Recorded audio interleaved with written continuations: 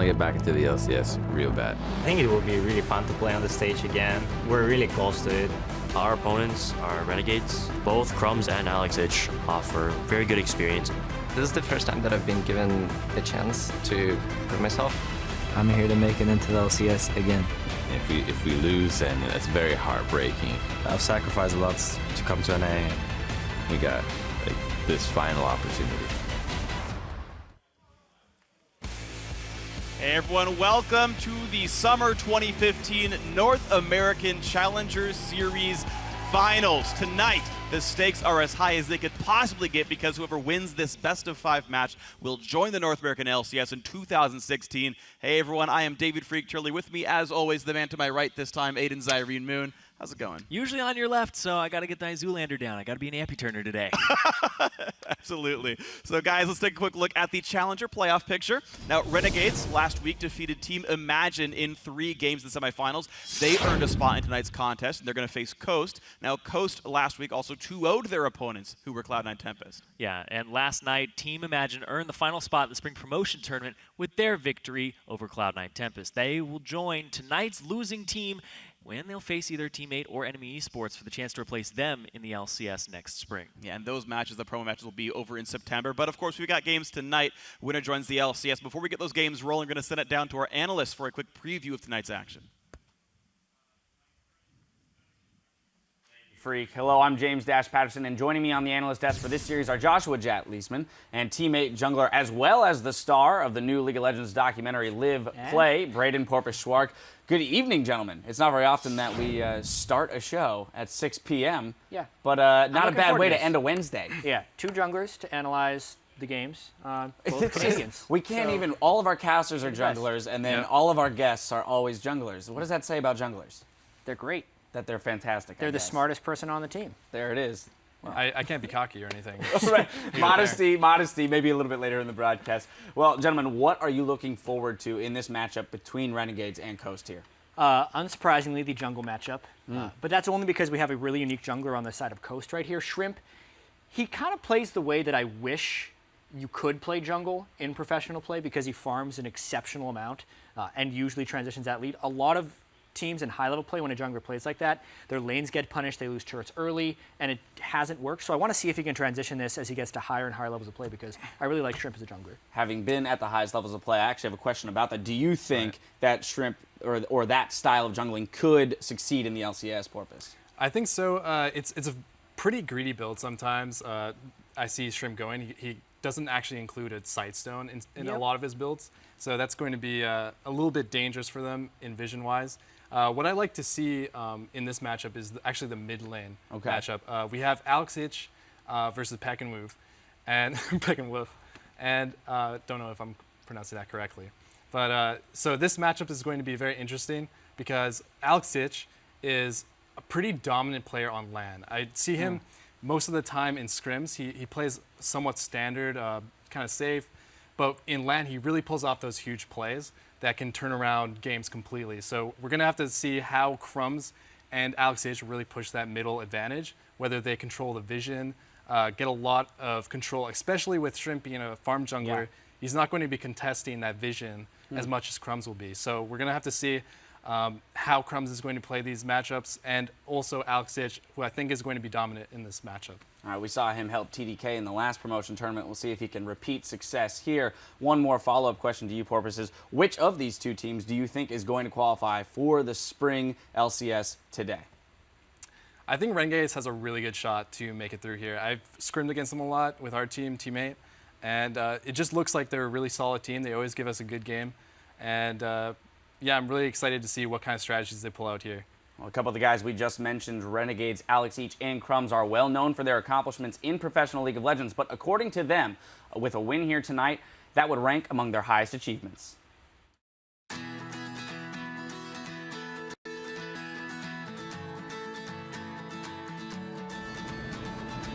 I think getting back into the LCS is definitely one of the highest mountains in the league career that I've had so far.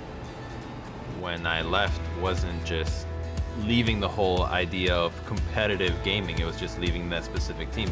I was out of LCS for a while already, and there were a lot of missteps and missed opportunities.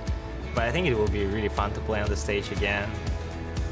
I'm excited for the possibilities with this team right now because there is a lot of player input into how the team is ran. I think in this team we're actually speaking much more about any issues that are happening and all the issues that are getting resolved pretty fast.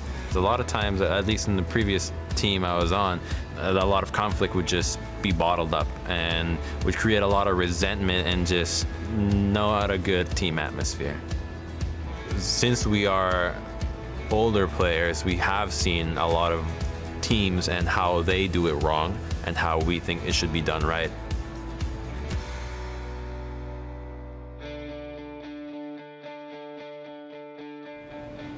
Starting the team with Renegades has been for the sole purpose of making it back into the LCS. I think we get a lot of experience as a team, as the players like me and Crumbs.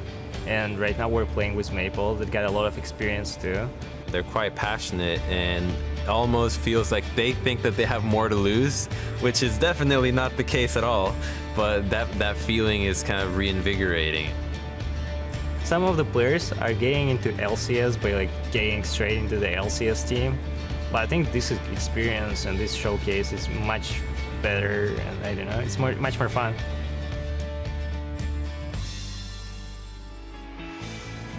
If this were to be labeled as the end of the line for the league career, I just don't buy it. There's other people that are playing esports right now, and they are 27 years old and older. Personally, I feel like if I want to keep doing it, I can keep doing it. I think this is kind of legacy that I want to like keep.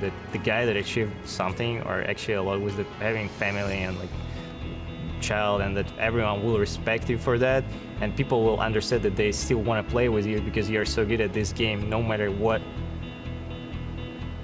One of the most proud things I'd be of would be making it into the LCS, even if we were to win major tournaments later down the line.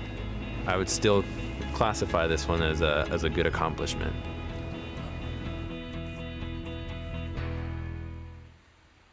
A lot of veterans on that team, beyond just those two, actually. There's plenty of stage experience. They mentioned it right there, Maple Street even played all the way back in Season 3. Like, we're nearing the end of the 5th season, so these guys have been at it for a while, and it's almost a battle for them. A lot of people say they're over the hill or that are not able to play to the same level, and they're going to try and prove that if they get back into the LCS. Yeah, Porpoise, a question we ask every time we come around to the Challenger Series is, how are these amateur players going to perform in best of fives? Well, Renegades has the advantage of having players like yourself who are now experienced with some best of fives. Do you think that's going to really help with their mentality in coming back from losses? Yeah, that's really important because in best of fives, you have to pretend like every game is the first game, or play a little bit safer. Obviously, if it comes down to the 5th game, you have to play really solid, so you don't want to make any mistakes. But for every game up until then, you have to play every game like it's the first game and execute your strategy as well as you can. Because if you don't do that on spot, no fear, make the play, then you're going to fall behind and the other team will take over. We'll see which one of these teams can do that better. We'll be right back to break down Game 1, but for now, let's send it back over to Freak and Zyrene to get the series underway. Yeah, thank you very much, Jimmy P. We are ready to get off the Challenger Series. It's going to be a whole bunch of fun. The summer finals are here. It's between Team Coast and Renegades, and now starting on the blue side tonight, Team Coast. Zyrene, break them down. Yeah, Team Coast, they were auto-relegated to Challenger after the most dismal LCS split ever in spring, going 1-17, with 16 of those losses being in a row. But since the start of the summer split, they've looked like they usually do in Challenger, grabbing first place and crushing Cloud9 Tempest in the semifinals 2-0. Every time that Coast falls down to Challenger, they seem like a team that's LCS worthy. Right back up the very next split. It always happens for these guys. We'll see if the next time looks any better. Now, every player really on this roster, up and down the line, has contributed quite a bit to Team Coast's dominance this summer. But I would say head and shoulders, the biggest acquisition here was jungler Shrimp. Came out of Korean solo queue, and he has just paid massive dividends. He is statistically the #1 jungler in minion differential at 10 and 20, in KDA, and in kill participation. And when you have those types of stats while maintaining 80% kill participation, which I believe is actually highest for all junglers, while maintaining that farm level, he is walking into the jungle and he is fighting you in the jungle over your CS. That's how he's creating the difference and the kill participation. But leading into the summer, we thought that Crumbs, he was going to be the best jungler and challenger, but Shrimp is definitely the one who's leading that position in almost every category. But Crumbs, he plays his own style and is actually leading the position in wards, whereas Shrimp, and you talked about it on, Porpoise talked about it on the desk, doesn't buy Sightstone sometimes because he's spending all his money on combat stats. So Shrimp is actually worst in wards of playoff junglers. All right, well, we'll see how he transitions into this match, the big high-pressure one. But, of course, there's more to Team Coast, though. They've also got Coach St. Vicious behind them. He, of course, retired as a player. He's finished the spring split over with now playoff Team Gravity. But, you know, he could rejoin the LCS just like all these other guys as the coach if they win here tonight. Just when you thought he was out, he's right back in. Team Coast never leaves, has man. had a lot of success this summer. And as their coach, Saint's the man behind the scenes, getting them all ready for the big games like tonight. And we'll finally get to witness his tutelage here on the LCS stage. How many different aspects of professional play has he been around? He's been a player, he's been a caster, he's been an analyst. I mean, he also coached for a while, then became a player again, then went back to coaching, and then he makes YouTube videos analyzing games as well. He's just done everything. I mean, Crumbs talked about, you know, being old enough and still being in the professional scene. He's 28 like I am, and he's still kicking, so good on Saint. But, of course, there's more than one team here in the matchup. Coast is pretty good. On the other side, though, are their opponents, Renegades. And Renegades are quite solid as well. Leading into the summer split, they were super hyped up. I think most people thought they would be the best team in Challenger. Second best ain't bad so far, but of course they've also got a really stacked lineup of good players. Yeah, the former pros on that roster. We have former Team Dignitas jungler Crumbs headlines the roster along with former Gamut gaming star Alex Each at mid. And Renegades was built around these two guys with the expectation that they'll make it back to the LCS and be immediately successful with their own team, just as Expect won Spring Challenger and is now competing for a spot in Worlds over in Europe. Yeah, to go from a reformed team to the second place team in Europe is pretty damn impressive. So we'll see if Alex Itch can sort of just do what his rival mid laner Expect did and bring up a top-tier team right away. It's going to be difficult. TDK. Hey, he already qualified once. He's been here before. I said top-tier team, though. They qualified, but you know, doing well is going to be difficult. We're going to see if they can do it. The lineup, though, around Crumbs and Alex is quite solid. Team 8's former AD carry Maple Street is back. That guy's actually been doing great. He hard carried the semifinal matches. Also, he's with support Remilia here, who's actually been pulling a lot of attention, being a very strong player as well. Those guys are all joined by solo Q star RF, finally looking to make his mark in the competitive scene and learning along the way. Yeah, RF, you know, he's been on a couple Challenger teams before, but he's never been this far. And we're seeing it, I think it's 3 people returning on each squad and 2 new guys. Yep. Yeah, the starting players who play on the Summoners Rift, three returning LCS players, 2 new guys. The Saints, of course, a coach. Maybe he tips the favors now as far as the experience goes. But, of course, going to be a whole bunch of fun watching this series. And even still, though, despite all the star power on Renegade's roster, Coast mid laner Peek and Wolf is actually not scared at all to match up against a former legend. I've played against him inside the past Challenger series, and when I went against him, he mostly displays poke champions, which I'm similar to, but he doesn't seem like he's much of a playmaker anymore, and I don't expect him to play any assassin type or any roles like that, so I feel very confident that I'm just going to out-pressure him with my team and just be able to win my lane. I wouldn't be that confident considering their stats. I mean, Alex Each averages at 20 minutes being up 13 CS, and Peek and Wolf averages being down 12. So Peek and Wolf is the worst, and Alex Each is the best at CS differential at 20. So last time they matched up, too, was that Diana that Peek and Wolf ended up playing, and he was down 100 CS at the end of the game. It's true. Yeah, so we'll have to see how it actually pans out here. Renegades definitely have some very strong laners. We'll see how the mid-game transitions for both sides. But for now, we're going to check out the starting lineups. On the blue side for games 1, 3, and 5, Team Coast. Chris up in the top lane, Shrimp in the jungle, Peek and Wolf in mid, Mash and AD carry, and Conquan on support. And on the red side, it's Renegades. In the top, it's RF, Crumbs in the jungle, Alex Each in mid, Maple Street at AD carry, and Remilia on support. All right, we have all 10 players in the lobby. Coaches St. Vicious and Hermes behind their respective teams as well. We're going to get this one started very shortly. It is a best of 5. These guys matched up. They actually played 3 games throughout the regular season of the Summer Challenger Series. They split 1-1 in the regular season, played a tiebreaker that Coast won. So You could say that Coast come in as favorites, and not only as the #1 seed, not only with a better play performance, but also as sort of the head-to-head tiebreaker winner. And now we get to see how it works out on the stage. Experience and nerves going to be very important heading into these matches. And the Kennen ban immediately towards RF. He won both of their playoff games against Imagine playing Kennen, and the one time they lost, he didn't pick it up. So good ban there, and an Olaf ban towards Chris. It was picked in the Cloud9 Tempest set. Both games. Yeah, that's what you expect to see here. Thresh ban away from Remilia. That's not a surprise at all. Very scary support player on the side of Renegades.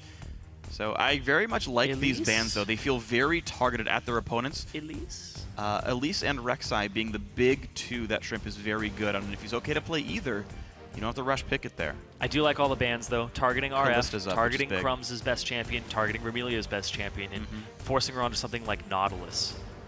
Possibly the Alistar as well, so you have to think this over. Braum's still on the table, so there's a lot of supports that you could actually go back and forth. It's not so pinched. And I'm glad you brought up Braum, because we said there's no mid laners banned at all right now. And so when you consider that Alex Ich, actually, he even said in an interview in around week 2, he just wants to play a bunch of backline, really annoying poke champions all the time. Peek and Wolf said that's all he plays as well. If he's just going to play a Varus or a Jace or something, Braum is one of the very best picks into that kind of style. And Coast going to pinch a couple of, just pinch a support with that. I like that. I also like Renegade's bans. The Sivir, she's fallen off a little bit in popularity, just a very tiny bit, but she's still extremely good in the hands of Coast. Coast, every single person in their position leads their role for kills, except for Kongquan, who leads that role in supports, leads the league in assists. Yeah. Which is absolutely incredible. It just shows how much Coast likes to fight. And even then, they're about 50 assists ahead of the next person for Kongquan. Same with Shrimp. Interesting, though, Renegades. I like this Kog'Maw pickup, especially alongside a Nunu. Crumbs could be an absolute terror, one of the best counter jungler defenders and counter junglers as well. And the fact that this Kog'Maw could go onto Maple Street, who, again, carried them in the semifinals, but could just be a poke champ for Alex here. I think Renegades' first 2 picks were very solid. The question, though, is that a Maple Street Kog'Maw, and then Alex Each ends up getting a Zir later? So it's a flex pick. Also, it takes away one of Peek and Wolf's best champions, which is the AP Kog'Maw mid. And Peek and Wolf is the guy who wants to sit in the backline, Varus mid, poke champion, make sure that he can actually deal damage without putting himself too much at risk. So here's interesting, is now Renegades have to pick their top laner next round, which would allow Chris counterpick, as long as Coast take a second to wait here.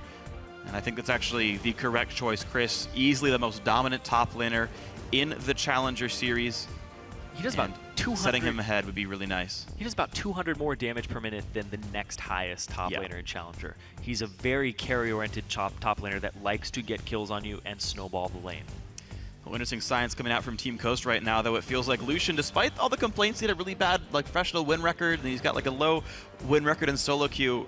A lot of teams have been really going back to this Lucian more than before of late, actually, and it's going to be picked up here. Of course, Lucian Braum, a great dual lane in specific scenario, but still interesting to see the one picked up when there's still champions like Kalista on the field. That's true, but this was always one of Mash's champions, right? He loved the Lucian, he loved the lane bully presence, but combining that with Braum, I remember when Braum was coming out, everybody was so worried about the interaction between him and Lucian, where if you just got the Q on, boom, Light Slinger, you're able to get your passive 2 times. Ooh, well, Renegades, I'm actually surprised they show Lulu right here. They want so badly to give RF a good matchup, but they show what this comp is already about. That is almost definitely mid lane Lulu. That is, I think, guaranteed to be support Morgana at this point, and it's just to protect the Cog. I love this, though, because Renegades recently, they started to have a little bit of a falling off, and then in playoffs, Urgot and Graves from Maple Street, he was the highest damage dealer on his team in their victories.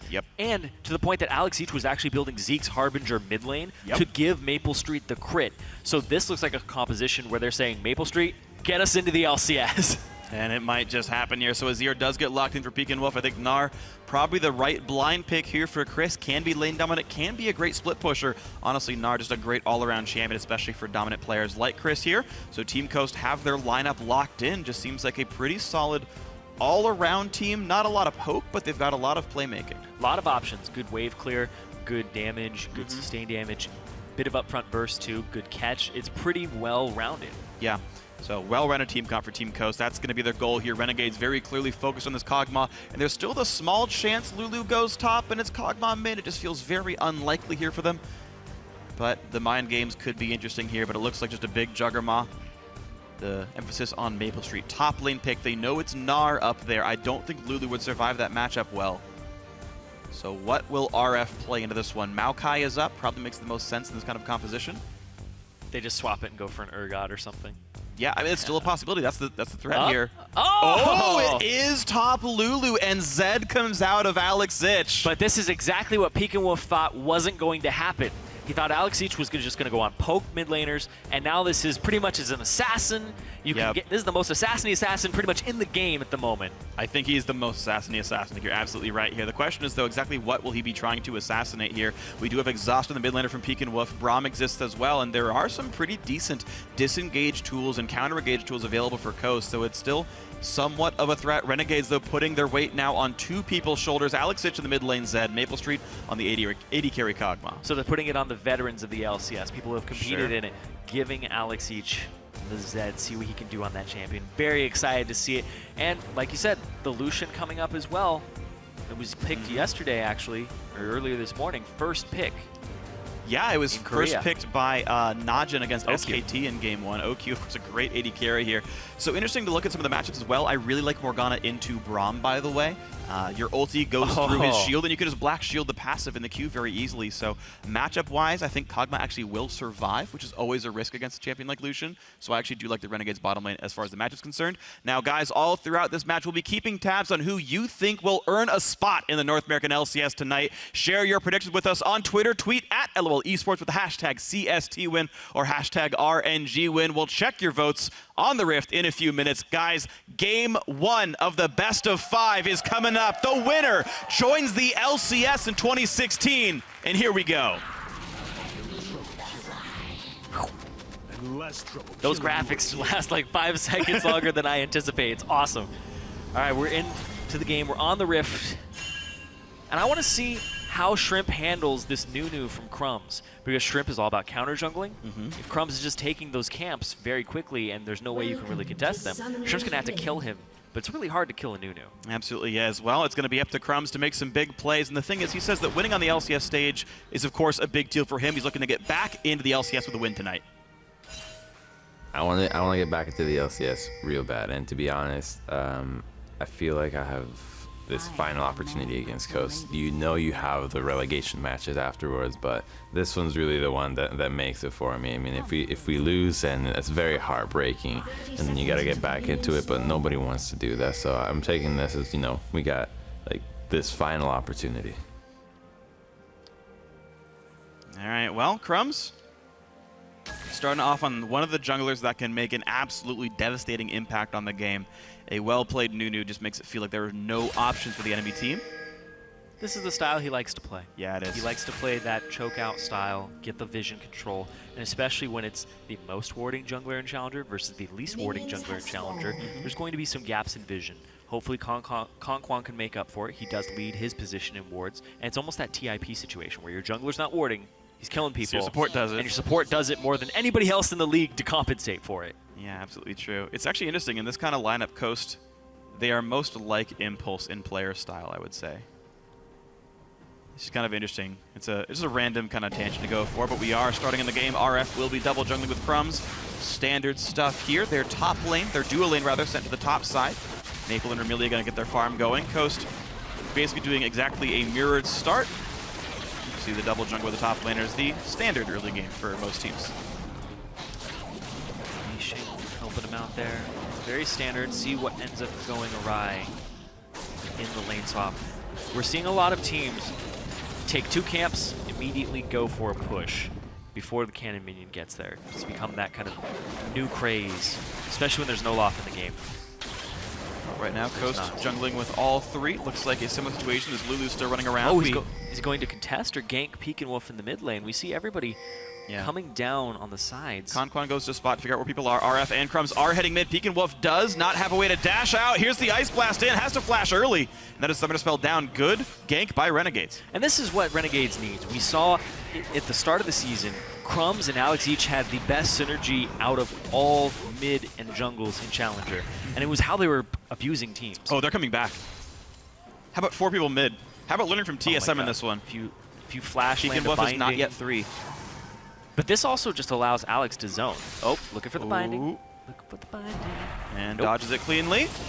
Takes a little bit of damage, but out he goes. Pekin Wolf identifying how much of a risk he was in, but the problem is this lane is basically frozen there. That cannon minion still being up for a few seconds means it's not going to get any better for Pekin Wolf here. But looking at the side lanes, they already have this bot lane turret down to half HP. Top, they haven't even pushed it to the turret just yet. So they're actually losing turret DPS while camping Pekin Wolf. So Alex has to make an advantage out of this at some point. I think they're still fine, though. Spell Thieves is plenty of damage. You can always Blood Boil someone to know. Actually, Renegade's not pushing in for the turret. They're not going to kill it nearly as fast as Coast will, trying to revisit the jungle and revisit maybe some ganks. So I want to see what happens in the next roughly 1.5 minutes. If the lanes can swap back, Chris will get this turret gold. He will be ahead of RF in money. If they bounce this properly, I feel like this is a mistake from RNG.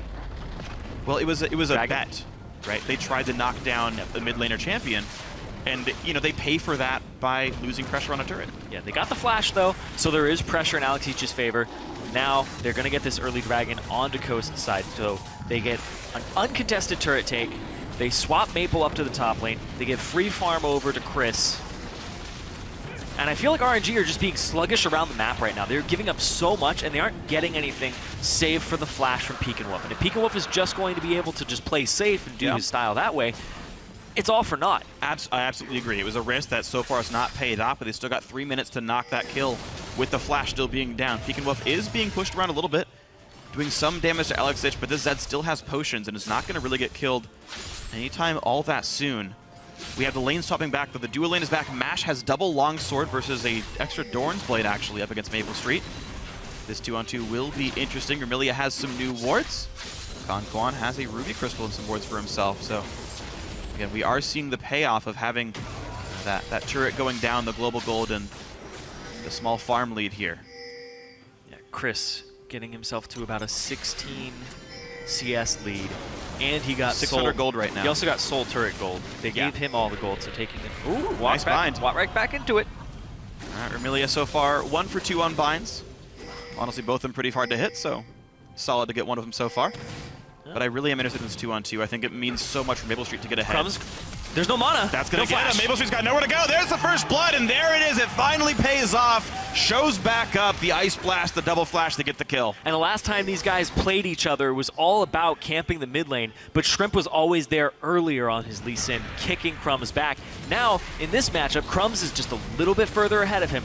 Crumbs is clearing the jungle and getting to these objectives right on time, but look at this. That's why Morgana's great. You can't actually trigger the Braum passive against Black Shield. It's just impossible if you time it right. So target selection going to be a very big deal, switching and going for someone else instead. That'll leave me able to hit some damage. Crumbs puts an aggressive ward down to make sure Chris is not going to have any teammates coming in. And a red buff Nunu plus a Lulu with plenty of CC.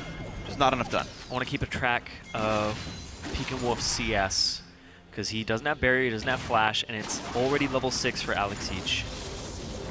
Goes for the Seeker's Arm Guard early, but they're still just even in CS in mid lane. Even in CS, but still first blood assist is nice. It's 200 gold for that one. Gotta feel solid if you're Alex here. He's got the Vamp Scepter and boots, which are very important in the matchup. Shrimp is getting revealed though, so RF's just harassing him as he tries to steal Grump.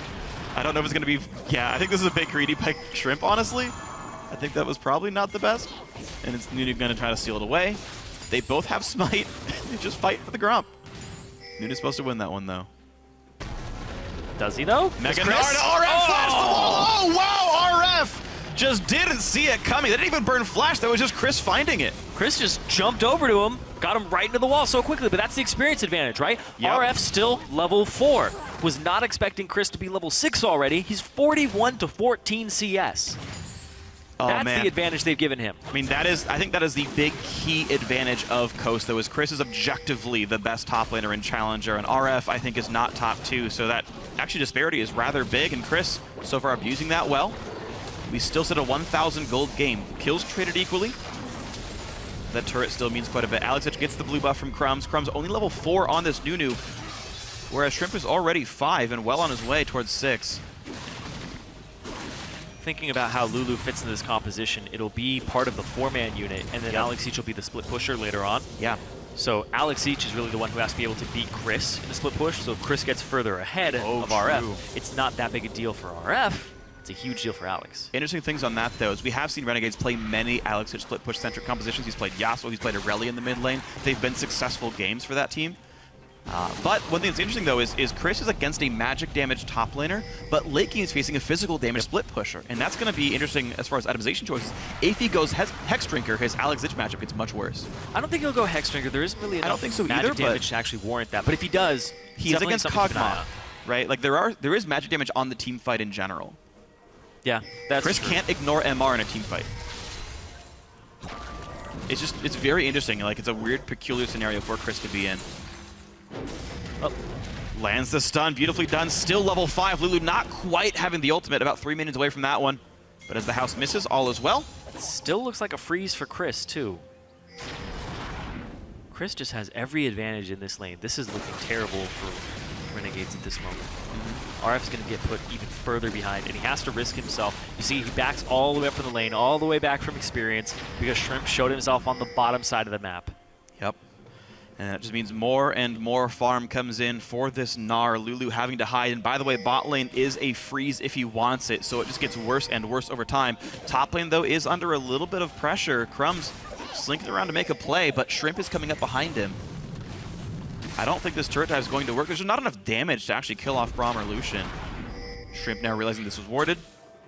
I think he did see the Nunu. Okay, now he for sure knows Nunu's around. He could have killed that ward, actually. Switch to melee form, attack, W, attack, attack. You get it. Minor misplay. Missed a ward kill. Lack of applause for the missed ward kill. Chris, though, level 7 versus 5. RF is getting absolutely destroyed, and with Nunu spotted, they know RF has no teammates around, can't get the hop to land, though, and once again, they push in. They know they knocked around the jungler. Maple Street just doesn't take much damage, though. Yet again, it's Black Shield very strong against Braum. And if the Kog'Maw is able to just stay even in CS like this all throughout the game, definitely has better scaling. Oh, this is actually pretty good for Coast, though. They're going to have awkward recalls from Renegades. Maple will finish the recall on Kog, and Morgana Nunu can't really defend this turret very well. Mash might choose to recall instead of push the turret down, but it was actually... pressure was available here. It's really big that they weren't able to get that turret early on. I want to go back to that because they traded a turret for a flash on the mid laner, which became a kill. Which ultimately resulted in a kill. But trading the turret and the pressure in the long lane is punishing RF so hard because Chris is playing it definitely the way you should be playing it. You're absolutely right. You're absolutely right. It's having secondary effects here that I wasn't necessarily considering, and maybe that Renegades weren't considering, but Coast have reacted to incredibly well here. Now, thankfully, it is top Lulu, right? She doesn't exactly have a giant gold requirement to be a useful champion, and maybe it'll be okay, and the gold lead might lie to you. But Coast already got Dragon 1. That was also part of what happened because Renegades swapped their duo top side. That's the tax you pay for choosing those lanes. And Coast on respawn with the top laners, or the duo laners still up there. No threat at all. Braum already got the Dragon. Coast get a very clean, very easy Dragon pickup, and they get farther ahead. So Chris shoves out the bottom lane, gets his last bit of CS, and then he goes top. With and teleport. Now he's up against Maple Street, so you can make a play on the opposite side of the map. And of course, the Kog'Maw's not going to be able to follow you. Yeah, that's very true. So interesting now. Now there's actually gank pressure on the bottom side that Coast can exert. We'll see what happens. Remilia once again wants to make this happen. Kanpun gonna face into the brush, has to put the shield up, but here comes the ulti in from Zed. Exhaust may not be enough. Ignite comes in. Crumbs gets the kill. Peekaboo doing some damage though. TP comes in a bit late. Remilia, one hit from dead, can't quite reach. There's the hop. There's the Q. Boomerang from downtown. Chris picks it up. 2-2 in this game, and mid lane pressured. This is the play I was talking about. RF doesn't even TP in. He's too busy trying to CS. Wild Growth would have been very helpful there if he had TP'd on time. This is incredibly well played by Coast. Their early to mid game is absolutely wonderful here. The laning phase itself was a bit of a wash, but their mid game plays so strong here. 12 minutes in, mid lane tier 2 already under fire. They're gonna kill it, and the flash Cocoon! They're going for Crumbs! They're gonna get him! Wow, Coast with the hardcore dive pays off. Cocoon doesn't pull aggro. If you land it, you're just like, solid. Oh, there we go. Now we can kill you. There's no reason to not go for that play. Really well played there by Coast. Crumbs way too far out, had no business being there. And now Conquan is dueling Maple Street. Sheen Kog'Maw actually gonna get stunned up here. I don't know how well it's going to go after this one, but it's not looking the best. Oh, dodges the Q. That was a pretty big one. The slow might have made a big difference. Oh man, when Braum is just going to town on your Kog'Maw, feel pretty bad about how the game's been going. 4,000 gold advantage, 12 minutes in. Wow. Yeah, very big lead for Coast right here. And a very, very well played mid game. Conquan soaks up so much damage here. The Death Mark isn't going to kill him, so he actually needs the Ignite on top of it from Alex. They immediately turn. Alex is too far forward. He's stunned, so he actually has to blow his flash to get out of there. But Chris's TP and hop boomerang, really, really nicely executed there. You know, Conquan actually might have lived. I think he misclicked Exhaust and hit Remilia instead of Alex Ich. If he stops 35% of Zed's damage, I don't think he dies there. And even still, it was still a team fight win for Coast. They're looking so good right now. The lane once again swapped back to the top side. Dragon's already gone, and Baron's not for 7 minutes, so really the lane you go for is only about what turret you want to kill. And it looks like Coast are happy to keep pressuring this. For nothing else, nothing to kill mid lane, nothing to kill bot lane. And Pika Wolf has stayed up in CS this entire time. Yeah. Everybody on Coast is just beating their lane opponent in CS, even supports, right? Doesn't mean much, but even supports. Yeah, that's kind of free. That's a bit lying. I know. It's still...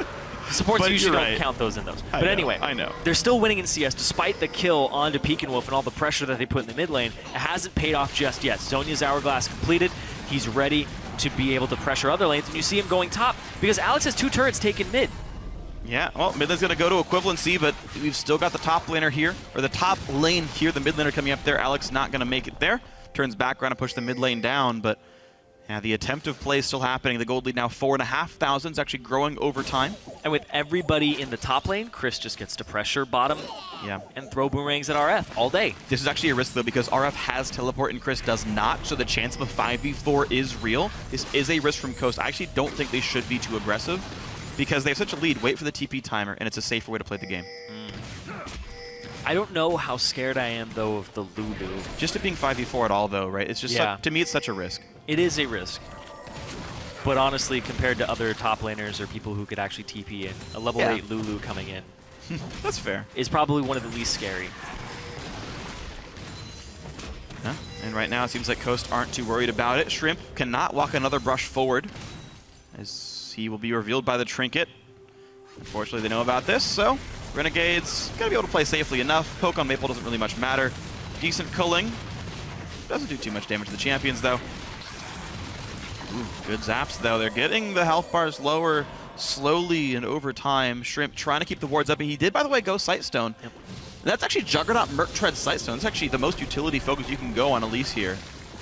Oh, greedy farmer, but still playing for the team quite nicely. Being the second frontline tank behind Braum. And top lane nearly going down. Crumb's not able to defend this one much either. Pekinwolf making a second trip back to the top side. And this next wave should mean the turret going down. Alex is actually recalling on a ward. I do like the Cinder Hulk on Elise in this case because they already have so much magic damage with Azir. You just need frontliners to keep people away. Yep, I think it's the correct choice for sure. We're going to see top lane and outer going down. 4 turrets to 0, 2 dragons to none. The next one comes up in only a minute. Coast actually traditionally have the longest average wins of Challenger. They take so long to close their games out. They almost always get Dragon 5. You had the stat, it's like 4.1 dragons per game. They average about 3.9 dragons a game. Yeah. That's ludicrous. 4 dragons a game. Average of 4 dragons a game. Like that, that is exceptionally high here. And Coast are in such a fast pace to get Dragon 5 early, though. And just watching Coast games, they're going to get Dragon 5 this game. I'll just call it now. And I'll be wrong, but that's okay. Yeah. Honestly, this is such a good setup for Coast. Everything that could have gone right pretty much did. Yeah. I think Renegades, it all fell apart when solo turret gold was given to Chris. Chris was given a lane freeze, and then Renegades got a flash mid, which resulted in the kill. That's not a worth trade, especially the way that Coast played it out. They played it out perfectly well. I do want to give props to RF though. He has remained minus 50 in an abysmal matchup. Yeah. He was down 2 levels in a bunch of farm, and it just split with Chris from now. That is actually super hard. I would have fed if I were him. And actually now top lane getting pushed back in. Maple Street off of a solid recall timing. Gonna go back up in here, Phage, and she gets the first turn of the game. Renegades back on the board a bit here. Trying to bring it back in, but you know, that's okay. Coast knows what's happening. Dragon number 3 is gonna be theirs. Yep, they put Mash in the bot lane to shove that out. They allow them to go after the top turret. They might be able to get to over time. Oh, this is interesting because Coast can go hard for bottom lane tier 2. They can join Mash with the Braum and the Elise. And depending on how well Chris can wave clear, that could be a turret for nothing. And Mash is the shot caller too. You know he's going to pull people towards him. There they go. There, like, I don't know if Zed can 1v3 this. The Azir can shove the wave, then join, then make it a 4v1. And Alex can try to wave clear, but I think this could be very interesting. 4 guys top lane as well, though. Bloodboy and Kog'Maw does plenty of damage. Alex does go down. He trades for this ward, but that's all right. Here comes the push. Both teams trying to knock down parts of the base. Top lane tier 2 is going to go down. So does bot lane. But it's 2 inhibitor turrets that are about to be contested here. Peek and Wolf's going after one. Azir can turret bomb very effectively, and then you also have Mash, who's just pushing out the bottom lane. There's way too much pressure. Chris, he'll try to stop some backs here with his boomerang, see what happens. Ghosts don't all in as much as I think they could have, though. The turrets themselves not worth a lot of gold, so you don't need it for the boost in power, but they really just mostly focus on getting the map controlled. Mid lane is down to half, bot lane barely got touched at all, and a blue buff steal, of course, is nice. The Coast chooses to not go for an inhibitor turret. Oh, he went in. There's the exhaust and the Q into stun. Yep, didn't even need Shrimp there. Just very, very fast pickup.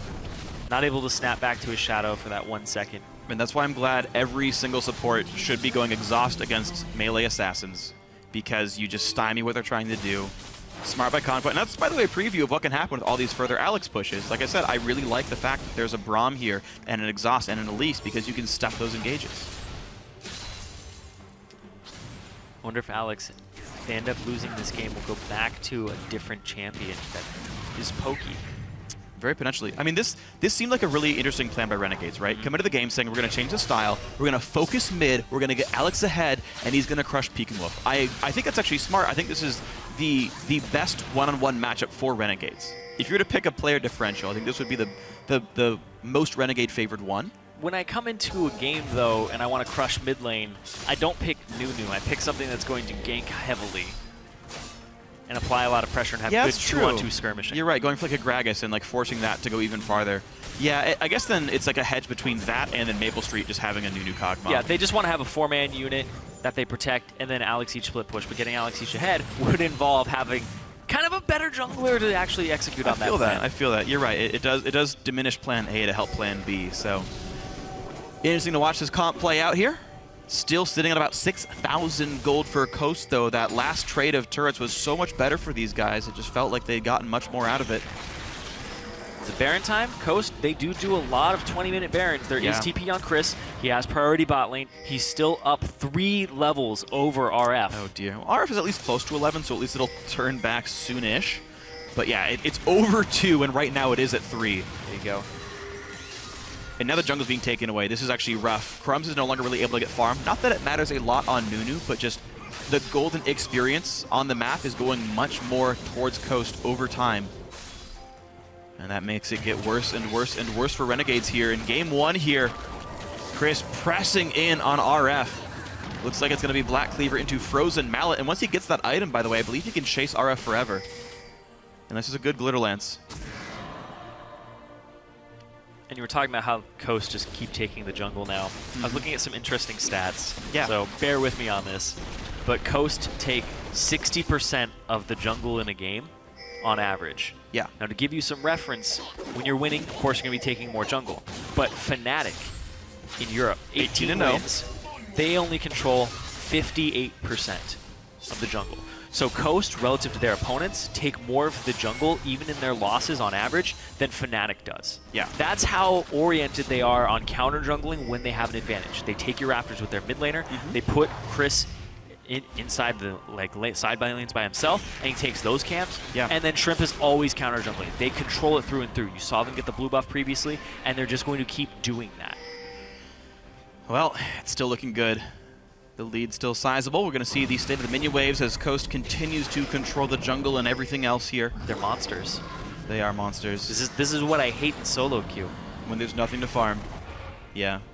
Then like your mid laner takes like the Raptors. You're like, but can I at least smite it? Can I just get some of that, please? But no. The answer is always no. All right, Nashor's Tooth, Zonia's for Peek and Wolf. So he's actually got the ability to survive the Zed all in pretty cleanly, and also just has the high DPS build going in. He's a hard target. Chris has about 4, okay, I'm going to say 3,500 health. That's a repel onto the Baron. Oh, man. They saw him go up, though. And Zed was bot side, though, which means, though, that there can't be enough reinforcements yet. 4,000 health, and you're still, though, you've got a flash Nunu. This is a risk here for Coast. He's got Black Shield on. He's going to get it! Crumb steals the Baron, but now what's going to be the backside of this one? They kill him off, but there's a Kog'Maw looking to deal damage. Conquan is a hit away from dying, flashes out and stays alive. Zed not into this fight. He's actually still on the bottom side of this fight. Here's a TP in from Mininar. He's going to go for the slow, lands it. Remilia's going to die for this one. Now Maple Street on the chase down, has Black Shield on, won't do enough damage. It's a 3-kill pickup for Baron. Mash does dash away. 3 for 0, but they give up the Baron. That was a Nunu with the Black Shield. You're trying to keep him out of the pit. You can't. He's going to flash in, and he's going to try to steal it. That was a communication issue, though. Wait 5 seconds, and then have Peekaboo just ult him out. Like, literally flash ult him, and then E back into the pit. You get a secured Baron. Communication error. Great steal by Crumbs. Then we have a wash. That is one of the problems with Coast, though, because Shrimp is Korean. He doesn't speak a lot of English. He's getting the basics down. Yeah. Kong Kwan is actually a very good person to have on this lineup because he speaks both English and Korean, and he understands cultural barriers and things like that. So he's able to translate mid-game, but that takes time. Lost in translation there. You can see Peek-and-Wolf just tries to jump over the wall. Doesn't work out for him. Should have waited just a little bit longer. Stop DPS. Poke him over the wall. You guys can tank Baron for a little bit longer. You're fine. And it was rank 5 consumed, by the way. 1,000 true damage to add to the 700-ish smite. It's a miss smite, too. Smited it down to about 200. Yep. I mean, at that point, you're just trying to bet against the Nunu cast animations, hope you can get it right. And At least Q versus Nunu Q. Significant disparity by about 4x. Dragon of the game finally goes to Renegades. The Baron buff on a couple members seems to be enough power to force Coast away, and Renegades are maybe mounting the beginnings of a comeback. They're still down 6,000, but that 6,000 gold lead has remained the same for a while. Coast play very long games because their shot calling not the sharpest in the middle to late game, and you're seeing it pay off right there, giving a Baron away and losing control on Dragons. Actually really relevant here. Not setting up in time for the Dragon is big. Delays that 5th Dragon, which, you know, ultimately delays... You just killed 3 people. How do you not set up Dragon? Exactly. Which ultimately delays, of course, the game time. But giving up... Kog'Maw scales. Oh, man. Yeah, that's another big thing. And Is Lulu this catches up. This Kog'Maw is just going to shred through people very effectively, especially since Chris, he's all HP. Percent HP is... health damage is really good against that. Yep. Zed has 2 versions of that on his items and his passive. Kog'Maw has 2 versions of that on his items and his W. Life could be difficult. Right now we have Mash boldly actually splitting against the Zed. That would always scare me a little bit. Kon waiting the wings without exhaust. You would have to ult to knock up Zed. Peek-and-Wolf still getting a lot of farm though. Has the Magic Pen core. Death Cap or Void Staff I think should be next for him. Be an even bigger team fight threat. Keep in mind, an actual 5-on-5, Renegades still only have that 1 threat, and I would still take Natural Truth Azir plus Lucian over Love-Boiled Kog'Maw. Kog'Maw Zed with a lot of physical damage there, relying a lot on Kog'Maw's magic damage, his percent HP. I think it's solid. I think there's a decent mix in this comp. Yeah, I like the Frozen Heart from Shrimp, though. That's definitely going to stop both of their major damage dealers. Absolutely. RF with the Hourglass and a very poor man's build, because he's down 90 CS at this point. All right, mid lane pushed around. Alex, it's chunked out by a nice culling from Mash, going halfway between Phantom Dancer and the Blade of the Ruin King. I actually think he might stop on Zeal and go into Ruin King, and he has Zeal for the move speed, which is an interesting build. I'm not sure if it's optimal, but we'll see as it develops. Sitting actually, the gold lead is growing, by the way. We're up more than 7,500 now, so Coast, despite giving up Dragon, have still continued to crush minion waves better, take the jungle better, get farther ahead here. And Baron's timed up at this point, so assume it didn't happen. And Coast continue to farm up pretty nicely.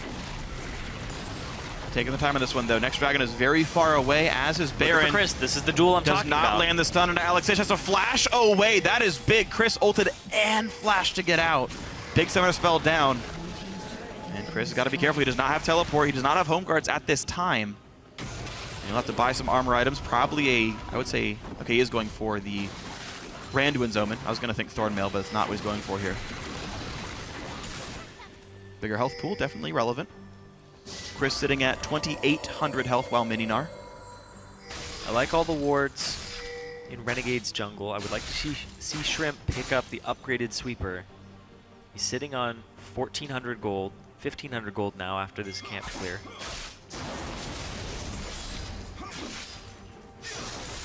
But RF, oh man. He is down 3,000 gold in the top lane. Basically a full item behind. Oh, look at this though. Looks for the flash Q. Alex is going to flash away. Misses the ulti as well. Nothing picked up. Youmuu's to run. And actually Mash not really getting a lot of damage, but Shrimp can look for it. Good dodge on the cocoon. Alex gets away. They still have absolute control of this game, though. Up 7,000 gold. They have a lot of turret pressure. They have split push. They have...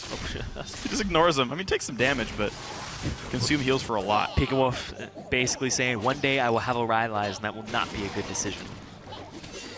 Until then, though, it heals for 250, and Nunu's going to feel okay. Let's see. There's a minute and 15 on Baron, and like I said, Coast still have priority in these lanes. They can still push them up very far and force Renegades to shove them all out. So next Baron comes around, is Crumb's going to have another Miracle Steal? Even if they do, they're still just waiting on spells to... Not spells, they're waiting on levels and power spikes.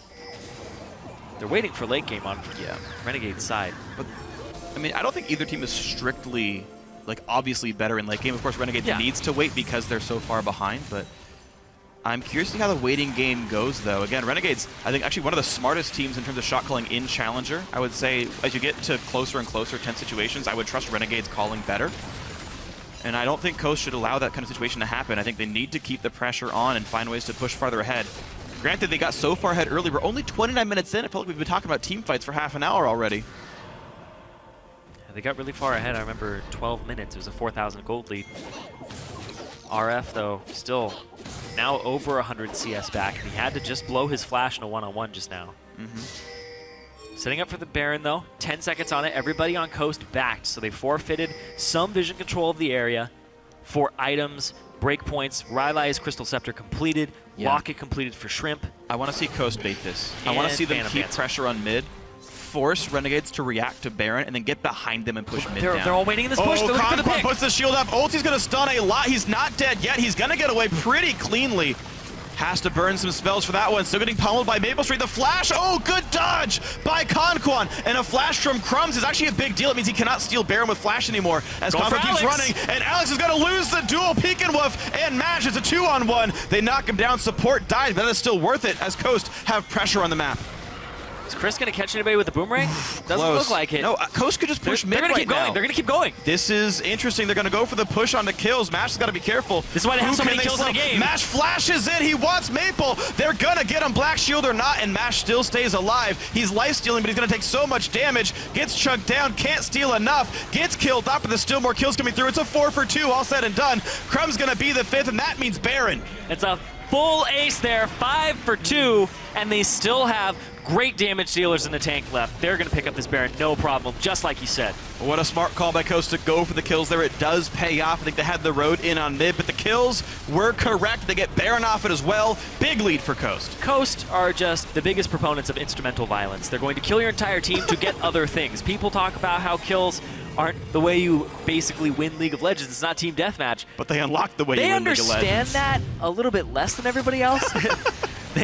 They average the most kills per game, and like I said, everybody leads every role on this team. 4 kills, save for Conquan. Oh man, they just keep forcing this too. They have the inside track, they cross through. You can see even just flashing over the wall to start this, get the red buff on to take out Maple Street, and they realize once they kill Maple, very easy to go through the rest of the lineup. These are basically all supports sitting here. Yeah. They kill the big damage dealers. Really smartly called, and Coast get control of Dragon. Number 4 is theirs. It would have been 5, but here's the play in towards Chris. But he's a pretty durable guy. Alex gets stunned up. He's caught alone.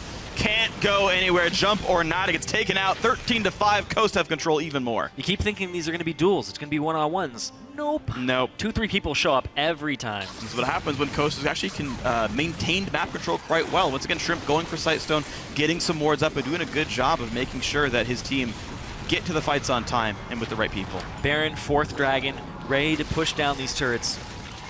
See what they can do in the siege situation. Peek and Wolf, he does have the Rylai's Crystal Scepter. A lot of damage on this Azir. You can see his turret goes up, ready to siege. While Chris is pushing bottom. He doesn't have TP, but he's just a stone's throw away right now. Yeah, it shouldn't be too hard for him to show up on this one, but sieging going to be difficult. Alexich missing his ult even after he respawns for a few seconds here. Chris getting harassed, but, you know, not so much. Still has not really bought MR. That's not Merc Treads, but doesn't seem to care. Baroned up minion waves are nice. Yeah, in Meganar he has 330 AD. Elixir of Wrath already. He's using his ultimate to basically be a gigantic heal in a team fight. Yep. I love Elixir of Wrath on Nars. Pretty solid. Remember way back when Dan did go blue elixir on Rammus for the cooldown on Ball Curl, as it was more durability than going for the tanky elixirs. thought that was a really smart choice by him. Back in like Season 1 days. Shout out to Dan Din. Oh, Chris, though, jumps on, gets the shield. Yeah, out he goes. Alex realizes this is not going to work well for me. And just blows a couple of item cooldowns, but mid lane under pressure. Bot lane already dead. Chris unlocks that one. And now without Death Mark, Coast can feel a lot safer. Locket shield popped actually by Shrimp, and they stun up Crumbs. There's the push, there's the kill. Stolen away by Conquan. He wants in on that metric, and now bottom inhibitor down. And they back up immediately. They don't even go towards mid. They're going to back, buy items, clean out the jungle on their way out. Is that what I'm seeing here, Shrimp? Do you want to grump? Yes, of course he does. Yeah. Shrimp wants a feast here. He pings all the camps. Take them all. It's a shrimp buffet down here in the jungle, man. He's going to get as much gold as he wants from it. Maximize it. Oh, he just counter jungles that too. Make sure they can't pick it up. Yep. This is the starving style that Shrimp likes to have, not just with vision, but just CS. You can see his gold. He's only 1,000, less than 1,000 behind his laners. Yep. Some of them. This is the standard Coast gold distribution, by the way. Their top laner gets a ton of emphasis here. Actually, Chris, the richest man in the game, first to hit 14,000 gold. But Shrimp is never far behind that one. I mean, this is Coast style. There are 4 places to get farm, and they use all 4 of them. And it's a very rich play style, lots of kills in the team, and so far they have not found really competition in the Challenger Series. Jat said he wants to see how these guys will do against higher performing teams. And the way things are going, Coast will find those teams in the spring split, but we are still multiple Nexus kills away from that point. Yeah. Oh, Chris found Crumbs in the jungle. Can't get over the wall. There you go, you flash. But you're still slowed. Frozen Mallet, Hyper, not a chance. They're going to give the kill over to Chris. He steals it. Of course he will. 3-0-8 for him. Pretty flawless game on this Gnar right here. Had to blind pick it, did wonderfully. Top lane tier 2 is going to go down. Looks like the inhibitor turret now in their sights. 30 seconds on Crumbs' respawn. This is what happens when a lane swap goes poorly for you and you don't play it out right. You can see RF. There's more. Zhonya's popped into the back line. They go. Mabels are going to get jumped on. Zhonya's popped by Peekin to stay alive. Alex exhausted, runs away, dodges the stuns, but it's still 2 kills picked up. Top and inhibitor turret goes down. The inhibit itself will also fall. And Coast getting more and more and more. There's a minion wave in the bot lane. They might push to win the game off this. Yep, they're walking towards it, not toward that middle turret, and they're just going to try to bomb these turrets down and use all the damage they have. Nunu's back up, but the guy he's supposed to buff in this Kog'Maw is not here. There's just not damage on this team anymore. Coast trying to push in, trying to make it a 36-minute win on this one. Turret number 1 heavily under fire. The minions are still there. There's turret number 1. Crumbs still in the front line, getting harassed down. And this will actually be Coast backing off. Maple Street's up in 5 seconds. They don't want to risk this one. They've got a dragon to kill in 2 minutes. And that could be the game-winning push then for Coast. You just want them to get 5th dragon because you called it. At least they're sitting on their average for 4. That's true. At this point, though, if I was a shot caller, I would say be calm, go dragon 5. Yeah, shove mid, shove out some side waves if we have TP. Just sit in mid for a while and just chill. Get your elixirs, be ready to go. I would not go for Baron, though. I would just do dragon 5 into push. Even though it's only 15 seconds afterwards. I don't think you need Baron here, and it's actually a small risk of getting it stolen. All right. It's going to be exactly that. Shove the mid lane. Ward up your right side. He's calling to kill Scuttle Crab. And there's actually, this is what's so good about Coast, by the way, is they have enough wards in the jungle to see where Renegades are. Renegades cannot death brush because they'd see him going in. And that actually allows like someone to go solo the Scuttle Crab while feeling safe doing so. Really small point, but actually really matters in recall situations like this, that you know you're not going to get surprised. Oh man, Chris doesn't even go for an MR item. He feels like he doesn't need it. And I like that his build is targeted towards splitting versus Alex. We pointed that out very early on, that he's just shut down RF very hard. He's actually double RF's minion farm at this point. Yeah, this is... It's a significant disparity here. Mid lane under fire. A little bit of damage going through. Actually pretty nice culling. Wow, Crumbs! Oh, Chris, I think he thought he had flash and looked for it. Okay, mid lane under fire. It's going to go down. They do not wait for Dragon after all. 12 seconds on that spawn, but third inhib's going to be picked up cleanly here. And there's minions coming into the base. This could be game 1 right now for Coast. Renegades need a miracle to survive this battle, but so much damage comes out of Peekin Wolf. The next wave comes in right now. There's a super on the bot side. Top lane pushing in at the same time, as well as reinforcements from mid. There's the minion wave gone. Here's the push. The last turret standing. 38 minutes in, there's go to the back line. He tries to do some damage on Zed. Now Crumb's in the front, gonna get jumped on. Peek and Wolf knocks him around. Crumbs falls, and there's still damage coming through. RF ults himself. Will Zonas to stay alive. Vermilia on the fountain, taking some damage, goes down. Top lane turret's gone. There's the Nexus opened up. 38 minutes on the dot. The Nexus going down, and game 1 goes to Coast. In honestly, a clear-cut fashion from the lane swap get-go. Yeah. Exploiting a mistake. You don't take that first turret in response to the lane swap, well, they have a gigantic lead over you, and Peek Wolf was able to diffuse all the pressure and dissipated everything that was coming at him. He blew a flash, he died once, but he stayed even in CS. So Coast was just mounting this gold lead off of freezing lanes on the side, and Chris brought that home. He brought the gold in for the team, and that gold advantage just off of CS too. Yep, highest CS in the game, highest gold in the game. His co-participation of 15, also highest on the team. Chris did a lot of work in that one, building a pretty good hybrid of damage and tank, going for a last item, Ruin King as well, to make that one fun. And Coast, I mean, this Coast game looked like Coast games. It was, you know, a early to mid-game win off of having very strong plays, primarily from Chris, abusing his just raw skill level. He's too good for Challenger, it feels like. It keeps happening. It keeps happening. Every time. You know, Chris keeps getting the LCS. This would be his 3rd direct qualification into the LCS, and if you count the fact that he left, which, no, sorry, this is the same team as previous Coast, kind of, but yeah, his 3rd time qualifying directly into the LCS, having a poor performance on his team, and then saying, well, I'm still going to crush Challenger and go right back into it. We're going to make a point that it's a different team? Yeah, and I realized there's three new members. It was Velocity Coast, but then it was Coast again. But there's 3 new members on this team. It's so hard to say that it was a different. It's a different roster, but it is the same team, same organization. Okay. I would argue that like Fnatic is still Fnatic in that case. It's splitting hairs. It doesn't really matter either way. Yes, new lineup once again. Chris is here once again. He's crushing in the Challenger Series. Coast up 1-0, and for more on tonight's first round, I'm going to send it down to the guys on the analyst desk. Thank you, gentlemen. I want to start off right at the beginning, champion select here, because we saw Elise go in the 2nd rotation here, someone that we might have expected to go a little bit sooner than that. Yeah, it's strange because it does feel in a lot of ways like Elise and Nidalee are the 2 top-tier junglers, and you could very, very early on tell what Renegades was going for when they did Kog'Maw and Nunu. It's like, all right, protect the Kog'Maw. And Elise was just a free choice for Shrimp after that. It was an interesting champ select nonetheless. I agree. Imagine if RNG, in their first rotation, instead of picking, I think it was Lulu and Nunu? Yeah, they picked Cog and Nunu. Instead of Cog Nunu, if they just picked Elise. Yeah, if they picked Elise and Cog, even if the Cog is there and they know it's a Cog, they don't know if Alex is playing it mid or if Maple is playing it bottom. So you can make your team comp a poke composition with the Elise and the Kog'Maw mid, or you can have it on bottom and do whatever you want with it. But Elise and Kog'Maw would make a lot more options for them in team comp, and they just kind of choke themselves into one composition right off the bat. Yeah. It also put them into the situation where they needed to get to late game. They needed to scale. But Coast, as we saw, got ahead very early on in this game. Yeah, well, one thing that can be said is Coast has had a tendency to not be able to close games. So in that sense, the Kog'Maw made maybe a little bit more sense with the Nunu say, we're going to get to 45 minutes and then Kog'Maw is going to kill everyone. But if you're going to start the game and invest 2 ganks in the mid lane, and then that sacrifices a turret and a dragon, that's not a good recipe for getting to late game. Right, yeah, we saw multiple attempts there by 3 members of Renegades into the mid lane, wasting a lot of time early. Turret and dragon go to Coast. They even make a return gank into the mid lane. Once a gold lead has been established, we actually have that replay. We're going to pull that up onto your screen. 11 minutes and 30 seconds into the game, Jat.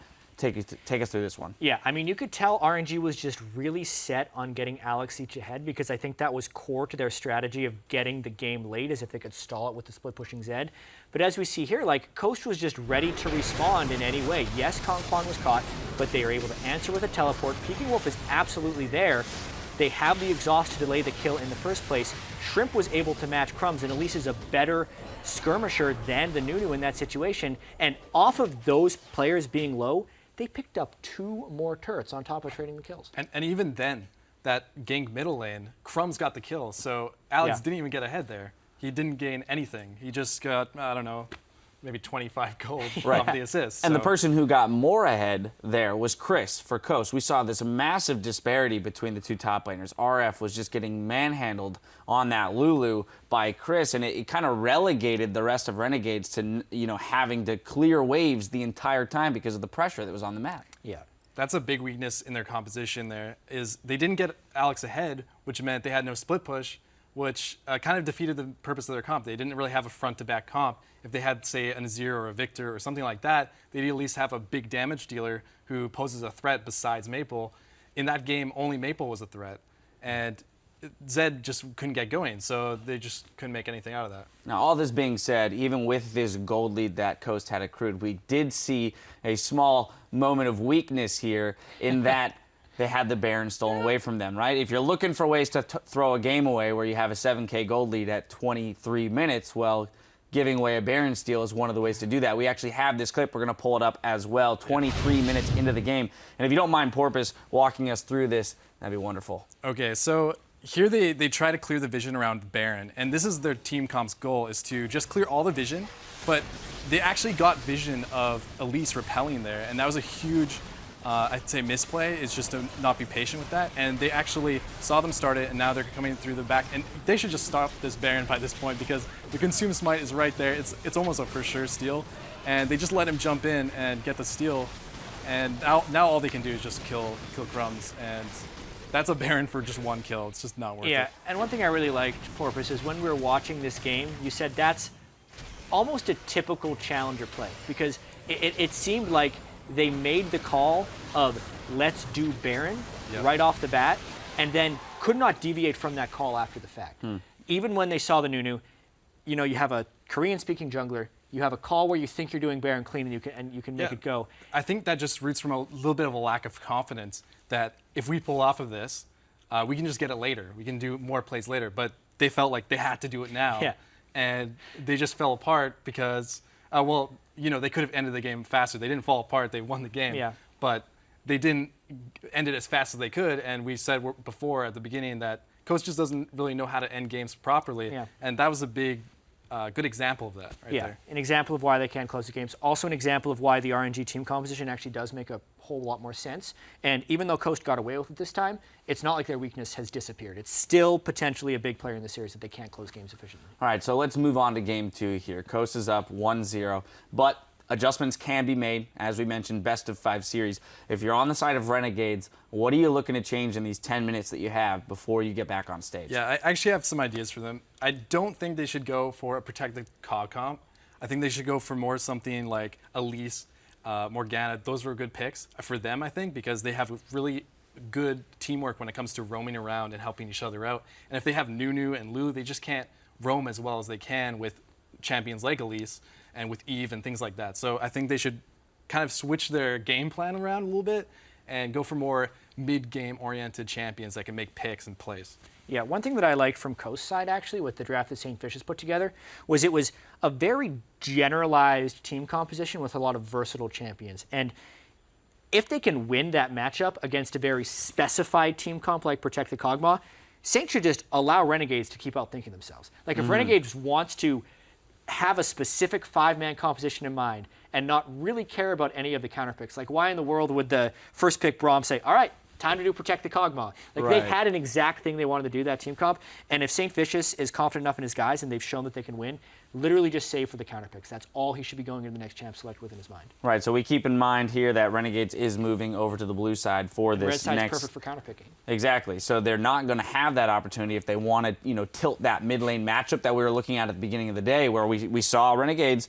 They were also trying to focus that mid lane matchup. Without this counter pick now, what you do wonder, where are they going to pivot to? Are they going to go trend earlier in terms of scaling earlier mid game, like you mentioned, because the Kog'Maw clearly didn't work out. You can't give up 7K gold leads, when you're looking to go to 45 minutes into the game. Not really at all.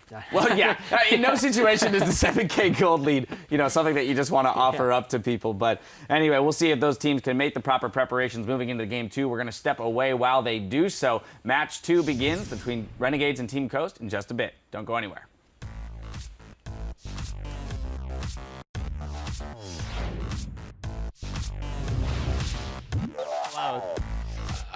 Good question. Ref, is it allowed for Alex to squat?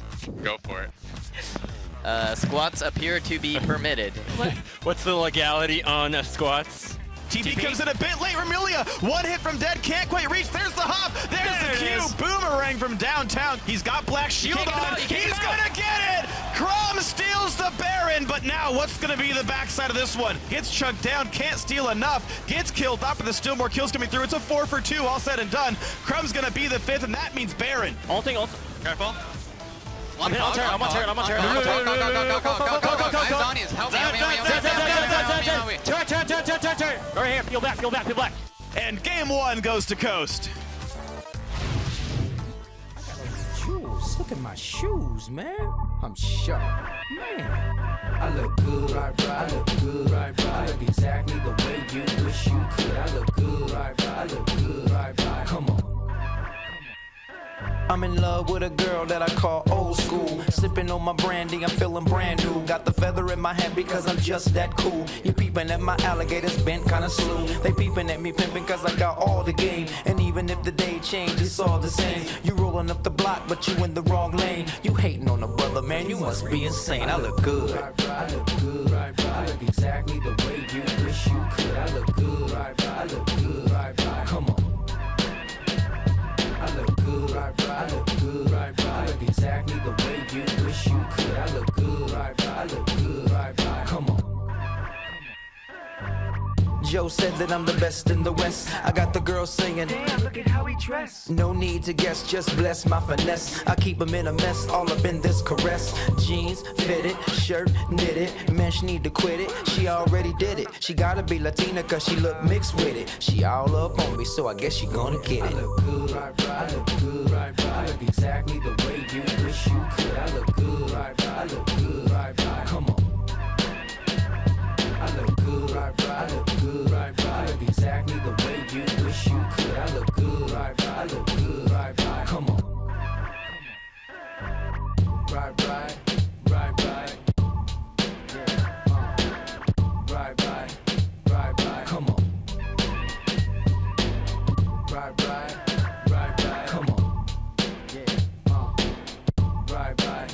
Right. Come on. I look good. Right.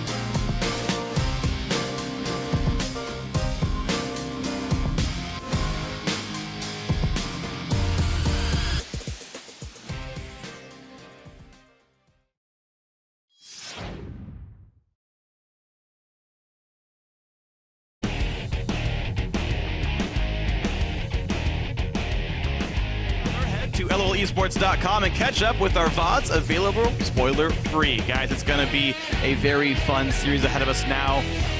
Welcome back to the North American Challenger Series Finals. Tonight's teams are fighting for an automatic entry into the North American LCS.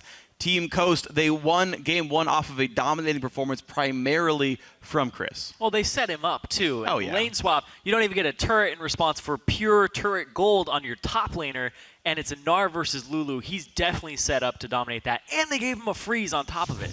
Yeah. plus 35 CS at 10, plus 60 CS at 20. The Freeze crushed it. He just dominated the matchup. It was crazy. Coast did Coast things overall. As Jat was talking about, just let him pick counter picks, just let him pick good, just strong lanes and play the default mid game, and it just seems to work out for him. He's up 35 CS at 10, but competitive top laners are lucky to even have 35 CS at 10 minutes. That's true, actually. But yeah, and I like, though, that honestly, and I know I gave them a bunch of flack in their game win against C19 for the level 1. They did the level 1 that I really like, where you knock the turret down and then freeze to the top lane, and it panned out really well for him. The thing is, I don't want to completely hate on the Renegade's choice. Like, the way it got frozen really screwed them. I want to believe there was a way to do that one properly. I will admit that they didn't do it quite right. Getting the kill on Alex Hitch and then transitioning that, and trading a turret for a kill is close to the same goal. But when you have a long lane and they don't have a long lane, yeah, you just get to exert pressure. Your jungler can wrap around the back. So you put your lane. dual lane in the long lane, though. You put the dual lane, you have TP threat to join and keep that one safe. That was, I think, the big disparity. No one can help that Lulu anymore. And I think that was actually the big mismatch that would have made that a closer battle. Either way, it's all theoretics. We're into this game. It's game 2 here. The teams have swapped sides. Renegades on blue, Team Coast on red. And you see that Coast very much respecting the Elise now. They're banning that one away. And actually a lot of junglers gone as Renegades also ban the Rek'Sai away from Shrimp. They get to get rid of Evelyn here as well. And here's the thing, though. Shrimp is happy to play Evelyn and Nunu both. They both fit his style pretty damn well. If you take Evelyn away, and then they first pick Nunu for Crumbs. Right. Last ban is Evelyn. What are you going to play? This is interesting, too, because Crumbs has plenty more he can play, and they leave the Thresh up. That is big. Oh. Remilia gets her Thresh. She is great at that champion. And this, on its own, can actually lead to a lot of great things for Renegades. Now the question is, Previously banned. Yep, exactly. There's still Gragas on the table. There's still Crumbs Nunu is on the table for Shrimp. Yeah. I don't know if he'll go for the Nocturne. I would be really excited if he did, though. I think Shyvana would be a champion I would go for. Interesting, he actually might. Well, we'll talk about the picks later when they actually lock them in, though. Renegades will see what kind of composition they want to go for. I like this, though. Remilia unlocked to make plays. You take the Gragas, you force Crumbs back onto Nunu. He doesn't have as much pressure to snowball Alex Hitch, and that was a big thing that even the analyst desk was talking about. Like to have seen an Elise in the first round pick, so that they could have somebody who could apply pressure mid lane, as opposed to a Nunu who snowballs and slaps you a little bit. All right, well, Gragas does come through for Shrimp here. Have not seen him play it yet, I believe. Could be his first one in the Challenger Series this split. Braum, once again, though, for Conquan's got to feel good about that one. Happy to get the same support he got last time. And it was considered first pick worthy the time before, so almost surprised to see Renegade's first pick Thresh when they know he's probably just going to go for Braum. Yeah, the Braum pick, though, absorbs so much damage, and I feel like Braum is becoming a top-tier S support next to Alistar, next to Janna, up in that echelon, list. yeah. Yeah, I feel like that's where he's headed because of the fact that he just soaks damage, he forces people to actually hit him. Right. That's a big part of his kit, is when he's got the shield up, you can't even hit the people behind him, and he has good skirmish power. Here we go. This I like. This I like. The Renegades get some very powerful picks now. Kalista Thresh, one of the scariest duo lanes. Azir in the mid lane is going to be solid for Alex Hitch, so a lot of the things that Coast had used to win have been picked or banned away. And Renegades have set up a very strong generalist composition so far. Yeah, I like that he's got the Azir for himself. Makes it so Pekin Wolf will have to play something else. It's definitely Pekin Wolf's best champion, and he was able to play it last game, no problem. This actually lets Coast counterpick every single lane, though. They see the dual lane, can pick any AD carry. They see the mid lane, can pick any mid laner into that. And then Renegades have to pick their top laner blind as well. Coast can win every single lane via champ select. If they decide to do that, of course, that might be at price of their overall composition cohesion, but interesting to see that some of the highest priority roles actually already shown by Renegades. You can see Pekin Wolf on your screen there. AP Kog'Maw mid, have another poke champion, not have to butt heads against Alex Hitch and just scale. I feel like that's definitely the way to go here. The thing is, it still allows his Kog'Maw to be a flex pick. Mash can absolutely play this champion. I agree, it's likely to be a good mid laner for Pekin Wolf. Also, Chris happy to blind pick the Gnar. Renegades don't seem to prioritize the champion high enough to steal it away. But Chris crushed the last matchup on this one. We'll see if RF has a better one this time around in that top lane fight. So the Kennen was banned last time. It's left open now for RF. See what he takes into the top lane. He gets to play it up against the Gnar. Is it going to be the Kennen? He does go with the Kennen here, and it's Lee Sin for Crumbs. I like this pick because it gives him pressure on the Kog'Maw. If he can make it to Kog'Maw, get a kick back, that's great. Because if you'd gone for maybe the Nunu again, you don't have a way. You're never going to reach that AP Kog'Maw mid if it is an AP Kog'Maw. Well, it's going to be up for Team Coast to decide. What's this comp going to be about? How are they going to flex these champions around? We know there's a gigantic tank wall with Braum and Gragas and Gnar. The question is, what's behind that? What's the Kog'Maw doing? What's the other player on that team doing? Renegades, decent team fight. Skill shot reliant engage, which can make it difficult. But overall, decent team fighting. Kalista, Kennen, and Azir all should do quite well for themselves. Kennen should be okay in the Gnar matchup. And Coast to make their last choice, hovering Tristana. And it's going to be the champion. Okay, here we go. The competition is in. Trist, Kog, and of course Gnar, because Chris does so well, are the damage dealers here for Coast. 3 threats on both sides. Playmaking junglers available. Crumbs puts Smite on D, Shrimp puts Smite on F. Breaks my heart a little bit here. Looking at the Tristana for MASH, though, they're going to be able to take a turret very quickly, and if Renegades go with another strategy like they did before, they're definitely going to get punished for it. But I was also looking at MASH's record on Tristana. He's played it 3 times, and he went 22, 0, and 19 combined. He has not died on Tristana in the Challenger Series this season. 41 KDA, or undefined, depending how you do the math on that. Trist going to feel pretty good for them, but up against their toughest competition of the year. They won Game 1, but Renegades can certainly fire back. These teams did that last time they met, where Coast won Game 1, Renegades won Game 2 very convincingly, and then it went back and forth from there. And here on the big stage, it seems like no one's suffering from nerves too much. Everyone playing quite well today. But as the coaches shake hands, we're going to get ourselves into Game 2 of this series. Now, you guys at home, keep involved. Send those tweets flying. Hashtag RNG win, hashtag CST win. Send them to @LOL Esports. We'll check that vote in a few minutes as we get ourselves into this one. But a new look team competition for Renegades. Coast still playing a bunch of things they like to play. Chris gets his Gnar again, and that could be very good. Very good. So many jungle bans this game, forcing them onto Lee Sin for Crumbs and Gragas for Shrimp. A new look for both of these junglers throughout their Challenger Series careers here. Here we go, guys. Game 2 coming up. They're on the screen. Renegades to filter out of the platform. They'll look for something to do in level 1. Like we were saying, MASH, this 41 KDA on Tristana, he hasn't died yet. See what he can do for this squad on this champion. Yeah, MASH has been absolutely strong. And of course, every player competing tonight is of course extremely skilled, but according to MASH himself, he says former pros, Crumbs and Alex have a quality that cannot be underestimated. For Alex Ich, he's like a very stable player. He was like a legend in Season 2 and 3. Right now, he's not as good as he used to be, but he's still very good.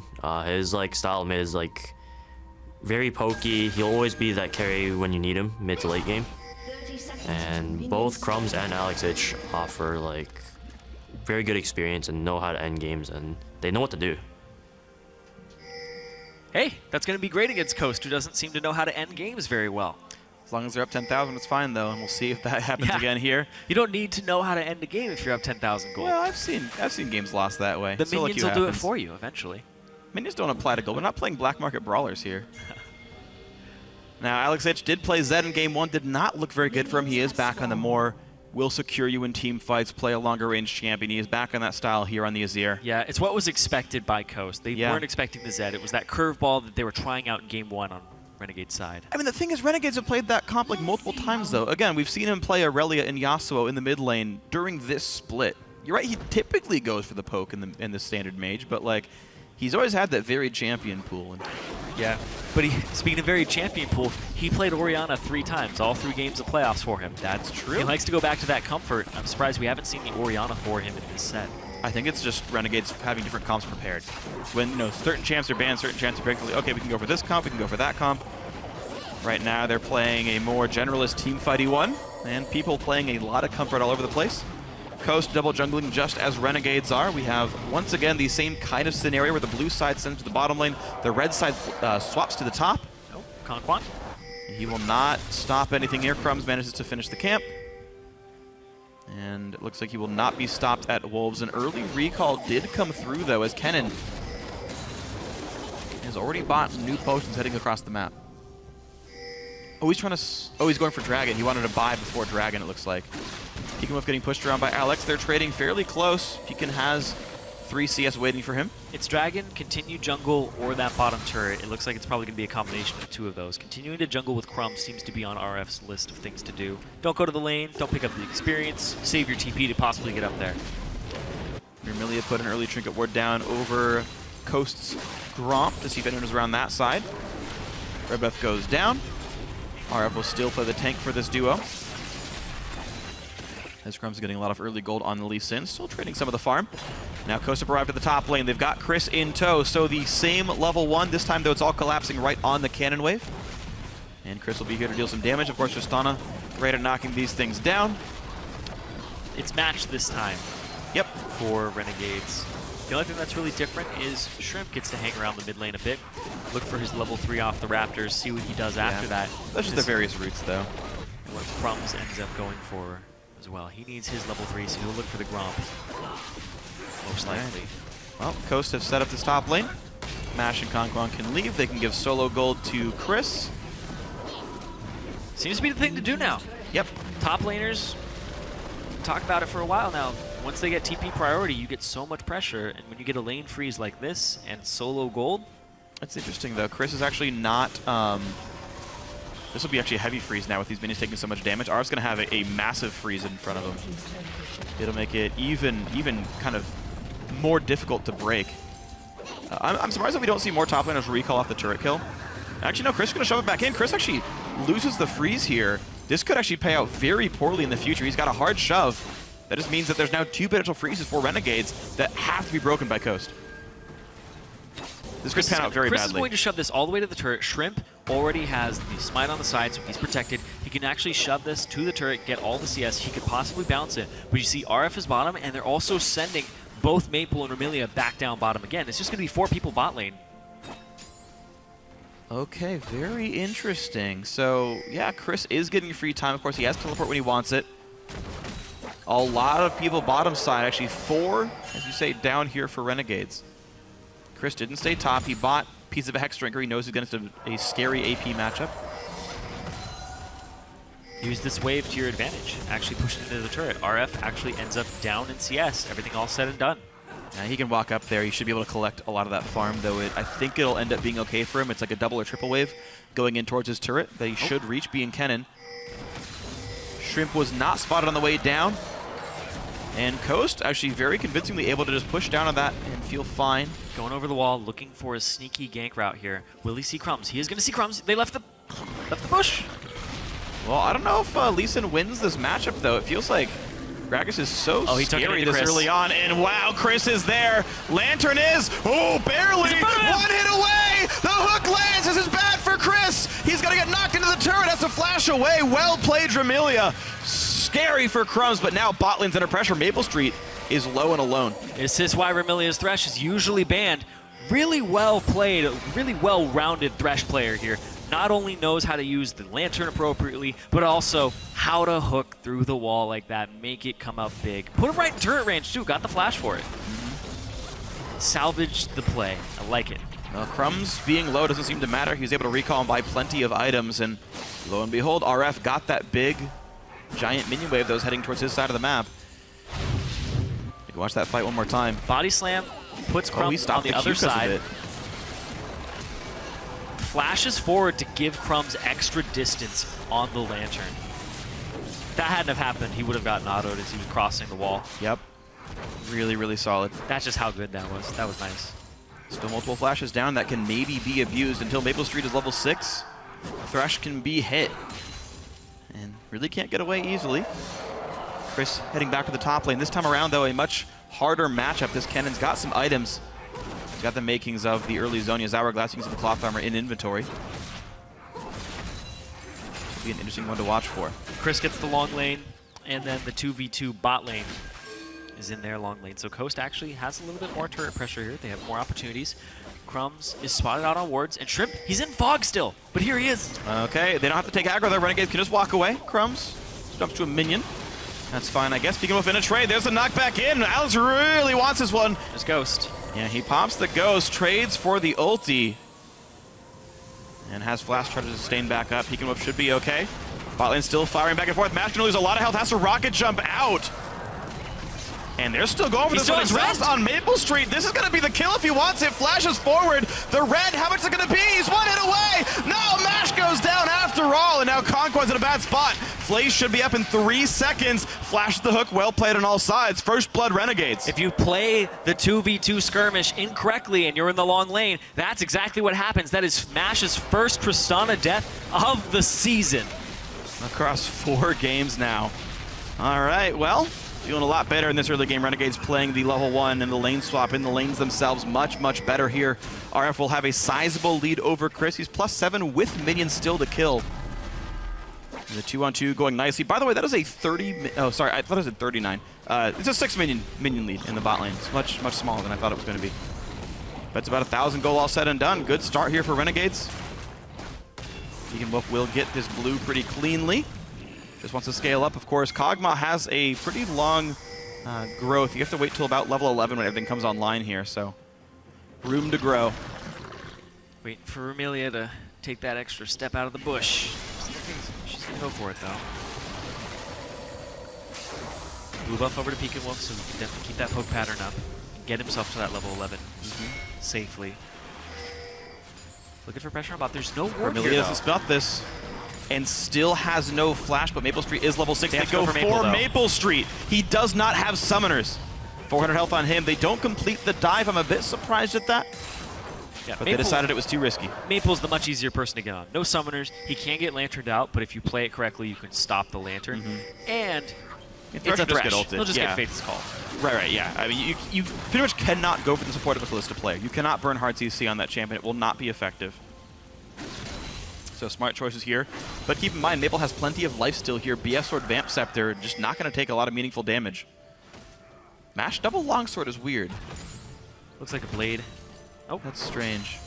Here comes the attempt. They Teleports up on both sides. There's the ward TP. There's the turret TP. It's going to be a 4 versus 3. How good's it going to be? He rocket jumps out away for RF. The counter gang's solid. They ult in Mash. This is going to be a pretty painful situation. Cannot kill off Maple Street. A second kill comes in for the 80 carry of Renegades. And these guys are not done. Remilia's going to go for the hook. He lands it onto Chris. That's not a good thing. Thresh getting a lot done for this team. There's the kill. RF picks it up. 3-0 Renegades. And Renegades even had mid lane priority. Alex Each coming down from the mid, backed up, made sure that Pekin Wolf could not get in there.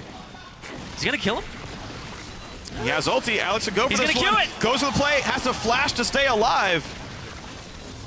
I don't know. Pekin Wolf losing his flash now, really losing summoners quickly. Renegade's going to get the dragon as well. Very nicely done. The bot lane fight's not working out for Coast. And Renegades sizably ahead. Super forced play there from Coast, and Renegades with the proper counter. Last time, RF failed to TP into a crucial fight in the mid lane. This time, TP's right at the same time as Chris. They prepped that fight. They saw Shrimp a little earlier, and they were able to just make sure everybody's on the same page and execute appropriately. I loved how RF was able to keep 3 people out of that fight with his ultimate. Beautiful stuff here. All right, Renegades. They typically do well once they've got the lead. Their shot calling is quite solid, and 2,500 gold 11 minutes in is a nice one to have. We'll see how much farther they can go with this one. Bloodthirster done on Maple Street before 12 minutes. He is so far ahead on this Kalista. What's actually a funny stat that you wouldn't assume is Mash averages down CS at 10. But he averages up in gold because he's usually killing. Yeah. But here's the thing, he averages about 3 CS down. Maple Street averages about 15 CS up at 10. Wow. In his 10 games that he's played. So Maple Street actually has a lot of lane dominance, and they give him free farm in lanes very often. The only person higher than Maple Street is Jeebus, who averages 30. He's only played 4 games though. Yeah, small so sample size for him. both Renegades AD carries are number 1 and 2 at CS differential at 10. Who do you give credit for that one to? Probably Remilia. I give her credit to Remilia on that one. Yeah. I Super feel solid player. Her pressure with Thresh is just insane. She'll keep you safe. She'll allow you to win most trades. And her hooks are just on point. Well, big damage on the Crumbs though. He's going to take a turret shot. He's all 1 hit away from dying. Won't go down, but Alex Ich, can he pick this up? He needs the Q. He is going to land it and gets the kill. Well ganked by Crumbs. Barely lives. Renegades 4-0. They've only given up 1 turret. That's it, and that's from a lane swap. Shrimp also messed up the flash body slam. He was panicked there. Unfortunate here for Coast. They're just getting farther behind, though. 3,000 gold. Gonna feel solid here for Renegades. They get a good statement here in game 2. Yeah, looking to turn the tables. Crumbs is Lee Sin over the wall. Good play, good pressure, and this is what we were looking for in game 1, the Alex Crumbs synergy. When you have a Nunu, you really don't have that skirmish power, but right there, they knew that the flash was down. They knew he only had Ghost available. Sightstone Warrior Lee Sin feeling solid. Shrimp trying to slink around the top side. Goes through a pink ward, has a defensive one as well. Will not spot Crumbs just yet, though. Now Crumbs is seen, looks for Chris. I don't believe they know Shrimp is here. Chris wants to bait this one in, but if they can even win it. Looks like no chance. Nope, Alex Each had already fainted off to the side there. Alex Each just has priority in this mid lane. He can roam way earlier than Pekin Wolf. That's one of the drawbacks of picking Kog'Maw as well. So he's not a good roaming champion, and you almost never get to roam first. Yep. I mean, that's the thing is I don't think you really should be playing all that aggressively in your lanes with a AP Kog'Maw on your team because you know you're going to eventually get outnumbered in the battles. And Coast have tried to force enough fights that they got punished. Shrimp still winning the wings. He will find Dramilia. She turns right around, but careful. Let's say 3-on-2. Coast have to run, but this kick's going to be big. They get them all, actually. Now, where's the Gnar ulti? Chris takes so much damage, can't even press the button in time. And Shrimp's the second kill here. Well ganked by Renegades. Good roam by the Thresh. Yeah. You're like, he's going to find Dramilia. I think Dramilia found him. Yep. And it was like, why is he in this brush? Crumbs had already gone all the way around for the kickback. Well played there, well prepped from Renegades. They are starting to take over this game. 4,000 gold lead, 14 minutes. It's pretty reminiscent of last game. Yeah, but it's the other team winning it here. This is looking so good for the squad. We can watch that again. Oh, there's a ward. Oh, wait a second. But here comes Crumbs around. Crumbs was just looking for the kickback onto Chris, and the fact that Shrimp was there actually ended up being just a bonus. He never ults. Chris never pops the Mega Gnar. Not that it would have saved them, but it was just weird to never have pressed the button. Maybe next time. Maybe they're gonna need spells in the top lane if they want to win team fights here. And as it stands, it'll require a lot from Coast to get back into this game. But with AP Kog'Maw, anything is possible. Yeah, they're gonna have to wait on that AP Kog'Maw though. Tyr looking like a Luton Zeko, which I would assume possibly Rylai's. You know, those builds have with the Ruby Crystal, it's Rylai's. Yeah. Oh yeah, I didn't see the Ruby Crystal. Yeah, it's Rylai's. So I like that. I like the slow. I think it's really effective right now. You get to land a lot of your living artilleries. But a big item that came through was RF's Zhonya's. Yeah. This was an item that he was barely able to purchase on Lulu. And now having a CS advantage of 20 over Chris and this team fighting ability, that TP on him, and the fact that this is a lane that he's able to freeze towards him, just gives him a lot of pressure all across the map. You have to be conscious of this cannon coming into this next dragon in 50 seconds. What? Once again, the hook lands into a lot of damage. Shrimp at half already. Jeez. Table Street so far ahead. Just gonna take it. Oh, wow. Crumbs does take it, but Body Slam stops the damage. No kick for him. Not going to go for this one. The crowd yells, do it every time. Shia LaBeouf here? The weird thing is, it's Renegades fans yelling it when it's the wrong choice. It's like they're trying to betray their own team. Crumbs, throw the game! Yeah! Good job, buddy! They just want epic plays. I know. That wouldn't be a big play. That would be a big blunder. I mean, he had a kick. Maybe he could have done it. He's got Warrior enchant. It's a lot of damage. Great. Boom. Don't let your memes be memes, guys. Early wave clear here. Now the thing is, against AP Cog, and this is not a team with Braum. If they had Braum, sieging would be much easier for Renegades, but Cog can pretty cleanly wave clear under a turret. We've seen multiple games of teams trying to siege and being unable to by not respecting the enemy team composition. And Renegades need to stall, or sorry, Coast need to stall this game out by quite a bit. Renegades, though, on cooldown. Dragon number 2 is theirs. Clean, clear, under control. That's picked up. Whichever team is picking the Kog'Maw is putting themselves in a hole in this series because you're waiting around the power spikes of this Kog'Maw, and the other team is good enough that they're going to be able to take advantage of that for a bit. I would say they were behind for different reasons. Coast forcing fights, Renegades screwing up their lane swap. Yes. But I feel like everybody's falling back on the Kog'Maw pattern. Like, oh, we can't do anything, just wait for the Kog'Maw to come online once they start getting behind. Yeah, and but they're not respecting it's it. just too long. Oh, that one you could go for. Do it! Pansy! Crumbs does not go for the kick. Mid lane Adder still goes down, and Crumbs actually taking a lot of pain. Doesn't grab the lantern, doesn't take the shield from it either. All right. Crumbs gets away with his life. 5,000 gold for Renegades here. 2 turrets, 2 dragons, 6 kills. 1 dream. Join the LCS. Now, Shrimp is still farming quite well. He always does. He always does. Despite the 2 kills and assists, actually the gold has come back much more close to equal because Crumb's been part of so many kills and turret takes. But farm-wise, Shrimp was still doing that. But the rest of his team falling far behind. Minus 22 in the mid lane, minus 35 in the top, minus 25 in the AD carry spot. Yeah, speaking of the AD carry spot, those 2 longswords that Mash got early on are just still 2 longswords in his inventory. Yeah. Hasn't changed him into anything. Hasn't got a Vamp Scepter, Bilgewater Cutlass. Yeah, I think you're better off actually buying like an Avarice Blade. Like it's 720 for two longswords, but like going towards the Static Shiv or the Phantom Dancer instead of going towards the Bloodthirster, I think is the better way to go about it. Your second item comes online sooner. Oh, some good poke though. Now Alex H, of course, can take damage from this Kog'Maw. Sky Heal. And if Pekin was allowed to get a blue buff again. Oh, looking for the skirmish in the mid lane. Crumbs is spotted on the way out. Spots Crumbs as well. Good Q. Lee Syndrome strong with the crowd here tonight. That's why they aren't Challenger. How do you know? I know, I actually saw a lot of enemy here. Maybe they will. Wait. They aren't. It could They're be LCS. these guys. They're LCS. But to be fair, one of these teams are most likely playing enemy. True. Oh, maybe they're just telling Crumbs to do it. So when They're trying to teach him bad habits. They'd rather play Coast than Renegades. That makes so much sense now. Or vice versa. Renegades and Coast. Yeah, I gotcha. I gotcha. all right, all right. Challenge with an audience is great. This is why we don't get one. Right. Well, I feel like we get off topic enough by ourselves. I don't know if we need the encouragement. You're right here. Blue buff going over to Alex Ich. Level 13 on him. Going to feel solid. Is going for the Luden's Echo second.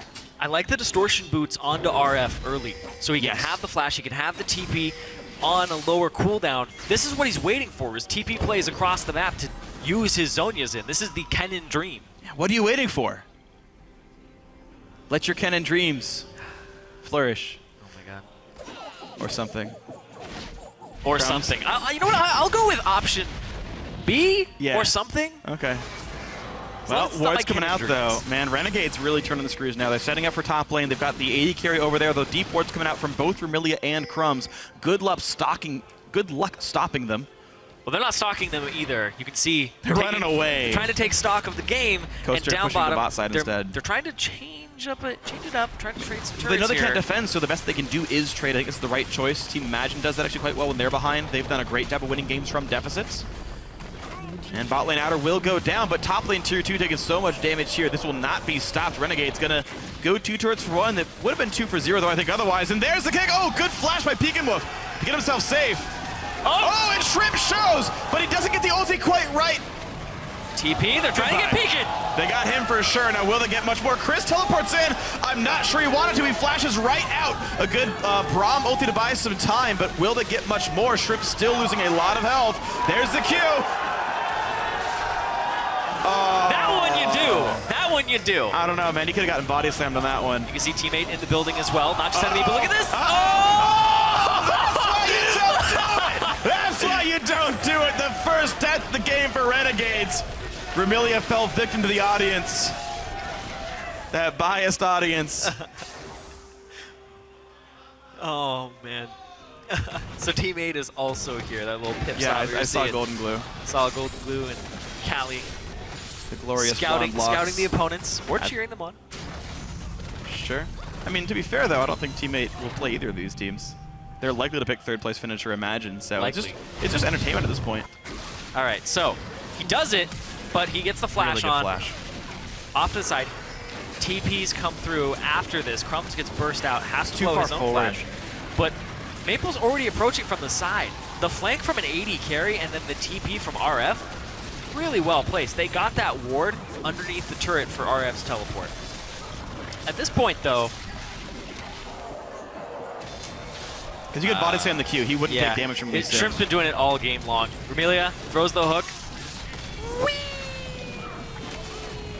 They slow-moed that so much. That was great. Well, first kill of the game, and it goes to Chris, so that's a good guy to have money on. He's stacking the MR. He will not resist Callista at all, but RF and Alex Ich, maybe he will survive in these fights. It'll still be difficult to make the good plays. Blue Trinket removes the Raptor buff. That's actually pretty great. I like that. Everybody talks about how it feels so bad to see a pink ward with your Raptor buff, but it's so bad. It's much worse to see the blue Trinket ward, because it's already visible. It only lasts a minute. And you saw where it came down. It is the most useless warning shot. All right, Coast looking for a death brush here. Shrimp and Conquan hiding in the side. Mash is the bait dingled out. We'll see how many of Renegades are fishermen here. And really good blue trinket use. Maple Street keeps them all safe. Interesting, we see double blue trinket from Coast. They're really, they're so far behind. They've lost so much vision. They need, I think it's actually smart to go double blue trinket. Yeah, I like it on Kog'Maw especially. I think it's fine. I think it's like Cog can check brush anyway. I've seen AD carry Cogs not go blue trinket because they don't need it. It's a little bit, it's a lot farther than that. Yeah, it is. It's interesting though, because we've seen like different rotating to the bot tier 2. They're going to get every tier 2 turret here. Yep, mid lane falls on its own. There's bot lane tier 2. Alex goes in.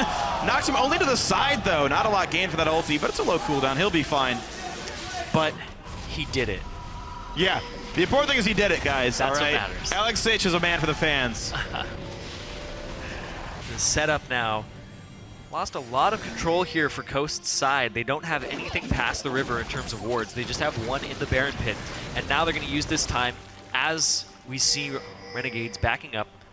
Establish control, get a turret with your Tristana, make sure that you can at least control some aspect of the map, and at least know what's going on. Yeah. And for how far behind Coast is, at least getting that 3 turrets to 6 is about the best you can hope for, and honestly not too bad by them to find some comeback plays, but Renegades just have done such a good job of turning the advantages. Their turret dives have been largely incredibly clean and making the sieges continue to happen. They're already on 3 dragons, so they're going to be about 36 minutes on Dragon 5. That's plenty early enough for them. Renegades have a clear winning condition available. Peek and Wolf has the Haunting guys looking for the Leandri's Torment. We see Alex Each with the Ludens and the Nashers completed. A lot of consistent, persistent DPS here from Maple Street and Alex Each. There we go. Yeah, they're just gonna be able to set up a Baron. Oh yeah. Bait the team into them. But as a poke team, Coast, they want to be the ones that are slightly ahead that bait you into the objectives. Well, that's the interesting thing is playing, I guess, offense against an objective, which is weird because like they're the ones doing it. But playing poke against objectives, you can get the damage down, and like Renegades can be distracted if they take too much damage. They only have one real tank, and it's Warrior Lee Sin, who's not even that tanky. Baron does real damage, as does Kog'Maw here. There's actually some threat in playing around, not as much Dragon, but Baron. Yeah, I do like the idea of going for the Baron right here. RF, he always has the flank opportunity. There's no vision here. They lost control of this. Maple Street's not even doing damage to it. They don't even have, they all went over past the scuttle. So well played. He shows now, Surprise, they're doing it. Perfectly played by Renegades. Beautiful Baron. That's there as cleanly as possible. That was nice. Super good. That was coordination to dodge the scuttle crab. Give them a false sense of security. They would never go over the wall. They lantern the cannon because he can't jump the wall. Of course, Thresh, Lee Sin, and Azir all can. Absolutely well played. Renegades now ridiculously far ahead. 9,000 gold at 26 minutes is huge. And even if anything went wrong, you can see the ward coverage from Renegades in that top side. RF was ready to TP in with his ultimate, no problem. All right, all is good. And there's also something else about the distortion boots. Is after you TP with distortion boots, you get 30% movement speed for 3 seconds. It's something not a lot of people actually think about, but it helps Kennen immensely. Because it's not like Home Guard where you get hit, it's removed. This Kennen gets to rush at your team with the TP much faster. Yeah, it's going to require a Kog'Maw E to land right in the correct spot to really stop that one. See what else they can gain. Mid lane under fire here. The defensive poke not really pushing Renegades around. Maple Street takes a couple Kog'Maw ults, doesn't care, has a Bloodthirster and a Ruin King.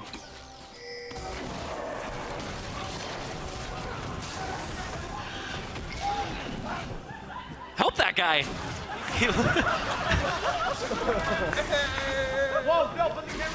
There was no big play. He's going crazy because nobody's doing it. Mid lane down to half though. Crumbs lands a Q! Puts a ward down. Solid play. Lands a Q. He's out of range. He actually can't. He actually can't. Okay, Crumbs actually couldn't follow that Q. Concon walked backwards. That's not his fault. Could have flashed forward. Don't encourage them. Going for the top turret. They already got the middle inhib, and they have Baron buff. It's Chris so about hard to to get lose rid of the Meganar. siege. This one Crumbs could have gone for. Doesn't go. Doesn't go. Top lane very low. Mid lane re-pressure. They're going for the Nexus turrets right now. Baron buff on. RF pulling Chris away. They go back now to the bottom turret. Very, very solid sieging by Renegades, but there's the push in. They find Crumbs, but he's a tank. He's not the best target. Stun lands. They've got to respect the damage from Azir and Callista. The turret's almost down. Conquan's losing a lot of health. He's got to be careful. 2 inhibitors already gone. Renegades not losing any time here. 28 minutes.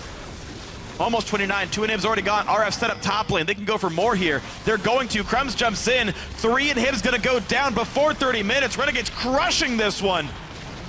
They don't even need that many dragons. They have 3. Oh, but look at that. Oh, against the wall. Alex doesn't go far enough. There's the Meganar from Chris. They find Ermilia, and no ulti from Maple Street doesn't save his teammate.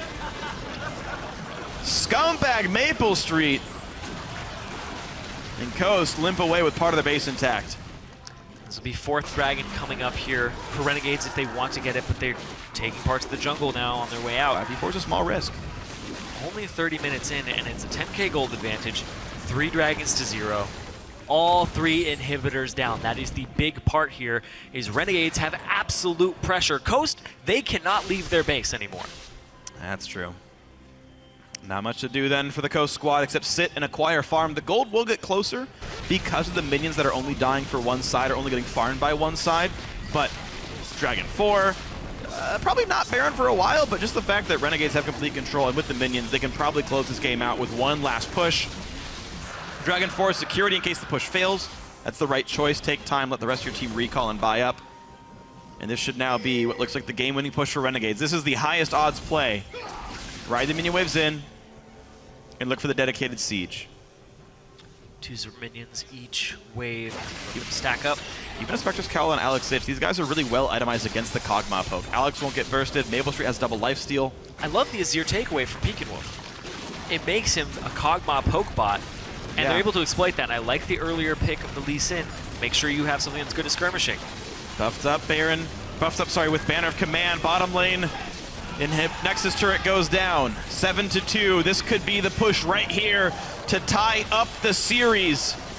Looking for the last turret right now. Number 11. Renegade's going to get that one. This is the last chance for Coast, and it's not going to happen. Renegades knock the structures down. RF buys some time. They knock in Peekaboo. If he goes down, that's the game. 8-2. A well-controlled game. Renegades fire back. Pretty much the exact opposite of what happened last game. Early advantage, got themselves good skirmish champions, and then they abused the mid lane. They abused the side lanes. RF had a CS advantage off the lane swap, and they played it correctly this time. Yep. See the adaptation of the best of 5. Now we're moving forward, tied 1-1.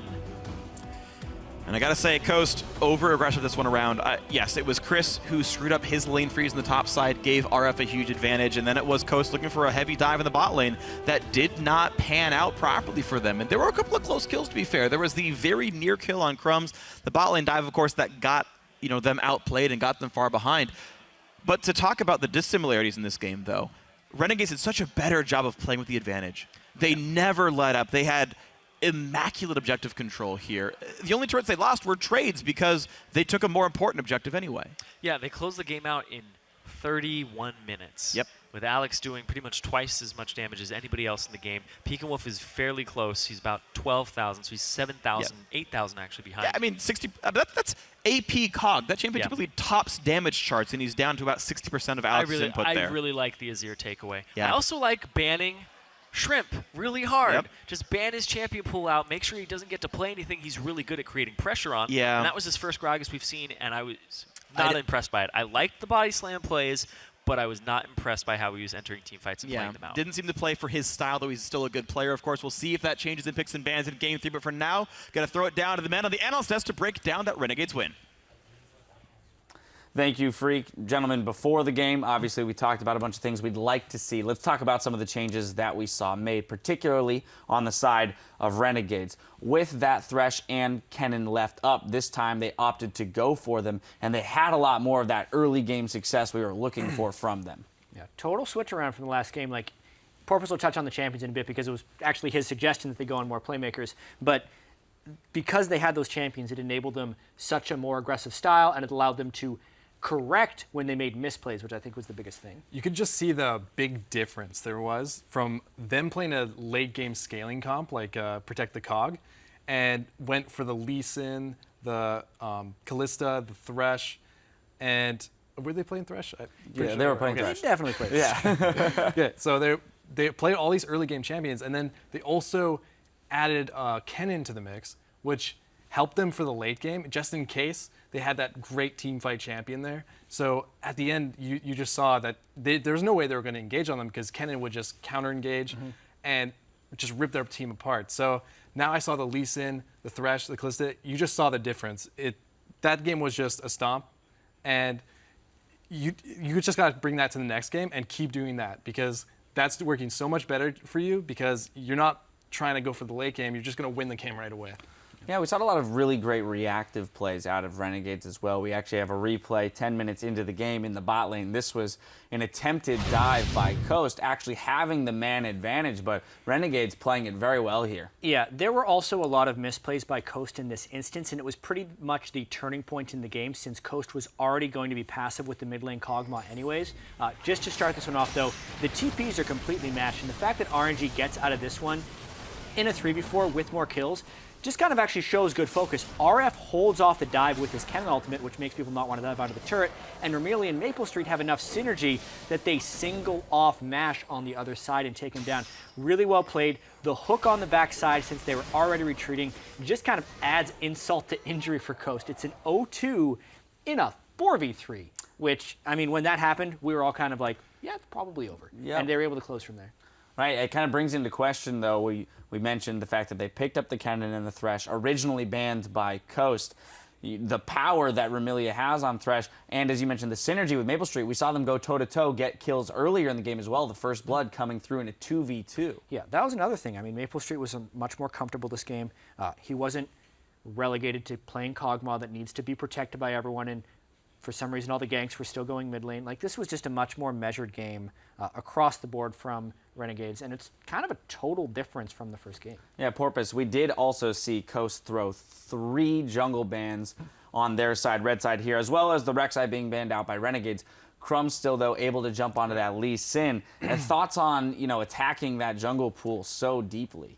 Yeah, I think they were really trying to focus on getting crumbs off of early playmakers maybe, and he just had the backup, the Lee Sin, and that was great. I like seeing them not going back to the Nunu or anything like that. Just get the high pressure early, get that early game lead, and then press it, because our Renegades, they know how to actually press a lead a lot better, I think, than Coast. So if they get a lead, I think they're going to finish the game and have a game just like that, just a really nice, just leeway to the end of the game and taking towers, getting the Baron. I want to touch on that. It's just abusing the Azir and Kalista, making sure that they get rid of the vision and then they just start it once they don't know. Right. Because if you get there late, you're just there's no way you're going to take that against a Kalista with a 1.2k Ren, right? So, or 1.5k, whatever, how long they're doing it.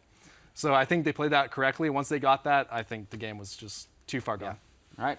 Solid win there for Renegades. With the series all tied up, we're going to step away while the teams reset for Game 3. We'll be right back with more of the Summer Challenger Series finals after this.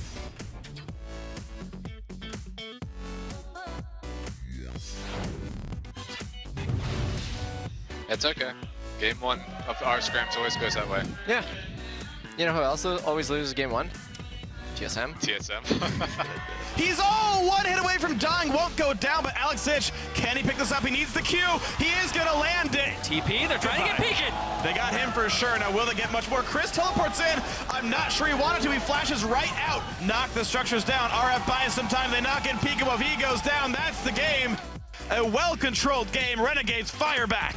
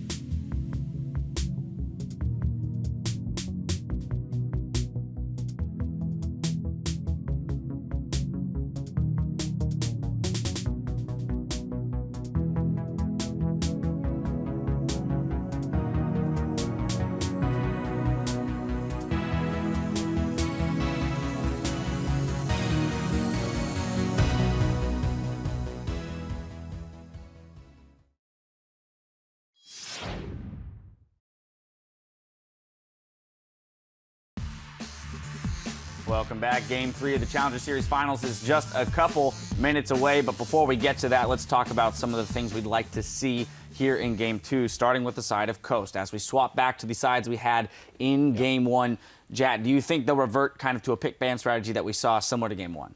Yeah, I think they will. I think they should go back to more generic bans that they had in the first game where they're specifically targeting like one top hero from each person. They did Thresh, Nidalee, Kennen in the first game, which was very generic. This last game where they did the triple jungle ban, I think it hurt them more than it helped them. I actually want to see Shrimp on either Rek'Sai, Elise, or Evelynn is the other one where he can farm really hard, since that is generally his style. And then let Renegades be the team that dives heavily to one specific strategy, and Coast just needs to keep their options open. All right, so now on the side of Renegades, Porpoise, how do you think they react to that? Right. Renegades, I think, have kind of found what they need to do is just go for that early mid game and just take that lead and expand it. We saw the Lee Sin, we saw Kalista. Those are the type of picks we need to see. Lane dominant, jungle dominant things. And I think they'll outplay Coast if we have even playing field in the early mid game. So I think they should just stick to what they're doing and they'll do great. All right, with the series 1-1, we'll see which of these teams can pull ahead here. Once again, we're going to send it over to our casters for the play-by-play. Thank you very much, Dash. Yes, we are here and ready for Game 3. The score tied up 1-1. 2 more Nexus kills puts you into the LCS for 2016.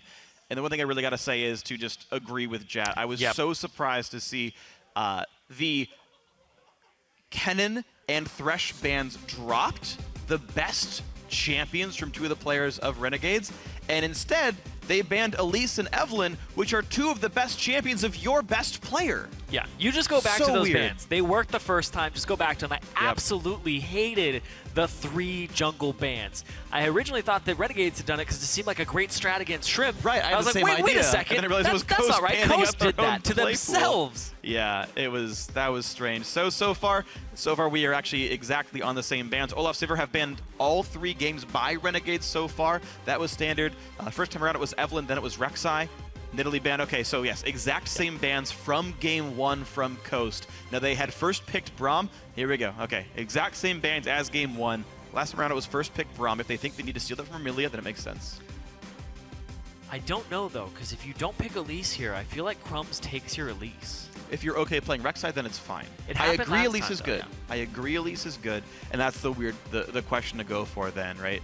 Braum from you assume Amelia. If it weren't contested, you wouldn't go for it. Or Elise from Crumbs, and he didn't go for it in Game 1, but would probably go for it in Game 3 here. Yeah. They first picked Braum last time, and then Elise was able to go through a whole nother phase of Renegades draft back to Coast. I don't feel like it's going to fall through the cracks again. Well, St. Vicious standing behind Chris. Chris, very relaxed. He's the guy who's going to click the champion. And it's going to be back to Braum. So the exact same champ select as Game 1 so far. So the reason they didn't take Elise on Renegade's side last time was the fact that, oh, there you go. Wow, That's why. really?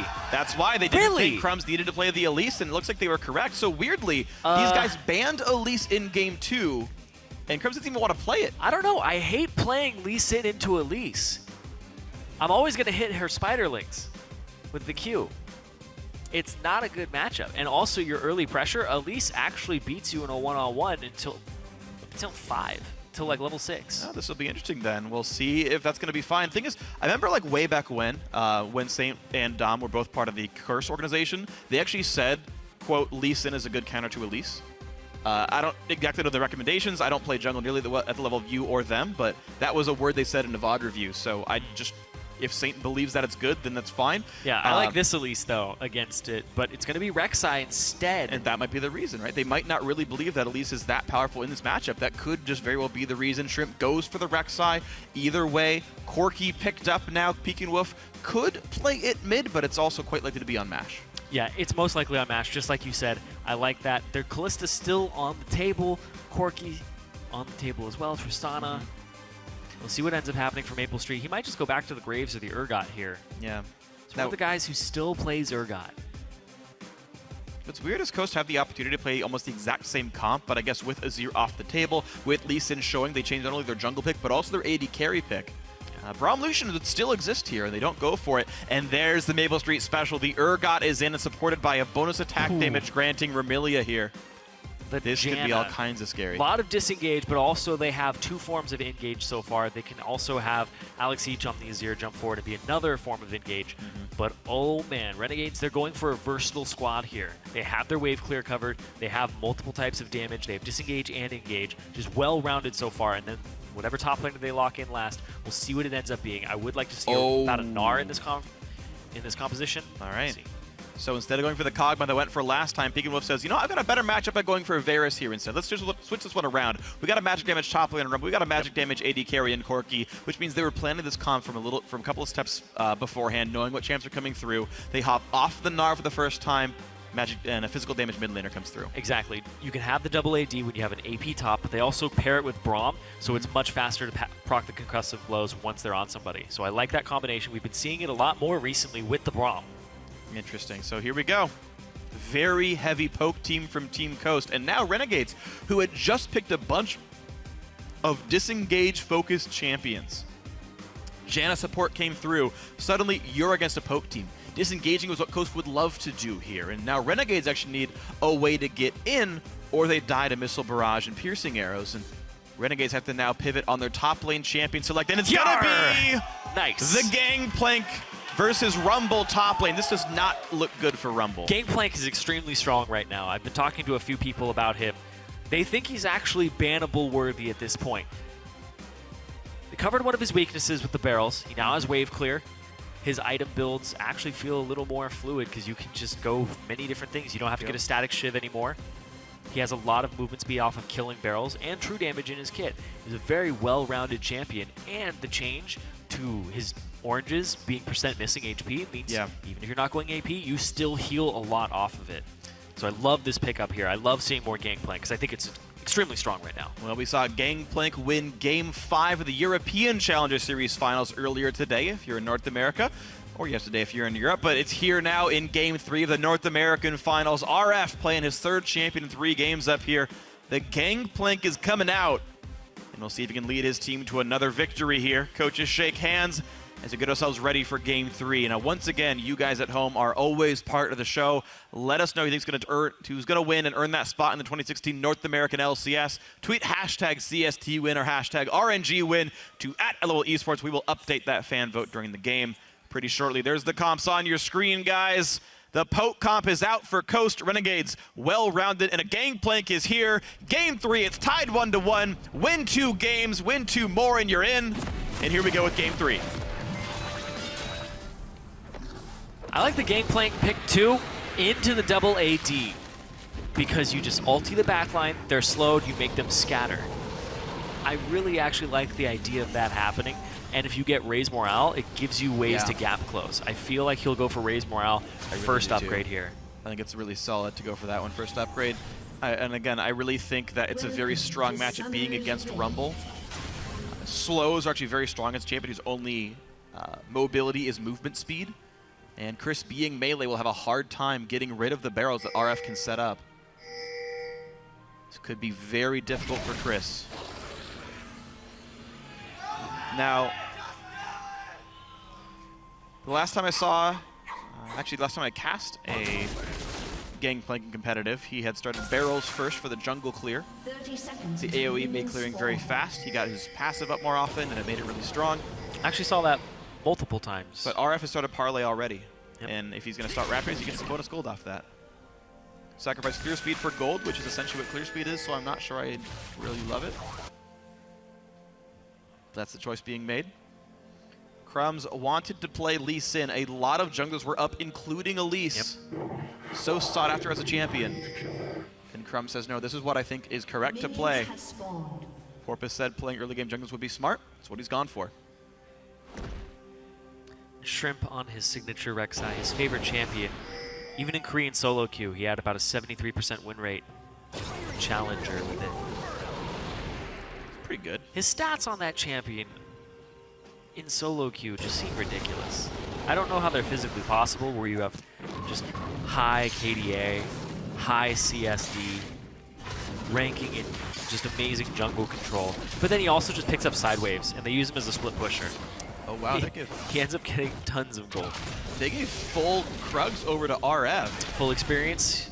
I like it. That's usually what people are doing now, is they give full experience to the top laner on the first one, and then on the next camp, the top laner actually doesn't take any experience. See if that happens here. Looks like that is correct. Yeah, so rush level 2 for RF, recalls away. And we have matched lanes, of course, here. Mid lane is doing battle. Varus might have a bit easier time than Alex. Might have a bit easier time than Kog'Maw in the early game. The 2-on-2 is going to be, I think, pretty close. Janna plus Urgot's definitely pretty threatening. The one good grace for Coast, though, is you put up the Braum shield and you will block the Acid Hunters afterwards. So it's kind of okay to let him fish for those hits because the Braum just tanks it and heals back up. I do like the pick of Braum. And Urgot might have a harder time than usual into that matchup. And apparently Alex Each is not getting game sound, which is very important against a Varus, because you can hear him scream when he's about to drop the arrow. It's actually easier to react to the sound than the animation of the ulti. You can flash away from those or dodge away. He, of course, also has cleanse in the matchup, so it shouldn't be too bad for him. Interesting. So, very mirrored starts here. The gold basically the same. The matchup so far holding equal as well. And I'm happy to see Remelia did go coin on Janna. I think it's superior. Looking at what Alex will be able to do, I like the cleanse pickup here. See what he can do against Peek and Wolf, because they are expecting Azirs from Alex. So they're matching poke with poke. Varus, very different in terms of what his poke palette looks like compared to the AP Kog'Maw. Varus actually has some lane bully potential. Once he gets a Brutalizer and a Tear or a Manamune, he's able to poke you out of lane very effectively. It's also linear wave clear, so he actually has a way to clear the waves very effectively, whereas AP Kog'Maw has to spend a lot more mana to do the same thing. I would say it's actually pretty close. Varus has to use at least 2 Qs to do it. And at a certain AP, Kog'Maw one-shots the backline, which makes it much easier to remove all of them. Yeah, but he does it much easier, especially since Q is based off of holding it down and increasing its damage. I think and as the minion wave is coming at you, you hit everybody. Yeah. So we'll see how it pans out here. Also, you don't need level 6 to do it. As we get to the matchups, though, bot lane actually is pushing in towards Renegades. And looks like it'll actually be a small minion lead for Maple Street, all said and done after those minions go down. Peek and Wolf so far being pushed in a little bit by Alex Ich. Top laners meet up, and I'm very curious to see how the top lane matchup actually goes. It's a Flask holding Gangplank up against this Rumble. He's got Amptum and Potions, so sustain will be a bit different between these two. Mash does not have Valkyrie just yet. Oh, he does actually. It's only, I'm surprised he actually got a point in Gatling Gun and not just 2 into Phosphorus Bomb. That's surprising to me. Because it's pretty hard to land good the Gatling Gun during the laning phase because of how kitey the fights tend to be. It's true. It's up against an Urgot, though. Would that make a difference because his range is so Yeah, low? being really short range could make a difference there. I haven't played an Urgot in a long time in solo queue. Crumbs takes his Q on the blue buff. You got your wish, guys. Maple able to last it under turret and will have a small lead all said and done. Good harass, though. See, that was right to Phosphorus Bomb, way more damage. And Shrimp's coming by. Spotted, though, by the Wolf Spirit. Oh, okay. Now he's going to know Crumbs is there. He knows Crumbs is off to the side. He knows he's doing Gromp, but it will not be an attempted steal. Crumbs had Smite anyway. All is well. Conflon just still playing the farm game. Remelia, okay, not going to get jumped on too badly there. Ward to keep everyone safe. Crumbs just going to go for the recall. See Crumbs place the ward down, so they ping him out even more. Bottom lane might have to back up just a little bit, but Shrimp is going to hang out in that area. He got the deeper ward as well, but nobody's going to walk on that ward for a while. I'm curious to see the itemization builds overall in time as well, because Alex Ich is the only magic damage on this lineup from Renegades. I guess RF's ult is some, but to a much smaller degree. And seeing what Shrimp and Conquan end up actually going for, like if they even go for Aegis at all, or do they rush some more armor to keep themselves safer in the matchups. Peek and Wolf, though, does not have the same disengage tools other champions do. A lot of damage comes through. They won't quite kill him. Peekin saves his summoner spells and even kills a ward on his way out, but he's still got to be careful. A big flash play by Alex could kill him, and in fact, Azir 1/3 of the way to level 6 for the burst combo. And you were talking about builds. For Shrimp, he usually goes Cinderhulk into Black Cleaver on his Rex side. Interesting. He's very big on the Black Cleaver. actually started adopting it in my own games. It makes you feel very effective regardless of who you're hitting. And instead of buying a locket, you just go very selfish. It feels good. It feels good, man. I imagine it does. Well, there's not enough magic damage threat, then all will be well. We'll see if Alex can get poked out of lane and the farm can be denied. Also, I like the effectiveness of doing the AoE shred if you're in the middle of a team fight. True. Because when you unburrow, that's W physical and your damage, Q will do it. so you're just boom, and then you get to do AoE shred. So it makes you effective in team fights as well. Well, Shrimp looking for the gank in the top side here. It will delay Chris's level 6 by a bit, though, with all the XP being leached rather, as RF will already have his ultimate here, but is now pushing down in. Lee Sin nowhere to be seen on this side. So it looks like Shrimp, though he was not going to get counter ganked here, he's going to go away from this one. Crumb still hard farming, and actually these junglers are actually 200 gold apart in farm right now, though the CS looks the same. Shrimp's had higher quality camps. Yeah, he got the Scuttle Crab in the bot side and the top side already. It's a big deal. It's about 160 gold for 2 CS. And, oh, they were one hit away from the stun. Maple will take the chunk of damage, and we're seeing this lane start to finally pay dividends. It's a bit mixed, though. They could have pushed in a bit harder and actually landed a lot more damage there, but kind of limped into that at the end for Coast. It's also a little strange to see Remilia on this. On a non-playmaking support. On this support, yeah. Usually, she's in charge of making the plays. She's in charge of starting them off on the right foot, getting the pick. And Janna is about as far away from that as you can get as a support. Yep. Well, the team can grow in strategies. Ooh, nice! Oh. Chris kills the barrel. That is huge. That would have been a massive trade for RF if he had gotten it. And actually, the minion farm still staying very close to equal here. Chris holding up in this battle. But keep in mind, Gangplank's trades get better at level 11. I think it's 11 or 13. Barrels tick down very, very fast, and it gets much easier for Gangplank to use them in combat. Yeah, it's usually 13. Yeah. I think that's the tick for the E. Chris once again looking to make the plays. Can't land the slows. RF still safe. And just playing the Parlay farm game right now. Gold earned by Parlay is 146, so that helps make the gold disparity what it is. Peek and Wolf doing a much better job in the mid lane now. The poke he's getting on Alex, and even getting ganked, Peek and Wolf has survived them without losing summoner spells. Ooh. Really slick by Crumbs. He dodges the pink ward. Chris will not see this coming, but he's recalling anyway. This is so fortunate. There's 1 second to go for this one. They know that Shrimp is at the blue too, because Peek and Wolf is leaving the lane right now. They know he's on that side. Such convenient timing by Chris. I can't imagine this was on purpose for anything other than he had the money for the boots and the haunting guys here. And it just dodges what was a super great setup by Crumbs. But Crumbs loses some effective jungling time. He just goes back to his red. 300 gold down against Shrimp right now. It's making up for the fact that Gangplank's getting farmed and that Janna is... Actually, I don't know if she's actually out-earning. I wonder how much he's plundered so far. 188 gold for RF. Yeah, RF is basically making up for the fact that Shrimp is out farming. Yeah, when you get to the point where your E and your Q are both maxed and you have your IE or you have your first crit item, you absolutely destroy minion waves. And if you hit it with the parlay on the barrel, you get bonus gold for every minion. Yep. So if you kill 6 minions and you're getting 8 per, you're ending up with basically another minion and a half. Oh, no, it's like close to 2 or 3 minions worth. It's a lot. Actually, it depends on the minions. I mean, if it's a cannon, sure, it's like 1.1, but it's 3 casters or 2.5 melees. Math! It's wonderful. All right, Shrimp is hit level 6. Yeah, he's 7. The bottom lane's level 6 on all sides here, which means you got Rocket Poke, but you also got the chance to go for the big swap plays. Maple Street ulti into Janna ulti means you move about like 1,200 units away. And that could be pretty rough for the target of the affection of the Renegade's duo lane. Shrimp not spotted by wards on his way around, looking for the gank, but can't find one. Has a pink ward, will not find a place to put it Goes yet. for one for the blue, because Alex each left lane. That means Crumbs is on the bot side as well. Coast are making very, very slow progress on the bot lane. They've been pushed up to the turret repeatedly, but they're not really getting a lot of damage down. It's still at 1,500 of 2,000, that bottom lane outer turret.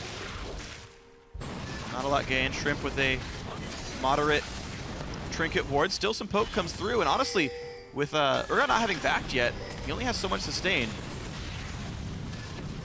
Sure. Easy. Kongpump puts a shield up. No Q's possible. Gets the scuttle, backs up. Crumbs and Shrimp see each other, and then they go back to farming. I have to say that when it's a Rek'Sai that's looking for this farm-heavy build with the Black Cleaver, which I assume is going to come in next, versus a Lee Sin, I give the edge to the fact that the Rek'Sai is just being able to farm. Yeah. So far, no pressure yet from 170 damage after the scrap shield, and that's before Sheen as well. Yeah, the fact it ignores 60% of your armor is huge too. The barrels are ridiculous. They're very, very strong. Chris, once again, will be ulting the top wave and recalling back. This time around, he is not dodging a gank. Crumb's going to try. Ooh, oh, wow, he's right just out of range. out of range the turret, but Peekenwolf still gets a lot of damage down. Good dodge by Crumbs. Right out of range. If it had been a flash turnaround R immediately, yeah, could have been able to pull that off, but still, he gets out alive. He gets out A-okay. They get a dragon for it. Oh, and Chris stayed. So that's just Chris without an ultimate now. That's actually a risk to be in the lane at this point, because he knows now he cannot fight back against RF cleanly. And there we go, 229 this time around as Parlay's leveled up another point. That's such a strange position to be in, too, against Gangplank. When he puts a barrel on top of you and you decide not to hit it. He didn't have a chance to. But he was on top of the barrel, right? It has 3 hits and it's ticking down slowly. Your chance to hit it is you time it correctly as it's coming down. But if you walk away from it, all he does is throw another barrel on where you walked to, and then he just hits the one that was low HP. It's, especially as a melee top laner, it's very punishable. Yeah, you have to play the last hitting game on the barrel that time. If you get it wrong, Gangplank just does a giant trade to you applying his passive. It's much easier to play out on somebody like Gnar, but when you're playing the Rumble, it's pretty bad. This is big though. Crumbs, you heard the crowd ooh. He missed the sweeper on that brush, just on barely. that ward. So Crumbs does not know he was spotted doing that. All in all, doesn't mean much. Shrimp once again is going to get this top scuttler. He's doing a great job of taking scuttle crabs. Yep, still 280 gold up. Yep. And Renegade's slowly building their lead though, even though the minions in the lanes look very close to the same. It's actually RF, partially from the Q passive, but partially just out CS and getting ahead of Chris. This Gangplank counter pick is working out very well against Rumble. I think Chris is doing a good job of holding up in a lane that I feel like is really difficult. But it's still a lead growing for Renegades here. I like what RF is doing. Just tiny little Gangplank things. You can kill the barrels for faster movement speed. So what he's doing when he runs back to lane is he has barrels set up so he can kill them on his way back. So he's getting the extra movement speed and getting back to the lane in a much faster manner. Faster, yeah. And also the reason people go Trinity Force on him isn't just for the parlays anymore. The barrel, when you hit the barrel, it amplifies the damage and radiates that out. So if you Trinity Force proc a barrel, it does the Trinity Force damage to everything around it. And once you got Triforce, your barrels will now one-shot caster minions, which just makes ridiculous wave clear power. Peekenwolf gets ulted for I'm not sure what reason. Oh. And oh god. Wasn't paying attention. I think he might have put on his minimap on accident in the trade. But that's oddly aimed because it was like right on top of him, so I don't know for certain. But it means that Crumbs, though, is going to get for the blue buff steal. Look for that one. It looks like it'll be clean, but that means Botley's going to get pushed on, and RF is low without ulti. Here comes the play. They knock up Maple Street. Jen ulti pop, buys a lot of time. In goes Mash. He gets swapped, but Maple's going to get stunned. There's the first blood picked up. Maple's got to run away, or Maple's dead, but Mash has to run away, and a third kill picked up, and the tank is Shrimp, and Shrimp will die, but it is a 3-for-1. A 3-for-1 is massive. That just seems big worth right there. They got the TPs too. All you have to do is worry about this mid lane. Crumbs is near the mid lane. This has been the bane of Renegades in their losses against Coast, is Crumbs tries to camp the mid lane, but Coast is playing to the side lanes. Peekenwolf is actually the scrap lane. That's why they like putting him on poke champions, because all he does is wave clear. It's frustrating. You can't make a play on him unless you overly force, and then they play to Chris. They play to Mash. Yeah. So, wow, Coast ballooning ahead now off of a great bot lane gank. They saw Crumbs. They knew it was outnumbered. Beautifully played. TPs to the Rek'Sai tunnel. I really, really like that. The fact they're able to take advantage of that interaction. Mash gets out okay. The only person who goes down here is Shrimp, the sole tank of the turret near the second half of the fight. But you know what's funny is, not that I want to blame RF, but his teleport only became a trade kill. Yep. Yes, him showing up got the kill on a Shrimp, but he died for it, and he, you know, trade kill though. Just traded. They swapped him up to the top lane. Mash is here. He's got a flash right away. Wow, he's got to be so afraid of this matchup now. And I love that Coaster putting a ranged champion up against this this Gangplank. But in 2 minutes, Dragon comes back up. Coaster got in the first one off of a nice sort of sneak by Shrimp, while Crumbs is doing other things. I think he was ganking mid at the time and blue peeking with Flash, but now we have mismatched lanes. Maple Street has Brutalizer, Manamune, very scary. Trinity Force Corki, they're going to drop this turret like a hot potato, and we'll see if they can get much more. Shrimp again gets Scuttlecrab topside. They're pushing much faster. RF can kill Casterman though with an EQ. It's true. Now that he has his Trinity Force completed, they get the turret in the bot lane though as a response. Shrimp almost with the Black Cleaver. It's the no Sightstone, Black Cleaver build. Why not? I mean, they're pushing so much faster. He's just got more damage on this Rex side than Crumbs has on the Lee Sin. RF has to be afraid. He's got oranges, but you can't get rid of all the CC here, and Azir's coming up. This is actually a bit of a danger. Looks like he trades his red buff over for his positioning on the top lane. No, he actually was not up, so Crumbs does not get a red buff for that. He's just hanging out in the camp. Coast don't find much just yet, but now they got 4 guys towards the mid lane here. It's the only outer turret that's up for them, Crumbs so coming up. Put pressure on it. They have to watch this flank, though. Chris, Smash, and Confon have no summoner spells. This is the fight. The kickback, nicely done. Hits 2. Buys a lot of time now. And there's no blue buff for Peeking Wolf. It got stolen away. So the poke game's going to be hard. Also might delay his transformation just a little bit here on his Manamune. Yeah.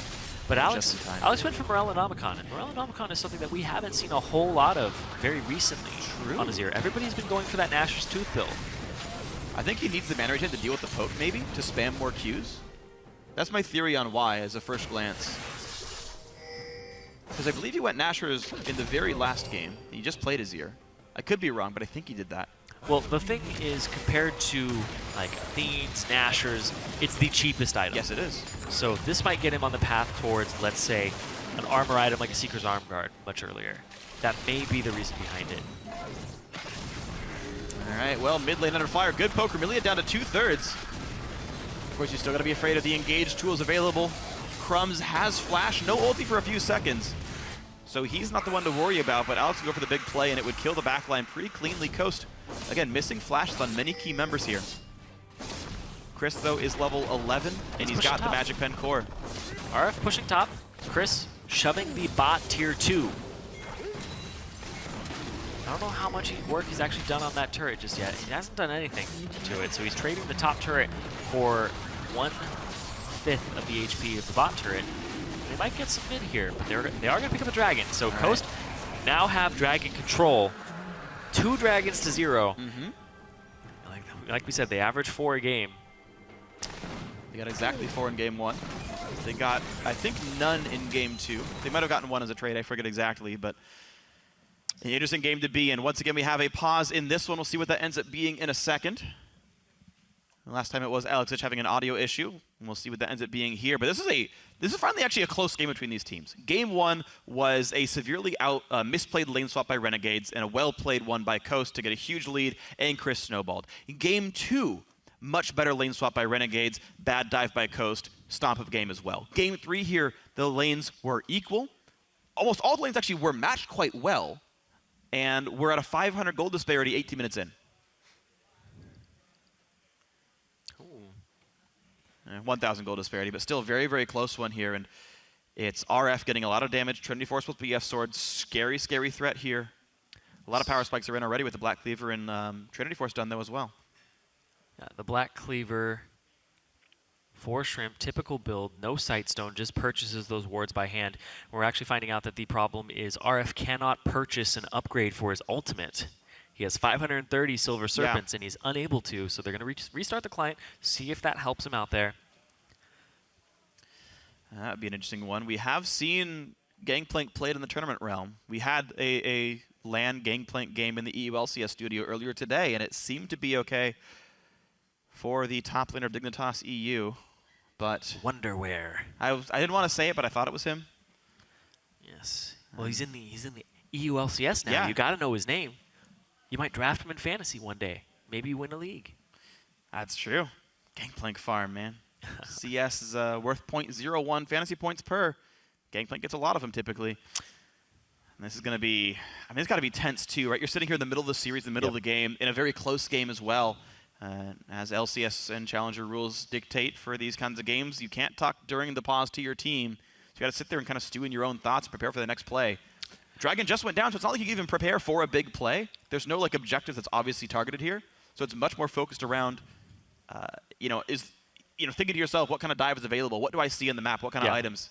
Well, Coast does seem to have priority on some parts of the map. You have to watch out for that and react to that accordingly when it becomes unpaused. Because if you lose your momentum and you sit there being caught off guard, you're definitely going to lose an objective for it. It looks like both teams say they are ready. So we'll be unpausing the next about 5 seconds here. As RF is back with the headset on, and we'll see if he's able to buy the item.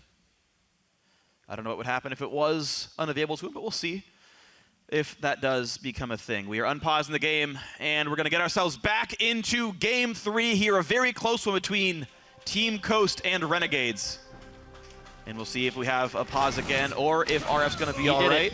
He spotted it. He was able to buy it, and he went for Death's Daughter first. So he has the true damage Mega Cannonball after about a 0.5 to 1 second delay when his ulti gets popped in.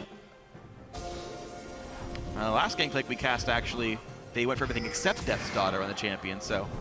Yeah, Death's Daughter seems to be the one that people go for when they want the damage in the solo queue. And then when you have Rally, you have the Morale, that's the one that people go for when they want to just have a team fight. And then the extra waves, a little extra damage, but the true damage. It matters in a team fight that stays, right? Like, they all have different contexts. Yeah, I feel like the Raise Morale would probably be the one to go for.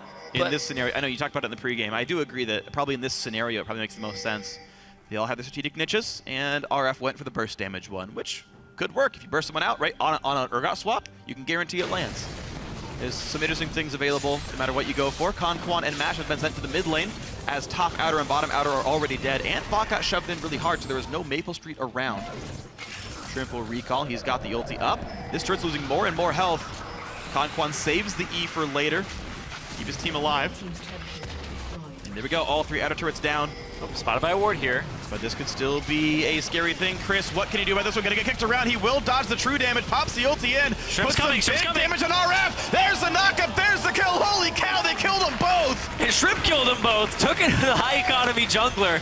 Taking credit for all the work that Chris did. He was burning them, but Shrimp, he just loves that gold. He's got to get them kills. Chris played that so incredibly well, but now Shrimp is the richest man on the Rift. He's 1,000 gold over almost anyone now. This Rek'Sai is ahead, and he showed up to a gank that they didn't, a counter gank they didn't see coming. Yeah, he's also 30 CS over Crumbs, and he's taking his red buff. Yup. This is what Shrimp does. He gets the kills. If he kills you as a jungler, he takes your entire jungle. You see him checking everything on the way out, making sure that side is just gone. This is the kind of game chat wanted to see. Here you go, buddy. Here's how the game plays out up against Crumbs. This is what we normally see from Shrimp. For those of you who have not been watching the regular Challenger season throughout the year, this is like every Shrimp game ever starts exactly this way. Yeah, 100% kill participation, steal the kills, have a lot of farm. They see Crumbs coming, but luckily, Shrimp is on this side of the map. Nice equalizer. The overheat during the Flame Spitter. Flash knockup, can't even do anything there. And he also gets the flash from Crumbs, too, at the very end. Crumbs really wanted that last kill. Yeah, unfortunate miscommunication or a small misplay by Renegades. The ulti was not quite right aimed by RF. He missed pretty much the entire thing after the Crumbs kick. Thought it was going a different way, went towards the wall, not down the lane.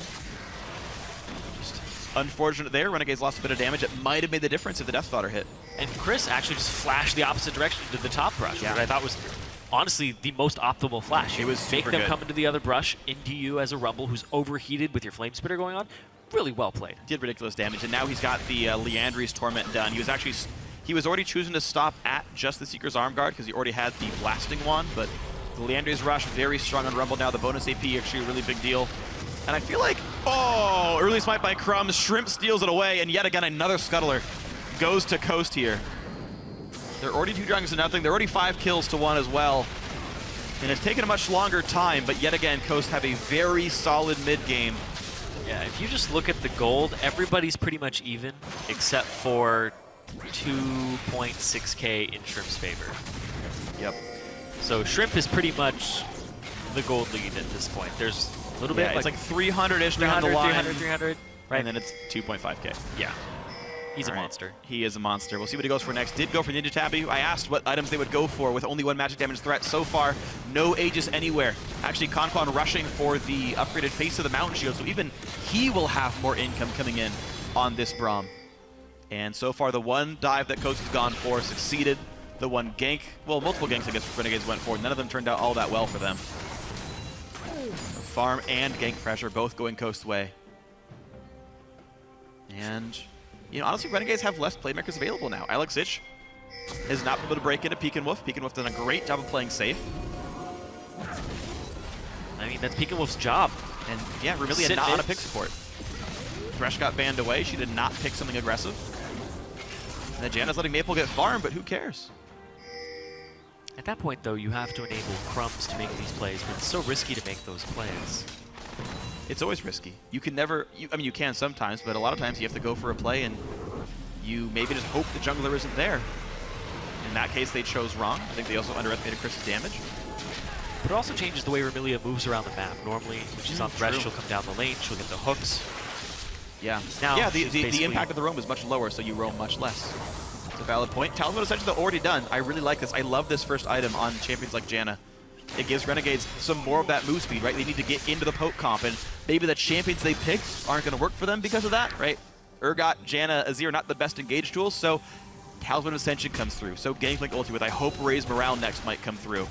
And then maybe the way to start these fights exists as Coast have a strong poke comp. They've already got the early kills. They've already got map control. Dragon number 3 is coming up. There are no wards over here at all. And Renegades don't even want to try to stop this. The third Dragon for Coast. Absolute control of this objective. I mean, it's going to be a 37-minute Dragon 5. It's just how they like to play League of Legends. Shrimp gets ahead. It's not a bad thing.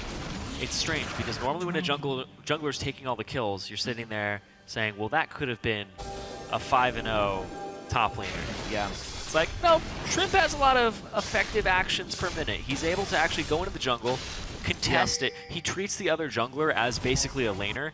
So when he has a gold advantage, he's always pressing that gold advantage against another person. Yeah. This is actually very interesting. It's a style we've seen actually become much more common this season because of the Dragon changes. And you can say this is not a very good win condition, but many teams have actually been playing their style to be, we're going to aggressively acquire as much farm as possible. We're going to play very defensively with multiple wards, and we're going to play just for dragons. And it will continue to grow you a gold lead. And if your ward control is good enough, there is no easy ganks that can come in to upset those lanes.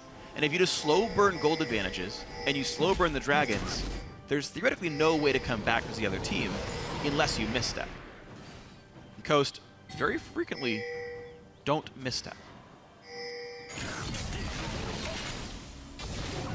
If they do, though, they got themselves some insurance. Yeah. The gold lead's not that huge, though. It's only 3.7, right? They're not really aggressively looking for turrets. They're trying somewhat. They're poking, but they're not really diving that hard for him. Chris making waves in the top lane, but goes to put a ward down, then comes back to push the turret down. Turret's very low. They also have the split push going on. It's the 1-3-1 that they like to do when Shrimp has Rek'Sai. You're going to see Shrimp's farm numbers go up at a very steady rate now and have a larger advantage over Crumbs because he bounces between bottom and mid over and over again. He'll take the camps in between on his way there. Yeah. Another turret going down, just pressing the advantage. He also has the lock-in completed now, so he's giving his team that magic resistance against Alex.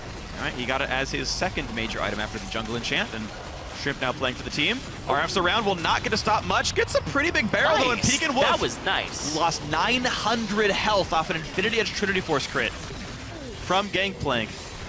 If he manages to get 2 of those, it's 30% chance for each one. He could just wreck the back line here. Yeah, just for reference, Peek and Wolf only has 1700 HP. Yeah. Oh.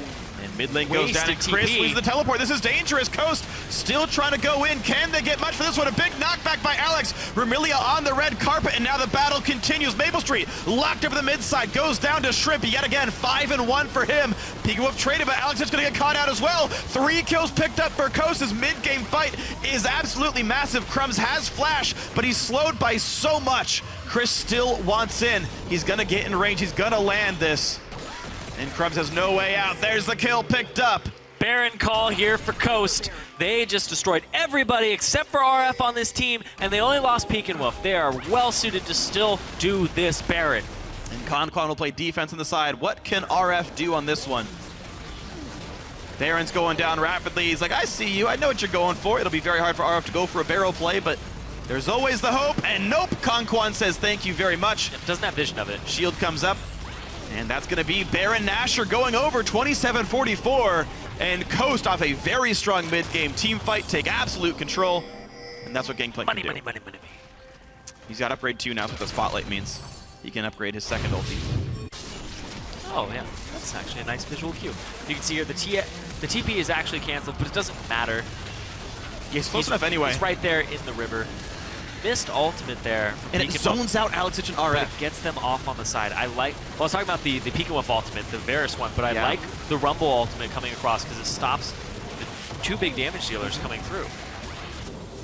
Really big stuff here. So a sizable lead, 6.6 thousand for Team Coast. I got to talk to St. Vincent before the game, and I said, how's this going to go? 3-0, 3-1, you're going to lose? And he's like, 3-1, because I think we're better, but we're going to screw it up one time. And he said these knuckleheads or something are going to make a bad call in the mid game, and that might have been that in game 2. Other than that, Coast have looked solid. Their net record against Renegades this year is 3-2. I guess that's not so much a Coast that doesn't have faith in his players. It's just a Coast that knows his coach that knows his players, right? Very well. Coast have made some bad calls. Some, right? He's saying 1 in 4 games make a bad call. I think it's about right. That's roughly the error rate for Coast's major calls here. Anyway, QSS for Mash, so he's not going to get swapped in anytime soon. But we do see Muramana completed from Maple Street. The damage he can deal on the Zergot is actually very significant at this point, considering you're not going to build a whole lot of armor on this entire Coast squad. It'll just be Shrimp. A little bit of Chris. Oh, double Aegis, actually. I just realized Conquan built Aegis after Shrimp already got Locket. He'll probably go Banner, because there's no... Actually, RF has good wave clear, but double Aegis will really just drop what Alex could do to this team. There's not a big armor tank, though, which can make this scary. Bottom lane under siege, though, with his Baron buff, and Coast can look to crack into the base. He didn't go for Raise Morale. He did not. He went for the... Extra waves. Okay, so going for the damage ulti from Gangplank. Fire at will is what it's called. Feel bad for Will. I don't know why everybody wants to fire at will. Poor guy, oof, 600 damage in a match. That was a non-crit. About 300 damage difference between those that are. I feel like you have somebody split here. You have that minion wave in the mid. Yeah, Chris does have teleport, as does Shrimp have his ulti. Lay a tunnel down and then go and make something happen. And the thing is, yeah, Shrimp is normally a really big Rek'Sai split pusher. I think he absolutely should buff up Baron Wave in another team. But keep in mind, this is a poke comp, right? Yeah, poke him with Peekin. Have them oh, man. Ooh. Crumbs, yeah, jumps away, still getting burned down. Oh. He might just die. No, just barely lives. Fire at Will removes the minion waves, but a lot of damage dealt. Crumbs has to run away. That's really big, though. And that's Dragon's the up. ultimate from RF and the ultimate from Vermilion. The disengage and a big part of their engage and keeping themselves safe. Chris used his, though, and Peekwolf also does not have his available. I mean, those are pretty much the 2 major combat ultis. Shrimps doesn't do anything in a fight regardless, and Mashes doesn't have a cooldown. So Dragon number 4 goes through pretty cleanly. Next one respawns at 37 minutes. Coast still struggling with closing games out when they have a large lead. They rely on Dragons. Dragon just seems to be the win condition for the Coast squad as a whole, this objective control that they fall back on. But the thing is, with only 1 Sightstone and only 1 upgraded warding totem on the team, they actually can't keep the ward game up as much as you would like for a comp like this, for a game plan like this. It absolutely can get picked apart if that good play happens, right? A flash Lee Sin kick, a flash Azir knockback, a flash Urgot ulti. The playmaking tools are available if Coast missteps. And their ward control is only so good. They have literally no wards on top side of the map at all. There are 3 wards in the right jungle. Those are the only aggressive wards they have.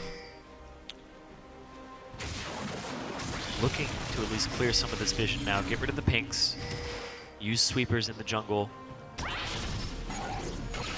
And they're already playing around Baron and top turret. They're shoving this mini wave down on top. Crumbs, he's going to try to section some people off here, but they're just going to go around the long way. They're going to make sure that they can get to this turret in the top lane, slowly but surely. And they're ulti to the other side here from Shrimp. This is a bit of a risk. This just means he can't go to the other side of the map with an ulti. This is scary, then. It could be a 5v4. This is that kind of play that could happen, and here's the ulti. The haste coming in from Amelia, hasting up her team, and now Coast are stuck in a 4v5. Can they navigate a They good have to land the abilities. But they're not landing any of them. They burned the Varus ult too soon, and when are they going to jump on? Mash gets away from Crumbs. A big knockup comes from Braum, and Crumbs dies right away. They trade back for Peek and Whoop, but now it's a 3v4. The Rek'Sai is still pushing bot lane, though. If Renegades don't win this fight, they lose their base. The turret's down, and they've got to run away. Big poke comes out from Mash. RF still on the run. Not going to land any more barrel damage. A 1-for-1 plus the inhibitor turret going down. That's a huge win for Oh, it Coast. could be They more. might get more. Exhausted Maple. Remilia still has her ulti, He has though. swap. Yeah. And he gets the inhib. Wow. Whoa, looking for Alex, too. He's into him aggressively. Not going to get him. Coast navigate a 4v5 and only go 1-for-1. That was tenuous, but it worked out. Crumbs has so little money. He's 5.3 thousand gold behind Shrimp. To be fair, everybody in the game is behind Shrimp in gold. But he has as much money as Conquan. Conquan is objectively richer than Crumbs in this game. This is not the kind of game Renegades wanted. The early pressure did not come out from Crumbs. So Coast were able to avoid just disaster in the top lane. But this is a strategy they just banked on. They threw all the cards down, said we're either getting that top tier 2 or we're getting bottom and we're going all the way for the inhib because somebody would have to match them there. You saw their team fight. They only went 1-for-1, but they got control of Baron. It's the opposite inhibitor from where Baron is. So now RF has to shove this wave out really hard in preparation for the 35 seconds that Baron is up in. And Baron will not be up at the same time as Dragon. We got at least a few minutes in that one. 3 minutes till Dragon respawns, so plenty of time to work around this Baron instead. Crumbs has already stolen one Baron this series. Coast should be having nightmares of that one, even though they did win the game. We'll see where they head for. Of course, bot lane and him being down, it just means it's an RF free farm fest. He's got a global ulti as well as that global teleport. He's fine to stay down here and acquire gold. Baron and 10, the setup is here. RF in the bottom lane. Chris with his teleport, but they've already pulled him towards the pit. The Renegades already have good enough wards to make this Baron bait not very likely. The jungle itself is safe for Renegades. They don't see into the Baron pit itself. But they see Peek and Wolf hitting it. Exactly. This could be easily defended. Big ulti comes out from Gangplank that buys the time. TP comes out from him as well. They could focus down on GP. He actually teleports in and flashes right out, sets up the barrels, looks for the play, does not get a lot of damage out of it. But Baron's going to go down and get picked up by Renegades. RF, the best actor ever, gets picked up, but who cares? 2 kills, though, is still pretty good. Keep in mind, bottom hib is dead. Remilia trying to run. And maybe Coast can get more out of this one. Can they pressure mid? Yeah, they stopped doing the Baron at 3,000 HP. Oh, other side. And they're going to catch Remilia. Q? I don't think she can get away from this one. Now, no. Okay, Coast really want the kills, but there's 2 people dead. You can kill the base. Oh, they barely get the kill. The chase does work for them. 20 seconds of the respawn. 5 versus 2. This could be inhibitor going down. And then Dragon's up in 115. But that's a Baron buff on Renegades. They now have better ways to keep the siege off. Not anymore. Alex Edge gets hit with the ulti, cleanses out, jumps to a minion, flashes as well. Now Crumbs still getting hit up. Takes a lot of damage. This will mean the inhibitor going down. I can't see this not happening here. And Coast will break the base. They will not stay for the inhib, though. They're afraid of the respawns. Rightfully so, but they give up the Baron again. They pulled out at 3,000 HP. I'm sitting here going, it's an Azir who's just going to hit it 4 times. Yep. Gonna happen. So once again, just like last time, 3 kills for Baron. Before it was a flash Nunu consume. Okay, that was cool. This time around it was RF pulling the team away. It's a wash as far as income is concerned and the Baron being up there. Yeah, they got 3 kills and a turret for Baron, just like last time. Yep. But I mean, you said they might be having nightmares about the Baron steal. I feel like Coast is now at the point where they're like, all right, when we have a large enough lead to do Baron, let's just do Baron. If we lose Baron, you know what? That's an omen that we're going to win the game eventually. It's just all part of the schedule, you know, 10K gold lead. And Shrimp pulls off late here. Yeah, well, he's looking for the E, and he's also slowed, too. But look at this, 3,000. It's like, oh, well, we should probably just kill this thing. Yep. Really good Rumble ultimate. Yeah, his ultimates this game. Chris's ultimates. Freaking solid on this champion. This but is fifth Dragon's dragon. up. Fifth dragon. This is huge. If Coast get it, they're massive. If Renegades get it, they get a ton of stats in. Crumbs on the side, poke happening. RF can heal, but he's down to 2/3 health. Everybody potioned up here, though, so RF, he does have an Elixir of Wrath. He's able to heal himself a little bit. Coast started. RF gets half of health off of Mash, but Mash has lifesteal. He's got the Blade of the Rune King, and look at that. Renegade's forced back. The poke works from Coast. Dragon 5 is going to be theirs. They could use this to push the game in. Baron buff only lasting about 30 seconds longer on Renegades. Mid inhibitor has no turret left. This one's going to go down easily.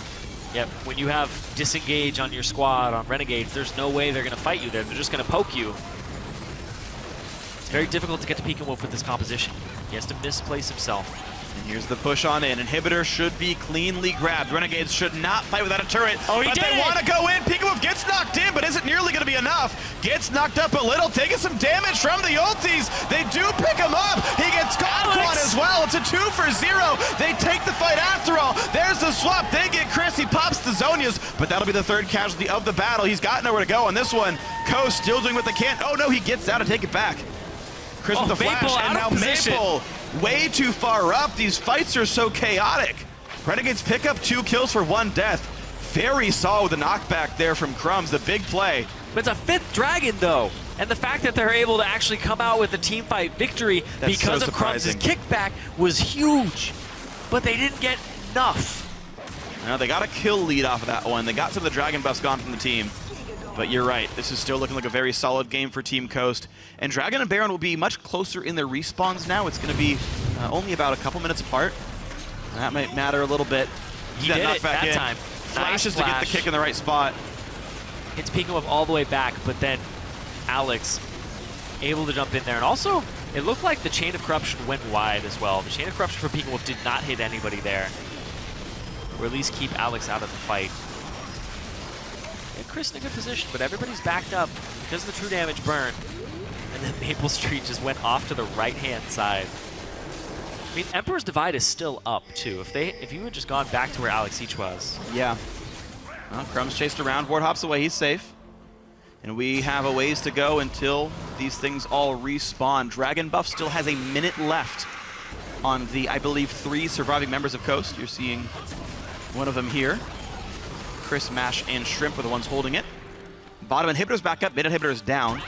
And Shrimp's ulti is gone for the next 28 seconds. So split pushing won't be too dangerous. He can get back into this team soon.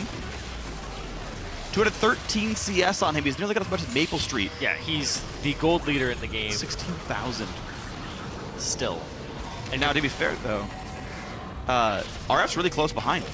RF's gotten so much money this game. If you look at the difference between the junglers, Crumbs and Shrimp, it's a 6,000 gold difference. The gold lead is only 8,000 gold. Yep. And Shrimp is full build now. We're nearing full build for most of these players, though. We have 5 offensive items. You can count cooldown boots here on Pekin Wolf. He's going to poke as much as he's ever going to poke in this game. Mash lands the dragon poke. He's got a blue elixir, too, for even more of it. He's going to do plenty of damage to turrets. 1,300 damage crits come out from RF if he lands the Trinity Force Infinity Edge proc. Meanwhile, Shrimp Town in the bot lane, slowly making his way. Sure.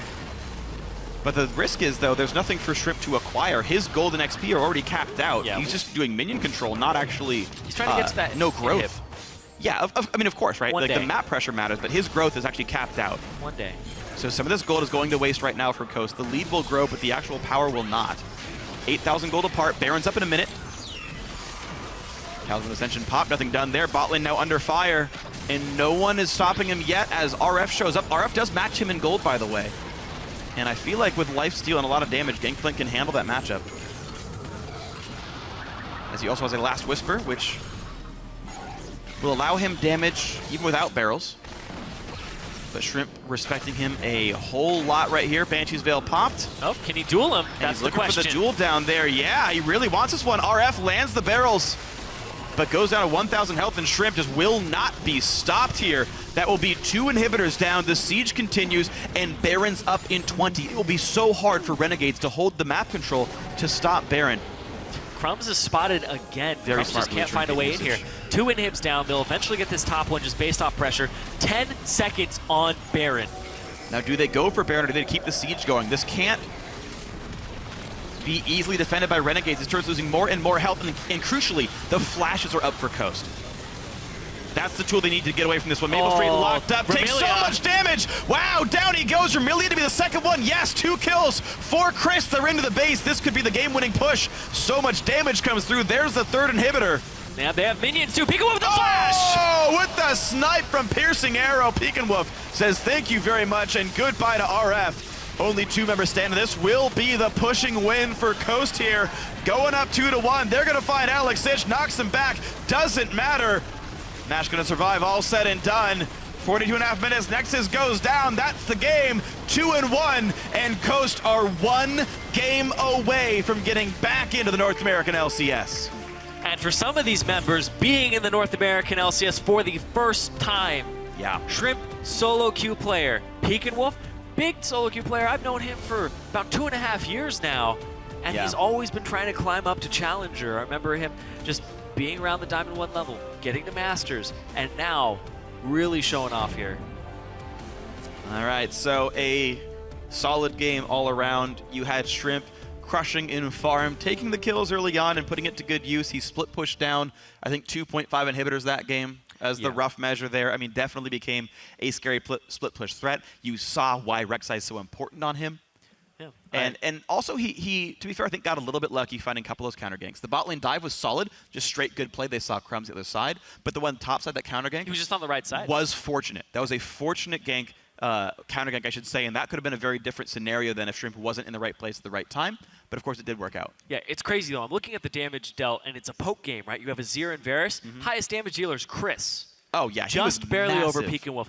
Got that Leandries very early on. The kills in the top lane, he did get 2 assists, which would equate to a kill at the end of the day for him. But, oh man, he just ran away with that lead. This top lane between these two, whoever gets the edge just seems to run away with team fights. Yeah, and honestly, Chris just feels like too good for Challenger. 0 deaths in what I thought was a hard matchup. He might disagree later on in the show, but 5-0-10. Great AP Rumble. Great game overall. Coast up 2-1, and for more in that match, we're going to send it down to our guys in the analyst desk. Thank you, Freak. Gentlemen, or Jat, I should say, you asked to see a game where Shrimp went with that heavy farm style. You got to see it. What are your thoughts? We did it. He did the thing, and it showed a lot of its strengths and its weaknesses. So one of the big things that happened here is as he is creating that pressure, all he's hoping for is a counter gank, right? Once he gets a few kills and once he gets the counter gank, he can basically end the game. But also, because he prioritizes his farm so much after the fact, the game stretches because he is not pushing with his team. He's farming and making sure he is the stronger one. And it's one of the big reasons Coast gets to 5 dragons so frequently. That's right. He gets those item spikes, yet he doesn't really use them to get anything on the map. He gets the Randuins, the Black Cleaver, and he split pushes and he just farms the jungle when he could just get to those towers, take them down. He could just win the game. Yeah. But he wins and then he wins the game. Yeah, basically Coast has now gotten to 5 dragons 6 times this Challenger split. That's a lot of times. There were 90 NALCS games this split. And I don't know the exact number, but it was less than 6 that made it to 5 dragons. Like, it almost never happens in the pro scene compared to how it's like 1/3 of Coast games they're getting to 5 dragons. In the pro scene, it's every 10% of games. It's ridiculous how much he farms. Right, yeah. So it speaks to the length of the game, and part of that, or what feeds into that, is Shrimp's heavy farm style. But also, too, we saw him pick up quite a few kills in the early game, and I do want to, kind of paint the picture for how he got to his super fed state. We're going to pull up our first replay 14 minutes into the game. The 3-for-1 in the bot lane. Another great turret dive here. Yeah, the setup for this one was actually really clean, and it's a nice departure from what we saw in the last game where their 4v3 turret dive backfired. This one got them the game in pretty good hands. Obviously, Maple Street's pretty low to begin this one, and just a clean initiation right here. They teleport in on a Rek'Sai tunnel to get the flank positioning, and they just pile on. And notice the greed that happens here. Shrimp has turret aggro. They can kill RF. He goes in for the kill. They would have had it completely clean, but he wanted the double kill because he's a greedy little jungler, and it's able. It works. Yeah, he used the kill, so. He used the kill. All right, well, we move further on into the game. I'm actually just going to jump into our next replay, and I'm going to have you walk us through this one, Porpoise. 20 minutes into the game, we're going to the top lane. This is actually a gank on the side of Renegades that gets turned in Coast's favor. So we'll pull that up, and I'm going to have you walk us through it. All right, so I think this is actually kind of a risky gank for Crumbs, not knowing where the Rek'Sai was at this point. They can easily turn this with a Rumble ultimate. So as we see him coming in, He kicks early on. They don't have that much damage to try and ultimate, but he just flashes into the other bush, ults on the ground. That's just so much damage. A flash from Shrimp just keeps him in the Rumble ultimate, and it's a clean double. It was a really risky gank by Crumbs there. Watching that again, like even if Shrimp didn't come in, Chris may have gotten a kill on him. So he got him really low. But additionally with that, the first gank when Shrimp picked up a double kill with his heavy farm style is the beginning of the end. That was the end. Because once that happened, I think the farm differential between Shrimp and Crumbs was about 20 at that gank. Within the next 10 minutes, it extended to about 80 CS. He was already ahead 30 CS at that point in the game anyway, so that was almost an entire item.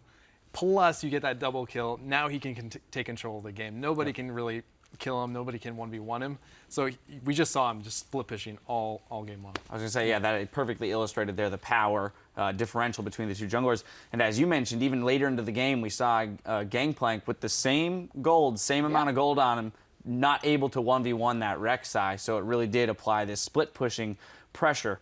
Well, now we move to 2-1 in the series here. Coast having won both their games on the blue side, Renegades their game on the blue side, swapping sides back.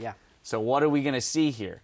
I mean, for Coast, I have to imagine they continued to abandon this jungler ban, target bans that didn't work for them in game 2 and try and remain here in this kind of early pressure, Shrimp doing his thing style. Yeah, I hope that that's what they do. Them banning out Nidalee, Elise, and Eve, I think was really questionable. But at the same time, there was no departure from the game 1 picks and bans. As far as side consistency and the bans the teams have done, it has remained the same. So there's no telling when they switch back what they should be doing. But obviously, since they lost, I hope they change. Just like I kind of wished Renegades would have changed their bans this last game on the blue side, but they stayed the course. What we saw on Renegade's side is that they didn't pick Elise when they had the chance to, first of all. The Lee Sin gets countered by, soft countered by Elise and hard countered by Rek'Sai. So you just saw him struggle that entire game with Lee Sin. And they also had no frontline engagement, or frontline or no engagement. So they weren't able to actually get on them, and so they could just split push with that Rek'Sai. Even we saw Shrimp use his ultimate away from the team to go split push bottom, which opened up a chance for Renegades to come back in the game because they actually just rushed top to go 5v4 them, and they pinned them to the tower, but they misplayed and they got killed 4v5.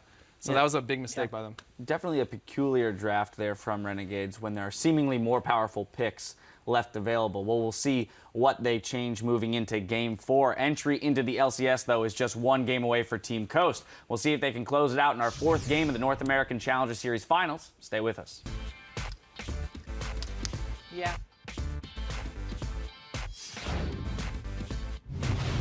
Gen ulti pop, buys a lot of time. In goes Mash, he gets swapped, but Maple's gonna get stunned. There's the first blood picked up. Maple's gotta run away. Will dodge the true damage, pops the ulti in. Shrimp's coming, Puts some big damage on RF. There's the knockup, there's the kill. Holy cow, they killed them both.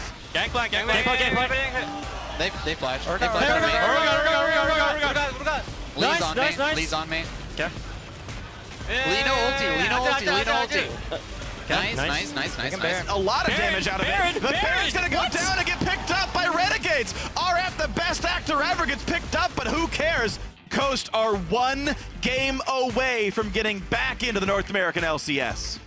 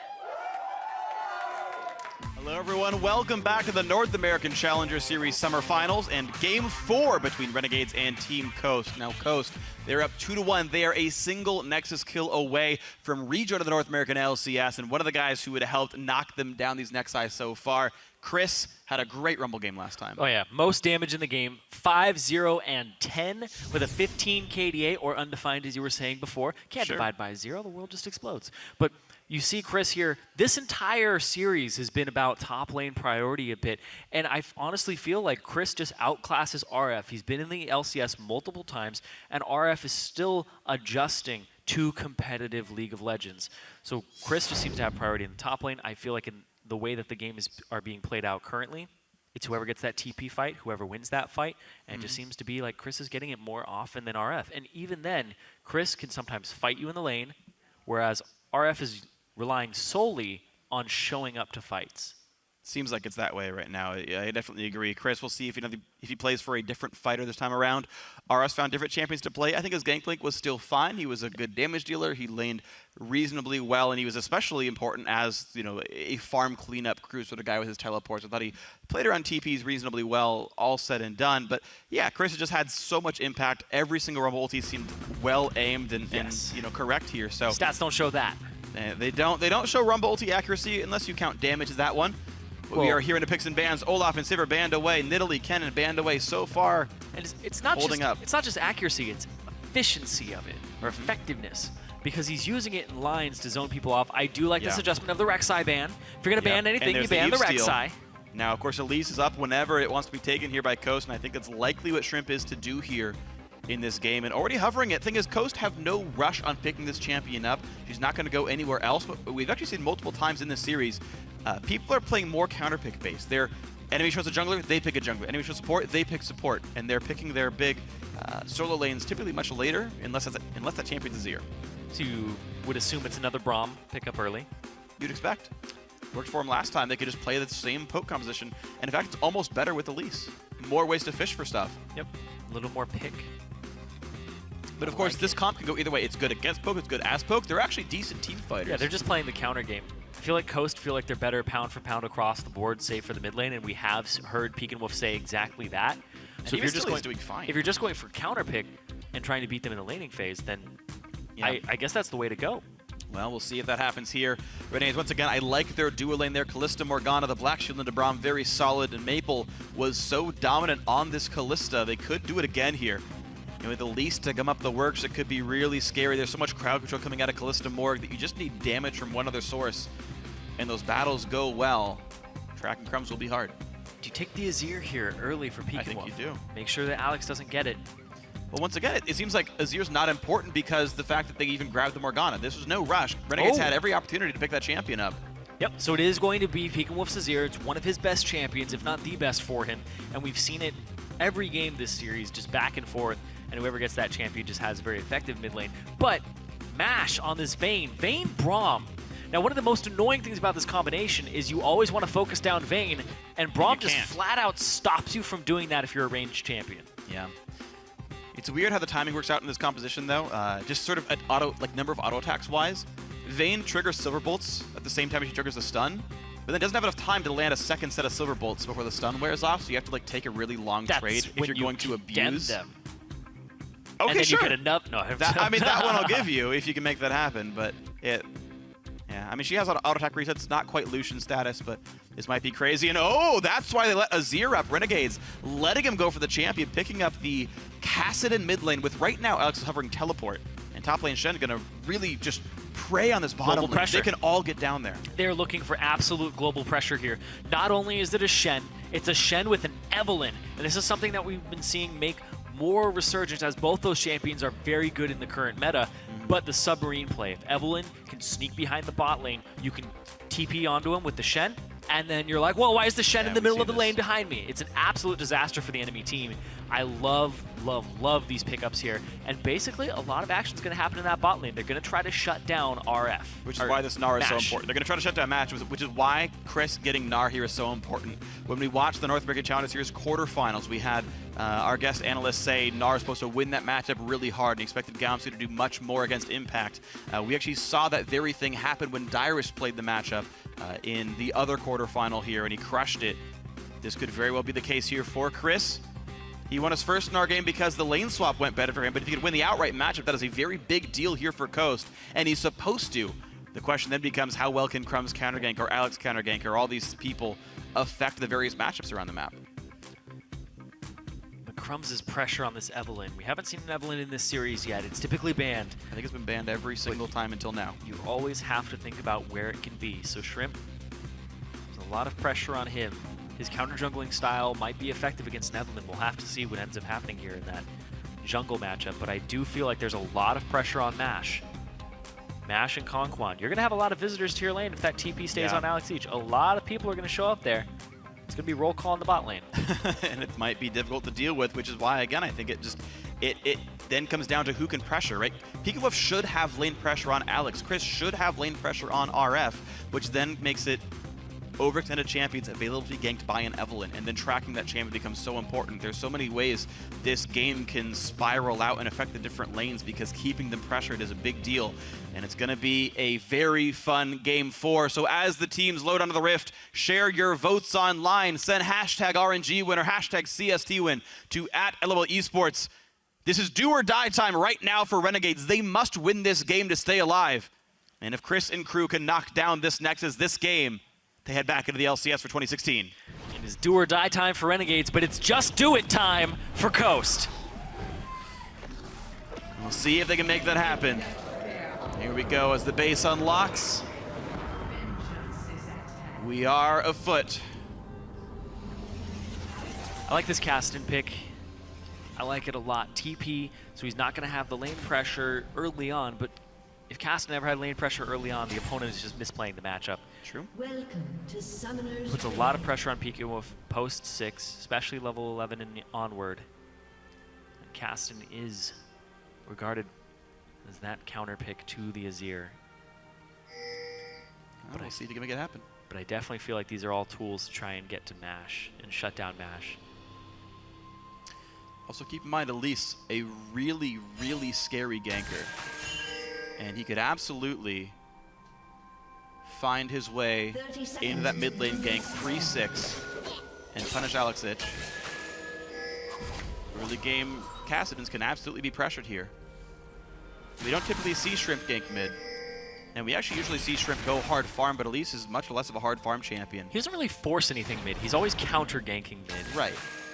He's prioritizing the minions usually. Yeah, he's prioritizing minions, but also he doesn't gank for PeekAWolf unless PeekAWolf is getting ganked. It seems to be the way it goes because he's always focused on going to the side lanes, going to where the TPs are, and so that he gets priority on top lane, or he goes to the bot lane and they just create a 4-on-4. But here, PeekAWolf is going to have to be on top of his game because if he is not roaming to follow a TP of Alex or stopping Alex's TP, which you can no longer do with just Eing in, shifting sands, you have to blow your ultimate to do so. This is going to be a big deal. So PeekAWolf has to be able to kind of notice the weaknesses of Alex Each on the Kassadin pick, and exploit those. Otherwise, Alex is just going to have a really good time in this lane come mid-game. All right, we're going to see the lanes diverge a little bit here as we get the early game matchups pointed out. All of Coast actually start on the bot side of the jungle. Standard, Krugs and Gromp start for the duo lanes who will match up at the bot side. But while Elisa and Gnar start on the right side, it's actually RF and Crumb starting over on the left, which means they can go for that level 3 gank on the bot lane and tilt that matchup very early. Always a chance that kind of thing happens. There's the recall from RF, should head top pretty cleanly. Same thing for the Gnar. 2 camps in the recall for the top side. And Evelyn actually looking to go aggressive into the jungle. Crumbs. I know, aggressive in the mid lane. Yep, here comes the gank to Pekin Wolf. He's only level 2, he has W and Q. He's he doesn't have spotted his though. escape. This will be a couple hundred damage dealt. And he is in fact annoying. Pekin Wolf loses a potion for that. Yep, costs a potion. The total toll of that. Galaxy gets a poke. Trades decently. Walk back into it. Yeah, the shield blocks 1 Q and 1 auto attack it seems right now. Solid trade. Renegades are pushing up in the bot lane, and actually it's 13 CS to 5. Mash is actually missing a lot right now via all this pressure. Yeah, every time Mash picks Vayne, I always feel it's him getting to that mode where he just says to himself, you know what, I'm better than this guy. I'm just going to beat this guy in the lane. I don't think it's necessarily true here. Great bind by Remilia. Took aggro for it though, so more damage dealt to the Renegade squad for that play. No CS miss, Cannon did not go through. Getting shoved in really hard. Remilia also assists with wave clear when she spams the W on the minions. So, shoving in on the Vayne, actually a lot easier with that support at your side. Yep. But yeah, like I said, Mash, he's a very confident player, but I feel like this is when he locks in the Vayne, not because it's a compositional thing, but because he wants to carry a game. He wants to just go have some fun, and he feels like he's better than the other guy. Well, it's not working out that way this game, though. It is early laning. Honestly, it is a strength of Kalista and a weakness of Vayne, so you have to expect some level of disparity here.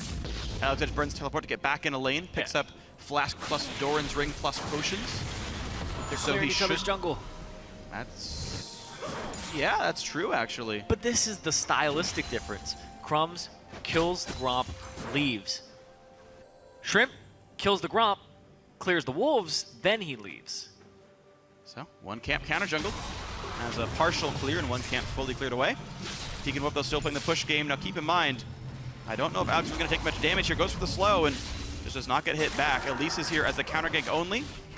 There is no fight to be had. Out he goes. Gold close to equal. Small lead for Renegades. Top lane matchups only plus or minus 5. So Chris right now not bullying RF too much as there is a wave for Shen to farm. Here comes the focus onto the bot lane though. Crumbs pushing up into the lane. Level 6 is almost on top laners. They just hit level 5, so it is actually a decent amount of time before that. We're looking at about another minute. And a nice defensive pink ward Pekin Wolf, going to keep him reasonably safe. And actually it sees far enough down that he can often watch Evelyn go for the flank as well. Shrimp still hiding this one. He's cleared only a couple of jungle camps away. We've got an aggressive pink ward. Conquan actually in a really bad spot, has to flash out, but it still might die to ignite.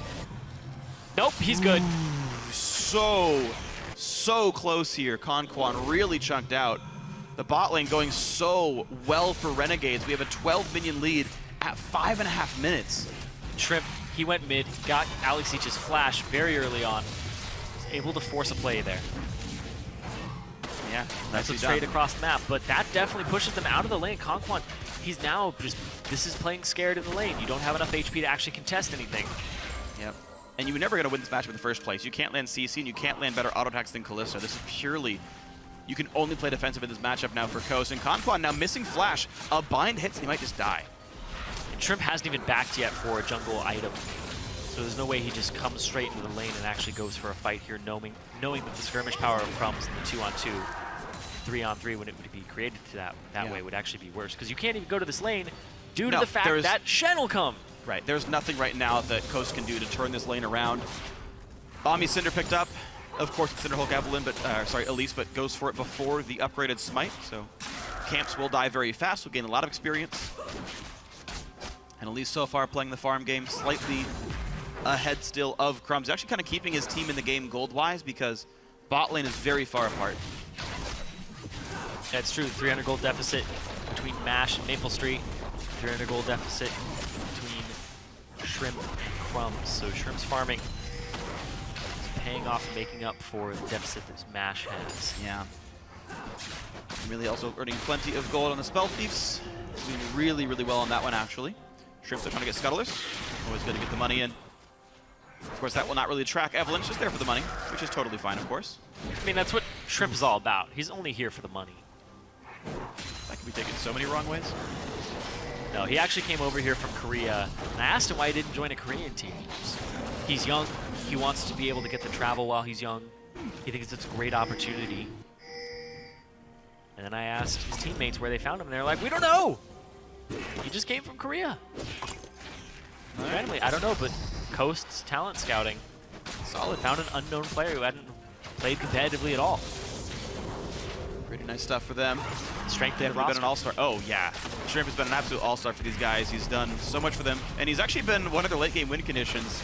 I know Jat was saying that, you know, sometimes the games are long because he's farming instead of setting up other plays, but I guess at the same time, he still ends up being the reason they end the games, too. So it's a weird double-edged sword.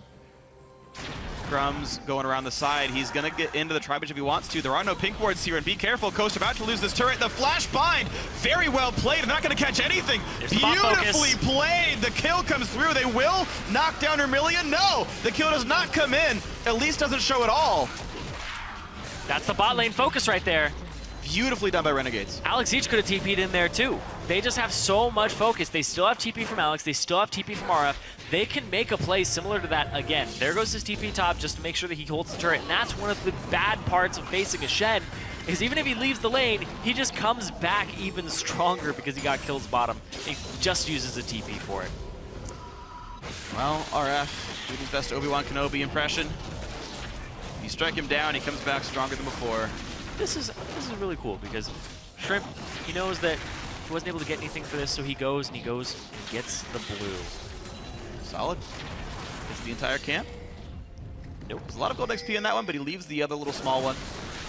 Stuns up the Scuttler, removes its stats. Vermilion gonna look for a bind. Spiderling says thank you.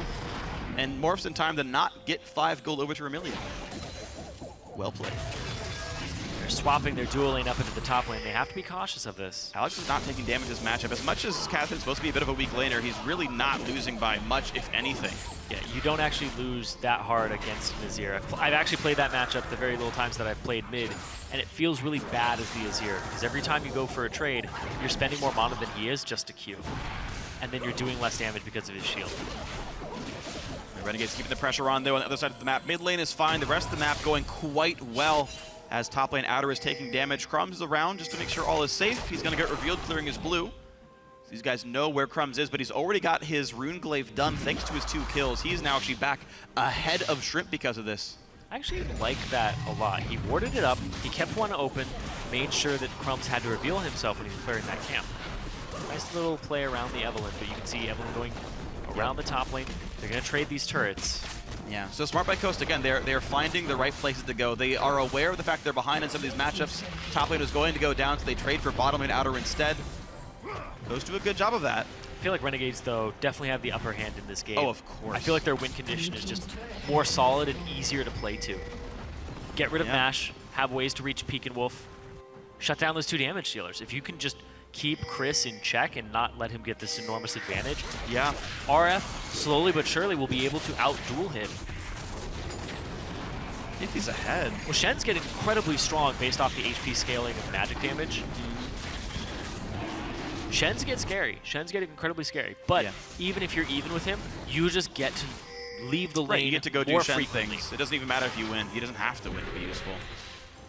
And right now, Renegade's doing a good job of almost everything. Dragon, though, does still go over to Coast. They've done such a good job of getting these objectives picked up. Of course, when the duel lanes were put the way they were, honestly, Renegades, they traded turrets and then lost Dragon. I can't even say I really appreciate what Maple and Vermilion Maple's did too far there. forward.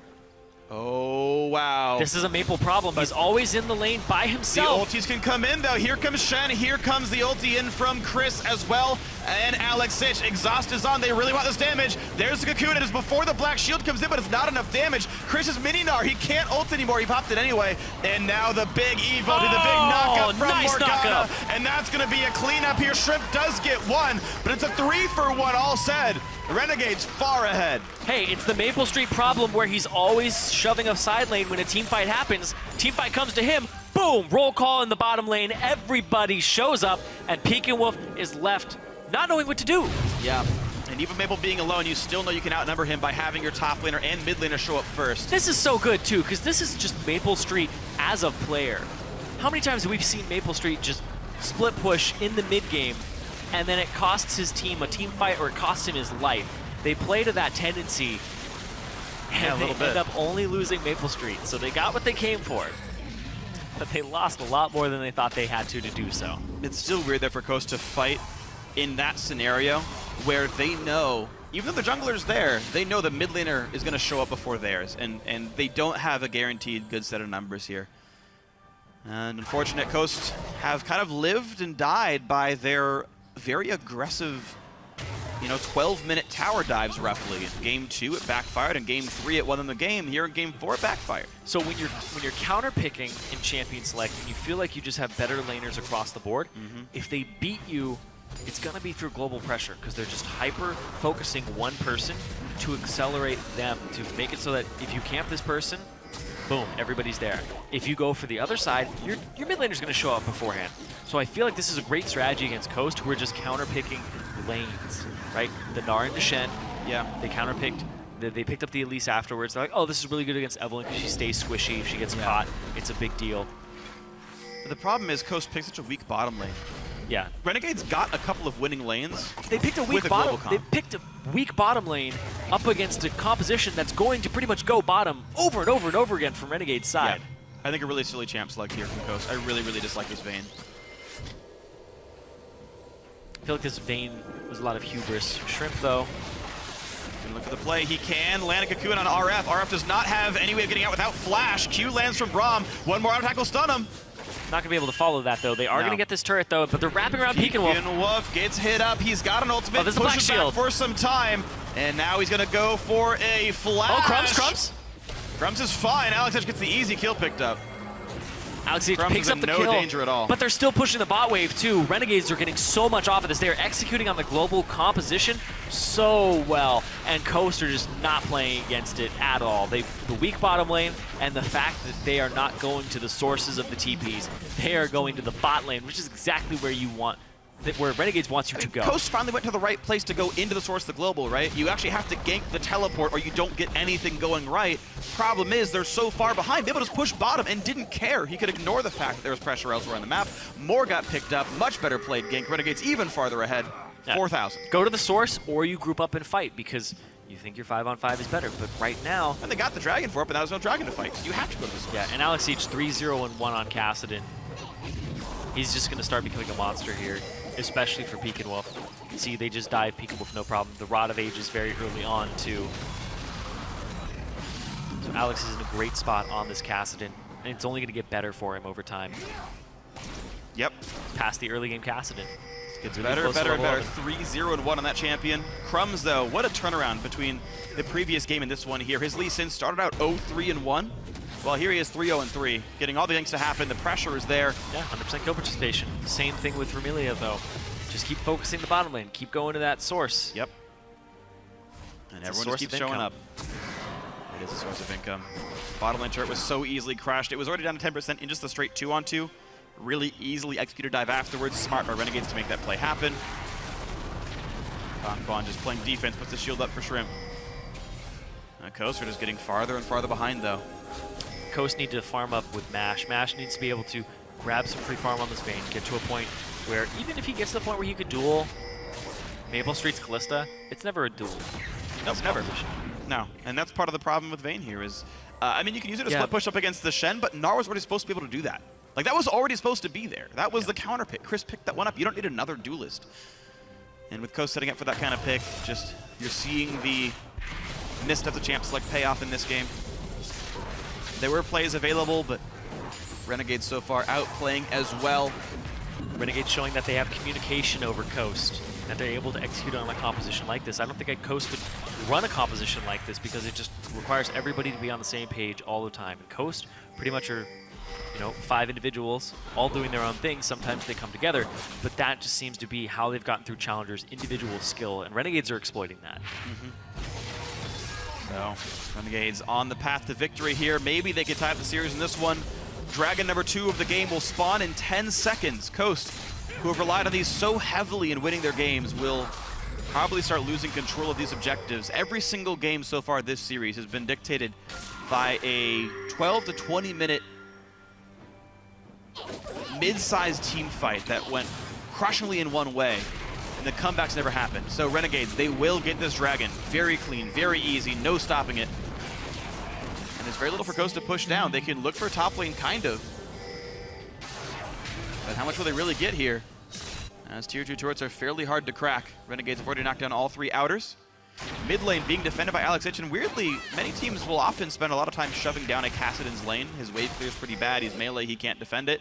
And yet Coast have actually not yet knocked that one down. That's the big problem here is Renegades don't have wave clear, ranged wave clear that's good.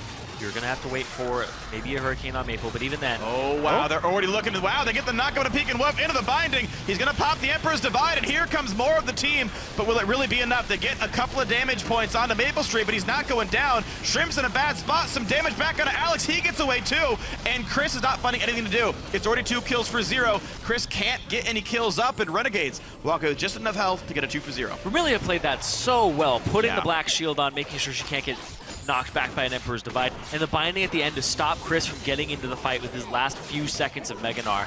Well played there, and Shrimp, nope, came into that fight, had to back up Peek and Wolf, but they're putting a lot of pressure, and it's just the global comp once again coming out with a victory.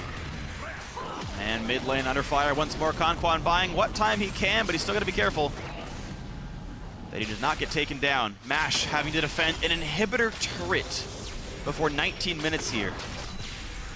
When you're talking about Chris at the start of the match and how RF isn't looking to fight him, Chris just beating RF in just one-on-one matchups over and over again, and RF plays the cannon, right? He goes and looks for the team fights, and that's how they win. They don't win off RF just beating Chris in lane. They did it again. Yep. Shen, RF wants to leave lane and make it a team fight victory that way. Nice throw in there. Vermillion point blank binding on a Peek and Wolf. Black shields herself so she can stay in range. Ooh, and a whiff Braum multi hits nothing. Yeah, was able to dodge out of it. And then this binding here. Whoop. Really good flash by Alex. He would have died. Nice. One more attack. Yep. One more attack from that. MASH couldn't really get a good target in that. He got Maple Street low, and then Maple Street walked out. Yep. He got Alex Itch low. The stun even landed. He flashed one auto from death. And some of that is MASH being behind. If he had the level of gold Maple had, he might have gotten one more crit, might have gotten the kill. Absolutely a possibility, but there are situations where gold leads can matter. Do 100 more damage, kill comes through. Attack a little bit faster, kill comes through. Talisman Ascension now done on Vermillion. Picking fights not going to be hard for Renegades here. They've already shown they have the ability to do this. The gold lead now 4.7 thousand. 20 minutes in, that's pretty good. But you can see the kill participation across the board for Renegades. 6, 7, 6, 7, 7, right? That's just the global composition and everybody grouping up. And then you look over the side of Coast, they only have 1 kill in the entire game, and it was Maple Street when they all focused in bot lane. This game, I feel like it's going to get more and more out of control here over time. Vermillion totally safe. And wow, they push her back in. Oh, Crumbs almost lands on Alex. Crumbs a bit far ahead, though. He's going to take so much damage here. But they go back into the back lines. Crumbs not yet going to go down. RF takes some damage, but they've already picked off 2. Shrimp and Peek and Wolf are gone. Renegades just have the stats to win these fights. Conquan's going to get stunned, going to get killed. Chris cannot find anything to do. And yet again, Renegades win a team fight.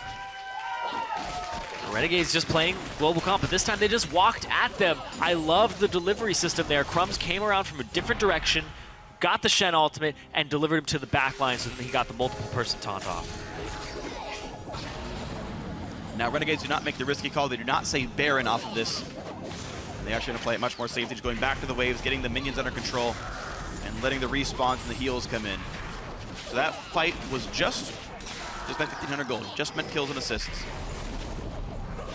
Played a bit slower. See that again here, because Crumbs, you see him off on the right flank. He's wanted to start this from the beginning. The TP comes through. That's Alex. Crumbs off on the side. you Emperor's Divide Alex out of the fight, but it's a level 12 Caston. He's got some cooldown with the boots, and he's just going to get right back into it. Kill Peek and Wolf on the side, and RF was able to keep MASH busy. So they had both big damage dealers occupied. Man, and Maple just chewing through everybody so easily. 2-1 and 8, highest KP on his team now. Tied for first, I suppose, but still. It's the bot lane. The bot lane just has a lot. Everybody's coming to that bottom lane, regardless of where they are. Which again is slightly to the fault of Coast, who should have been pressuring the Kassadin or the Shen and were not able to do so. Those are the ones you got to pick on. Those are the matchups that you're supposed to be able to win, because to be a balanced champion, they don't have the best landing phases. But I like it, though. They're relying on teamwork to beat the individual skill of each Coast player. Yep, and it's working quite nicely. Renegades looking to tie this series up. They're up 10 kills. They're up 6,500 gold. Certainly a likely situation now to make this series go 2-2. Now over in Europe, we went to Game 5, where the first seed did end up winning it all in the end. North America, I think we'll have 5 games, but the winner definitely unknown here. I don't know if we'll have 5 just yet. It seems very, very likely, though. Yeah. I love the composition from Renegades, but, I mean, weirder things have happened. Barons. Of course. But Renegades typically known for a good shot calling. It's less likely for them to let this one slip away. MASH will get Scuttle. Big chunk of damage. There it goes. 23 minutes 20 into the game. Crumbs slinking around the side. Mid lane now the area of pressure for Coast. Again, there was not much wave clear for Renegades, but their team fight's so much stronger. And also sitting on a lot of gold here for MASH and Peek and Wolf, the 2 damage dealers. Combined, they're sitting on 2,600 gold. Yeah, these guys will have to buy then. MASH can't afford a Shiv or a Phantom Dancer yet, though. He's got a ways to go. Peek and Wolf can at least buy a big AP stick, but Dragon is up, and it would be Dragon number 2. I don't think Coast can contest this. I think they have to just play to the mid lane. Chris just hit Meganar as well. They can't fight this. Not for Shrimp pushed around, has Aegis and a Giant Spell. Audie's not actually finishing Locket. I'm surprised by that slightly. So the push from Chris has to back off. They don't have vision control of that area. I'm very surprised, though, that they don't actually feint towards the Baron on Coast side and even possibly go up towards RF. They're going to try it, though. They're going to try, you're right. Here they go. RF jumps away. Slow comes in for MASH. No flash. There is no flash, so RF has nowhere else to go. Shrimp's going to land some CC. A great cocoon. MASH gets the kill. Finally, something happens, but mid lane just gets the return pressure. Mid-outer already gone just for a kill on Shen and a kill onto MASH. And when you kill the source of the TP of the global, the rest of your team, though, is still overextended, though, as they were very split up. Chris cannot TP away from a Kassadin. Puts some damage on a Crumbs, actually. Does a decent amount. Flashes out. Alex still on the chase. Oh, here's Armilia, though. Gets the ulti. Meganar is here. Pushes him back out. Still going to get stunned by Armilia, though. This will be the cleanup kill. Alex going to get it. He's going to get it. Unstoppable 5-0-4. He had just enough mana for that. I was like, I don't know, I think he's out of mana, but he had just enough to do that. But also, like I was saying, when you go to the source of the TP, you only have this small 30-second window right now to actually do something. Because he has the TP and he has the Shen ultimate, that's the only window you get from actually killing him. You have to exploit that window, and you can't let those things happen, or else it's just a whitewash. You don't do anything with it. And we saw that's kind of exactly what happened there. Very solid stuff coming out from Renegades, always able to counteract the moves, and being ahead, of course, you expect to knock down turrets quickly, but done a great job of that one. 4-2 in that scoreline. Bottom lane tier 2 is gone, plus all the outers. The Renegades, they have been better about closing out games when they have a lead. Definitely looking to even this series up 2-2 and go to that final game 5 for the spot in the LCS. 7.4 thousand up. This number keeps growing steadily, but very quickly, in fact. We're going to see Zhonya's come out of Vermilia here. And that's going to make it even crazier when Maple Street throws her in, and just nothing's going to go well for the Coast lineup. Quan playing as defensively as possible is going to go, wow, Merc treads, and then also heading towards the face of the Mountain Shield. Block it done for Shrimp, so the big shields are coming in. But Renegade's not really lacking in damage with Maple Street this far ahead. You know, these shields for like this burst durability don't really hinder them much. If it was only Kassadin, yeah, okay, stopping burst would be enough and Renegades wouldn't have great team fight. But Maple, largely untouched, a big damage source. Well, when they do touch him, he gets everybody piling into the bottom lane. With enough shields, I don't think he can really easily go down unless you have misplays. It's so hard to figure out who to target in this composition. You frontline it. Coast have to frontline. They have, I mean, they have Vayne and Azir. These are two of the highest DPS champions in the game. You have to hit Shen first, then hit the Evelynn, like, and hit whatever you can. Yeah, the problem is these tanks are tricky. They can get out. And meanwhile, you might be getting flanked by the Evelynn. Right. You might have the Shen coming in from a different angle, and you have Alex Each on top of you. Yep. And Vermilion is going to get thrown in as well. So you have to play these immaculately from Coast and side, whereas Renegades, they get to just execute global pressure. They're already far enough ahead that they just have to do a standard fight. Right, and they have Shen ulti, Morgana, Black Shields, and Kalista ulti to keep some of the missteps safe. It's very hard for Coast to get in on this game. It's going to require quite a bit. Unfortunately for Pekin Wolf, he is 0-3-0. He has not been a part of anything useful for his team just yet. Chris himself also 0-2, but he is very far ahead farm-wise over RF. Complete control of the Baron pit for Renegades at the moment. Red buff getting handed over to MASH right before something goes down. Alex Each on the split push.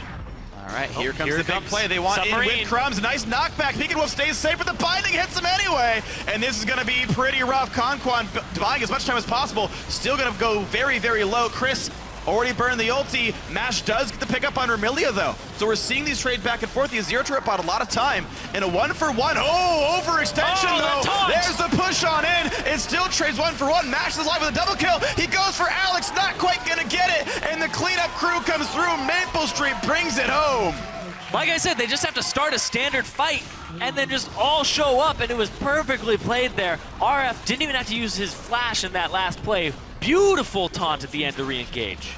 And even though RF went down, it was the right kind of fight for Renegades to have. They're just ahead in gold. It makes it pretty easy. Get a turret here, too. Yeah, Two already turrets. 10,000 gold up. Mid lane inhibitor turret gonna go down. They already knocked down tier 2. Speaking of respawns, he's not gonna stop anything here. Nicely done by Renegades. Renegades 10k gold up. 29 minutes in. They have Baron control at the moment. And they're just playing these team fights really well. Right here, though, would have liked a black shield on it so that he could actually get all the way through there. But then, boom, Conquan frontlining for so long. He keeps Pekin Wolf alive for so long. And then Chris comes in from the backside, not able to actually get a very effective Gnar off. But then this part of the fight, they get the stun on, and that causes MASH to overextend. Boom. Triple taunt there. That was MASH walking too far forward, and right here, walking far forward again. Yeah, MASH walks up into the Kalista, who's able to easily crush through these fights. Just think about the tanky difference between the front lines here. Braum had to absorb so much damage at the very start, and Elise just not as far ahead as Shrimp normally is. Kalista gets to break through those champions very easily pre-armor pen. She's hitting pretty much everybody, too. Yep. It's not just that melee-heavy team fight. 3 melees in battle. Makes Hurricane even better than it normally is. Get the full effectiveness of it. Yep. Alex looking for a flank. Crumbs looking for a flank. Looking for to deliver. There's the TP. There's Trying the Gen again. ulti. He wants in. Pekin Wolf. Oh my God! Just goes away. Good luck dealing with that one. Alex Itch gonna take a lot of damage, though. He will get killed for that one. And there's a big front line for MASH. Mermilia's gone. RS gonna get chunked down by Silver Bolts. It's a battle. The AD carries. Who's gonna go down first? Crumbs will lose his life. MASH versus Maple Street. Who's gonna win the battle? The run's gonna be big. Nearly takes him out. Let's go. Maple Street gets a double kill. Can he knock down Conquan? It's gonna be close. Oh, he got the jump away. But that is a team fight win for Coast in a direct 5-on-5. Vayne got enough damage down, killed the front line fast enough. Coast gets some shutdown gold. Oh yeah, a lot of shutdown gold. A lot of these members didn't have any deaths until now. Alex Each, Crumbs, big victory there for them. But they're still gonna hand over this dragon. 3rd dragon to Renegades. They still have that 5th dragon win condition on the table. Crumbs blows up Pekin Wolf. Boom! AP, he is gone. But then Alex jumps over the wall. Pekin Wolf got off the Emperor's Divide before he died, and then it makes the Zhonya's useless. Really good ultimate there from Conquan. And then this, you were talking about frontlining. All you have to do is just keep dealing the damage with the Vayne. I don't know if Vermilia actually had the Zhonya's at that point. No, she did not. She just now got it. But oh man, everybody just trying to get away from Maple Street in those few moments because the cocoon didn't hit. Yep. If the cocoon had landed, it would have been the go button. Everybody get in there, everybody pile on. But when it missed, abort, get out of there. Well, Alexich gets stunned up by Cocoon. Mid lane outer finally goes down. Just like a few games ago, Coast down 3 turrets. 3-6. Coast trying to get control back over Baron. Now Dragon 3 in tow is a good thing for Renegades. They get to run around the map much more easily. And that could be very scary. Gnar has teleport. RF is close to having his own ultimate. 4 seconds away from that cooldown. Control of Baron goes over to Coast. And Chris? Chris will win this matchup, by the way. Equal in levels. Actually, no, up in levels and up in items. Yeah, he has. RF will not have pressure. He almost has 100 more CS. RF is just solely jumping into these fights with those 17 assists that he has. Yeah. And that's where his gold is coming from. 17 assists, and yet Chris is still up about 800 gold. Yeah, more turrets, the two of them. more assists, 17 assists, but it's That's just what Farm it's all does. that CS, that 100 CS difference. Yeah, if Chris did not have... Oh, God, Peek and Wolf. Just... Oh, actually, wow, nicely played. But keep in mind, RF's still coming around. Summoner heal popped and flash. Peek and Wolf's missing summoners now, but he's got Chris nearby. He sees Crumbs. Peek and Wolf is alive. Oh my God, here comes he's the going to TPs. buy some slows. Here comes the teleports. Shrimp finds a bit, and Mash is alive right now. He's going to find RF. Peek and Wolf does die. Chris goes down as well. It's a 2 for 0. They will finally trade RF, but is the front line even big enough? They're still piling in. Mash is going to get Crumbs. He's trying to run away, but Maple's going to find him. He's going to get the kill, I assume, and he does so. It's an ace for 2 for Renegades. And Renegades' best games usually are when Maple Street is carrying them. They have really good jungler, they have a top laner who's just applying global pressure, and then they have Alexis. But Maple Street, when he deals the most damage in the game, Renegades are walking away with a victory. And it's going to look so good for them now. They have time on the respawns, but they choose to go for Baron instead of for the Nexus itself. I think they could have knocked down 1 or 2 turrets, but they play the slightly slower, slightly safer play. Baron should be clean for these guys if Mabel can jump the wall. I love the idea more and more. We saw it with TSM as well, right? So bear with me on this. When you have a very strong player on your team, make it so that that player is in a position not to just not sacrifice their own pressure, but to accelerate and like bring up your weaker members, right? You're seeing players like Bjergsen play Lulu mid to help Dyers, to help them focus on different lanes. If you're just so consistent in one area, help that spill over into other parts of the map instead of having to work on dominating a lane in order to get an advantage. I feel like that's a much more consistent way to do it. You see RF, he's still down 100 CS, but he's zoning, he's a part of this fight, and he's able to spill his lead over to Maple Street because now Maple doesn't have pressure on him the entire fight long. And I love the submarine start to this too. We didn't get to see it, but when they're able to pull off the Evelyn Shen combo right onto Peek and Wolf every time. The guy's 0, 6, and 5. Most deaths on his team. They are gunning for him every single moment they have. You know, for what it's worth, this Vayne is starting to pay off in the later game. As much as we were given Mash crap, and they did lose the early game largely because of the Vayne. That lane got crushed. Yeah, he's 100 CS down. Yep, but he's doing good in team fights. Now the thing is, imagine a team fight where Peek and Wolf doesn't die at the start. It's been multiple submarines, multiple great engages by Renegades, props to them for getting that kill, but they're winning their team fights 4v5. Every single time it's a 4v5. I want to see what happens if Peek and Wolf actually survives the beginning of the battle and they can get a decent team fight. But right now, Renegades with Baron buff, looking to knock down top lane. Here comes the Shelly. They want in right now, and there's not any teammates coming to their aid just yet. Free reign over top lane. Turret's down. Inhibitor next. Yeah, Mash and Chris were bot lane trying to make a sneaky gank onto RF, and RF just says, nope, I'm going top, and helps them push down this turret and start a fight. So they get nothing for that, and they just lose a turret on Coast side. That's the difficulty when the rest of your members can push so cleanly and so easily from the gold lead and from Baron. You have so little time to make a play on the other side of the map. It didn't happen here for Coast. Top lane inhibitor will be going down here. And a nice play by Renegades. Ulti pop by Conquan for no avail. 2 inhibs down. Coast have to run away. And bot lane is going to be the next easy target here. Renegades can easily pick up all 3 inhibitors. They still have a Baron buff up too, so as soon as they push this minion wave, which is not that far away, it's about a tier 2 distance away from this inhibitor turret. And they have Crumbs and Alex in position to flank. This is going to be difficult. RF doesn't have his ultimate, so he'll just have to walk himself into the fight. But he's already there. There's no other place for him to really be on He's that. Shen, it's fine. Renegades desperately wanting to take this to game 5, even up the score and put the pressure back onto Coast. Because right now, coming into this, Renegades had their backs against the wall. And as they push on in, the bot lane is the target. There's minion waves pulling the attention of Coast. Conquan defending this as best he can. The turret will not die this wave. There is still gold coming in towards Coast. They're going to get the minions here, but 13,000 the gold deficit. Ulti pops. He tries to prepare for the mid laner coming in. Beacon Wolf solo has to run away. And Alex Ich, Rift walks in, pops Zhonya's Rift walks out. Nothing gained here. Mash just getting farm, and he popped his ulti, so Renegade's going to get this bottom inhibitor turret. No one's going to stop them here. And Alex just does so much damage right now. If anybody gets near, seems shredding them without putting himself at too much risk. No more Zhonya's for him, but he does have Flash. 7-1 and 13. 11-1 and 11 for Maple Street.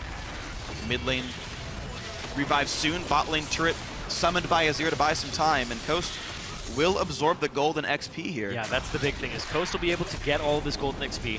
Renegades, though, they will pick up the 4th dragon of the game. They're going to put themselves in a position for that 5th around the 46, 44-minute mark. Yep. If they want it, it's there. I don't think it'll take this long. Renegades don't need Dragon 5. Gotta watch out for the farm, though.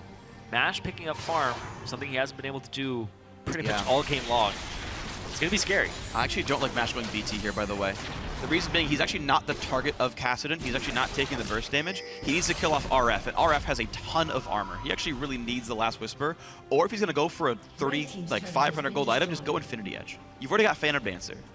He needs an optimal DPS build. You want to see an IE on Vayne Last 3rd Whisper. item. Yeah, one of those 2 items instead of Bloodthirster on Vayne. I think he really, really needs those items coming out. He's going 2nd Phantom Dancer. I think he needs better auto attack damage from this. I feel like he's just banking on the fact that, you know, the attack speed will transition into true damage on the Sure. I mean, I'm aware of the theory of the build, but the math doesn't back it up. It does not do more damage than going for a conventional AD carry build on Vayne. The pieces are harder to buy. Infinity is hard to buy 30 minutes into the game, I get that. But when you don't have any other slots taken up and you're getting 2 lanes of farm, and you bought a Bloodthirster, which has a BF sword in it, just go on 50 Edge. Pro tips. I do a lot of math. Make up for my lack of skill. Notice that.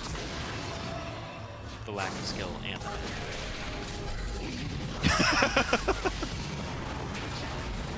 mostly the math, though. Well, I'm always a little surprised by how quickly you do the math, too. Well, bottom inhibitor's about to die. You don't need math for that one. The health bar getting really low. Beacon Wolf so far surviving. Still has no MR in his build. I feel like he really needs an Abyssal Scepter. I'm surprised he hasn't bought one. I'm surprised he hasn't gone for a Zhonya's, when people jump on him just to pop the Zhonya's. Absolutely right. The fact that he went Void Staff 3rd when he's getting one shot, I understand he wants to play frontline damage output, which is what Void Staff does for him. But yeah, no Abyssal, no Zhonya's makes his life so painful. And he's getting focused down. Also makes his death very painful, too. True. At least it's quick, though. So it's less painful than other. That's good. Yeah, that's true. That's true. Like, RS death is much more painful than Beacon Wolf's. Slowly but surely, having multiple arrows in me, it's Boromir status. You hit by like 15 crossbow bolts. Like, that would hurt a lot. When you actually think about it, League of Legends is pretty brutal. You have this gigantic spider sinking its fangs into you. And then you just have this guy who's punching you, this big man with a mustache. Yeah. And then this little guy's throwing a boomerang at you. It's like, it's rude. And it actually it's hurts. rude. It goes through you somehow. I don't know how, but it does. Actually, oh god, that's a really brutal boomerang. Dear lord. All right, let's stop thinking about it. Let's stop thinking about it. Back to the game. There's 28 seconds on the Baron now. And that's Renegades. It's pretty much their birthright at this point. 13,000 gold up. How are you going to stop them when they can one-shot almost anyone on your team? Mash has the Bloodthirster shield. He's a bit safer. But we'll see what they can do with this one. But pretty good wards. They were able to just farm up all of the minions. Their 2 inhibitors are back up. They have all 3 inhibs intact at the moment. The split push is coming out from RF. So, Coast are actually in a pretty good position for contesting. The only bad position is they're just down 13,000 gold. Well, it's a pretty bad position. Renegades not sweeping the Baron ward here. They're keeping the 4-on-4 afoot, and here comes the Shen ulti. He's going on to Alex Sitch. Shrump in the front line. They're going to look to lock down Crumbs. They pick him off. Peekanwolf gets to deal damage, and Mash is alive too, but there's still so much burst coming out. A double kill for Amelia. In goes Alex, gets the third. They're all going down. This is the team fight for Renegades. They can win the game off this one. Really early engage there too. Chris didn't have his Meganar bar going. And then the grouped up team fight, the ball of stats from Renegades, they're just gonna take the game right here, 42 minutes in. There's nothing to stop them now. There's the surrender. Coast knows it. Renegades knows it. We're going to game 5. Renegades get the victory in game 4. Great composition there from Renegades. Yeah. Play as a team, win as a team. Go to the bottom, shut down Mash. Mash had one of the worst picks you could have in the laning phase, and that's where they pressed it. And the thing is, Renegades baited it. We saw Azir picked very early, very many times in this series, and then second round for Renegades, they pick a role that's already been grabbed. They picked the Morgana when Braum was already seen. They had the chance to pick Azir and said, still up, guys. Coast went in for it. They grabbed it. The Cassidon comes through. The Shen comes through, and out of nowhere, last round blue side, global comp. It's here. Oh crap, it's too late to switch, Coast. You picked the champions already. Good luck with the rest of this one. And it worked out very, very well. Renegades, they won the lane matchup that Coast, to be fair, opted directly into. A bit rough there. And then just the overall team fight play, much better for Renegades. They played the lanes more intelligently. Coast failed to go to the source of the global when the gold was still equal, right? When the push was going to be the same on both sides. That broke down. Renegades got ahead, and they just closed it out. Too little, too late when they actually started recognizing it. Yeah. And going over to the man of the hour here was Maple Street. 44,000 damage in this game. The most damage by 20,000. 27 KDA Callista game. Absolutely amazing play by him. Maple hard carried the semifinals, and in the wins, he's hard carrying the finals now as well for Renegades. Big player for them, but for now, going to throw it over to guys at the analyst desk for a breakdown of that series tying win. Thank you, gentlemen. 2-2 in the series. There we are. It comes down to a best of one, essentially. Let's look at what Renegades did right here. Bringing a lot of globals, a lot of pressure onto the map in the teleport. Cassidon, as well as having the Shen, and then the Evelyn, who's invisible half the time. Yeah, I thought this was an interesting change from the first game for RNG, because in the first game for RNG, they kind of tunnel into that protect the Kog'Maw team composition. And we were ready to jump on Crumbs for picking Eve over Elise and say, man, just pick the good jungler for once. Like, just pick the strongest jungler, because he'd done a Nunu and Elise in game before. But clearly, this was for a total team composition of being able to camp dive bottom. They pulled off the submarine move with Evelyn and Shen multiple times, and it turned out to be incredibly successful. Yeah, with their team comp, it was a clear submarine team comp to dive the bottom lane and get those dives on. And the only way to protect against that is to have everyone down there predictively and to start getting those pink wards around that area so that doesn't happen. But we saw Coast, they weren't able to get the pink wards up or get the necessary amount of people down there to defend that dive. And that's where, to me, the game was lost, was that one dive on bottom that they really pushed the lead of. Yeah. Yeah, we also saw that Coast even struggled with trying to find the fights because of the fact that the rest of Renegades could show up at any time. I do want to jump into our replay, which illustrates that. 11:30 into the game, we're going to the bot lane. Coast, again, initiating this fight when Maple Street seemingly gets caught out. Yeah, and this is potentially just a really bad call from Coast. They're against a teleport mid laner and a Shen. That comp is designed to fight in the bottom lane. So if you're ever going to pick a fight, it probably shouldn't be in the bottom lane. Otherwise, you're going to pick a fight into 5 people. It looked like they were going to be trying to catch out one person. Maple Street does a good enough job dodging a few of the skill shots to stay alive by the time the rest of the team gets here. And at this point, it's just over, because there were 5 people from RNG that basically come in at full health, and Coast has already burned some major cooldowns on 180 carry. Right, Azir still too far away, making his way down to help out the team. Yeah. This time, they just easily pile on. Yeah, Shrimp picks up 1 kill at the end.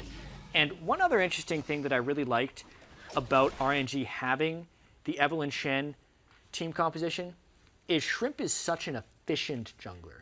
So he doesn't want to stay in one place for a long period of time. But that is almost the way you have to play against the Evelyn Shen, because the only way to stop those 4-man dives on the turret, like we saw earlier in this game, is if you have 3 people waiting under the turret. And you can't do that if you're farming your jungle. Yeah, that's the biggest flaw in that style is you always feel like you need to be doing something, but sometimes you just need to sit there. Sometimes you just need an AFK bottom, make sure that that dive doesn't happen, because that's a huge tilt towards their team, and that's all they needed to snowball it. Well, so now all this being said, Renegades gets out to a very solid lead, yet this game went pretty late, all things considered. We saw a couple engages where MASH was able to, you know, put out some serious damage on that Vayne, and at one point we were looking at a fight saying, well, Vayne just picked up a triple kill. This might be where the game turns around. Yeah, it got a little scary at times for Renegades. A lot of that just has to do because they were up against Nazir and Vayne, 2 champions that have some crazy team fight potential. For the most part, though, they were able to shut down the Azir very quickly, and the fights were just rather messy, and they didn't necessarily have the greatest wave control, so they just kind of killed them over and over and over again. There wasn't really a fear that they were going to lose the game, but because they had so many fights where they were trading a lot of kills back, they just couldn't get objectives. Yeah, I think the very fact that it got to the 5th dragon. Nearly, yeah. Yeah, it really shows how they didn't close the game as well as they should have. They were up 10K, and the team fights were there, but they just misplayed them. That one fight with Alex just R'ing in, hourglass in. The Azir was actually blocking off that entire corridor, so he was all by himself. All 4 of his teammates were just held back by that Azir wall. So that was a perfect place for them to fight. Unfortunately, they were so far behind, Maple almost cleaned all of them up for the ace. Now, taking a moment to look ahead to our final game of the series, which is going to decide which of these teams automatically qualifies into the LCS. Let's not forget the stakes that are on this final game.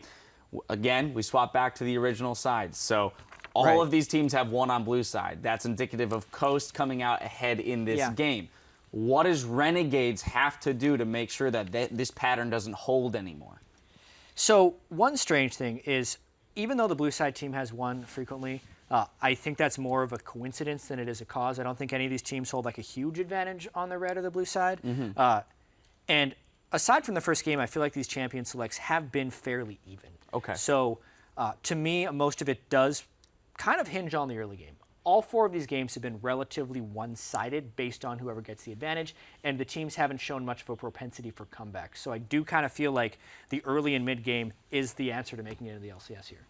Yeah, that's a good point. You know, Porpoise, all of the replays we've been showing where we say, like, this is the crux of the game, this is where it turned, have been within the first 20 minutes. So it is very indicative of the early game being so important. You know, what we saw the Eve come out, at least still yet to be picked from Renegades. Is it the jungle position that early game aggression is going to hinge on here? Yeah, I think the jungle matchups are actually super important in this matchup against the Renegades versus Coast, because that's just where all of the action is happening right now. No one's really making solo plays, crushing their lanes or anything like that. It's all team play around the jungler picks. So we saw the Eve Shen combo. They executed that so that they won that game with flying colors, with a little bit of messiness in the late game. But we saw whoever gets the first lead wins the game. And I think this last game is really going to be a mentality thing.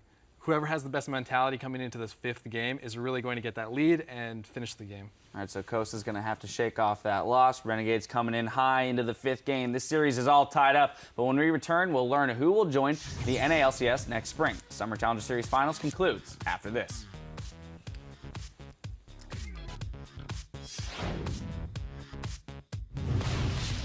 The only other thing I want to remind you is make sure you account for everything before you make the play. Okay? Because it's more likely they're going to make a mistake than us. And now the big Evo to the big knockup from Morgana. And that's going to be a cleanup here. Shrimp does get one. Get Elise. I'm on Azir. Azir dead. Nice, Elise. Finish Elise. Nice. I'm out. Nar from behind. Bro. Careful. Pushing mid. Finish, bro. Nice. Mash is alive with a double kill. He goes for Alex, not quite gonna get it. And the cleanup crew comes through. Maple Street brings it home. Mash is gonna get crumbs. He's trying to run away, but Maple's gonna find him. He's gonna get the kill, I assume, and he does so. We're going to game 5. Renegades get the victory in game 4.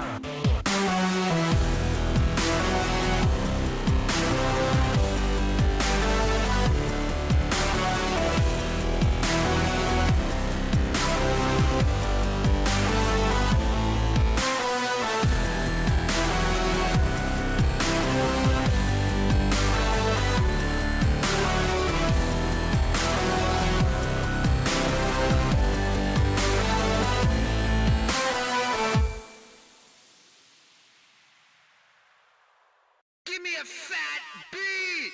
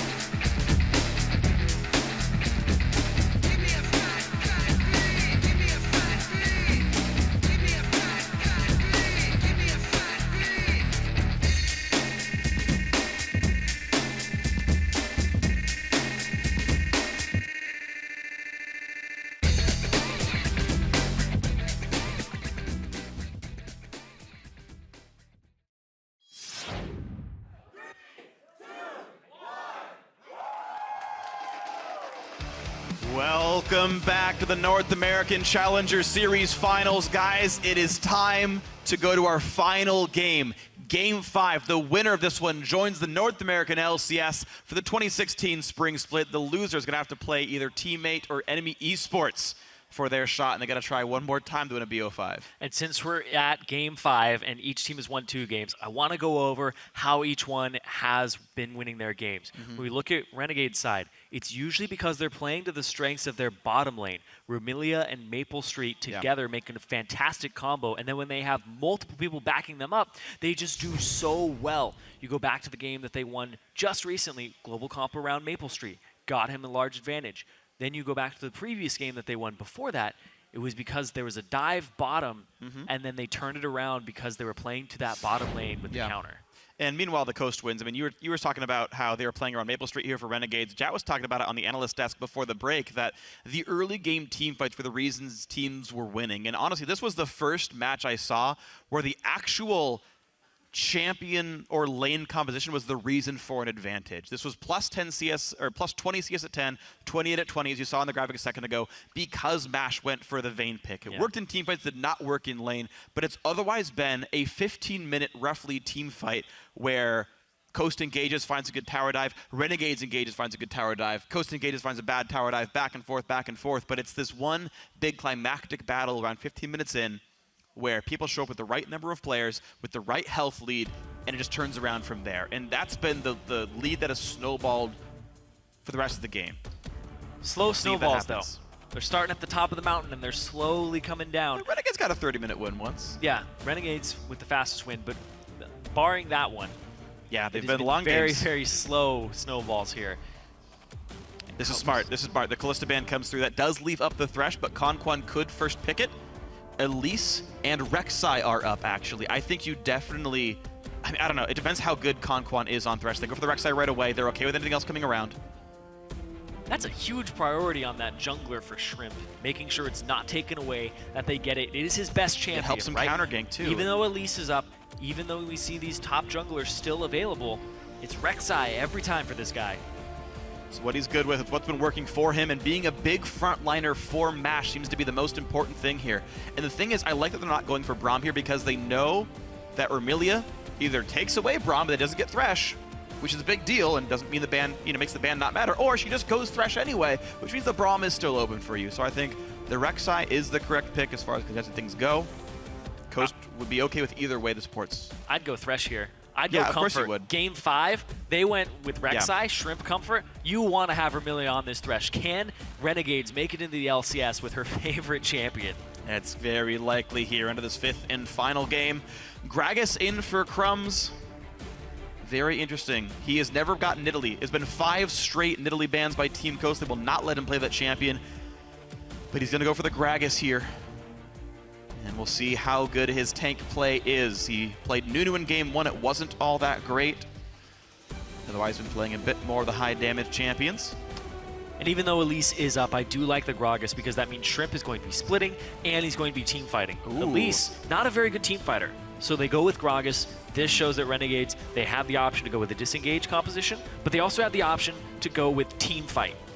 Very interesting, though. Yeah, looking at the way the comps could go, very different. Coast, though, very much showing that they are going for team fight here. They've got 2 knockups, and they've got a Rumble for themselves. They are early picking the Rumble from Chris. There was no inclination that this was a contested pick. RF's never gone for it here. I think we're actually going to see Rumble into Shen specifically, because that was so good for RF last time. But we'll see. Maple Street also not getting the Kalista.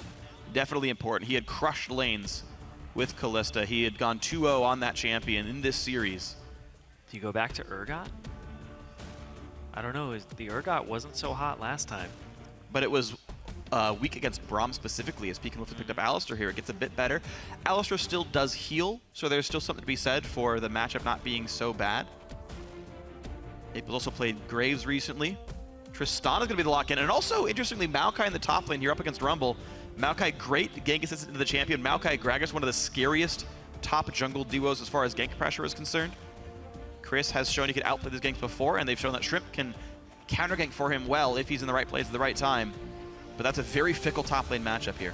Yeah, you got to be very careful, though. Because of that Maokai, if you lock in Azir here for Pekin Wolf, they'll just pick Kassadin again, and the Maokai has just a point-and-click get on you. You have to watch out for more catches than you did before.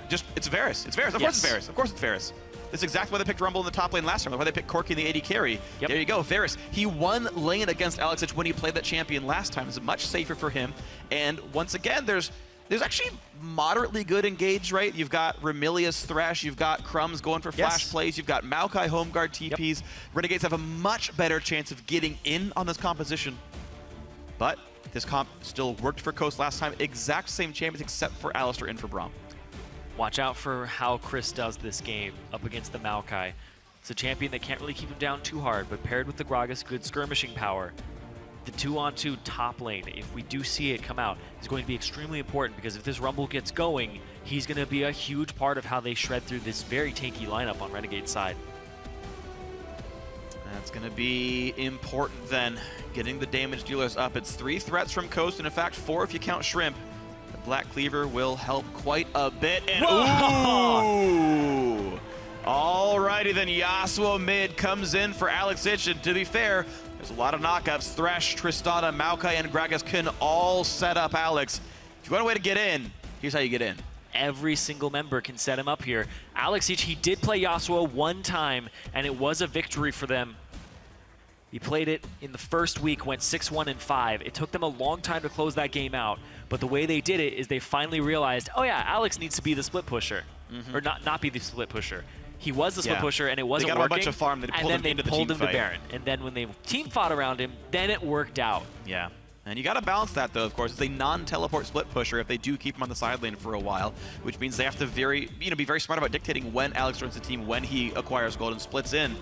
That'll be something to watch for. Chris should be reasonable in the matchup playing Rumble if he ever splits against Alexich. We'll see how that one pans out over time, and easy zone is affinity for him. But as the coaches leave with final remarks to their squads, we are into Game 5. Team Coast or Renegades. one of these two will be qualifying right away for the North American LCS. They will not have to play the relegation tournament. It's going to be a big one. So guys at home, once again, share your thoughts. Send hashtag CST win or hashtag RNG win to @LOL Esports. Let us know. Alexic, the deciding game on Yasuo. Peek and Wolf back on the poke composition for Coast. Game 5, here we go.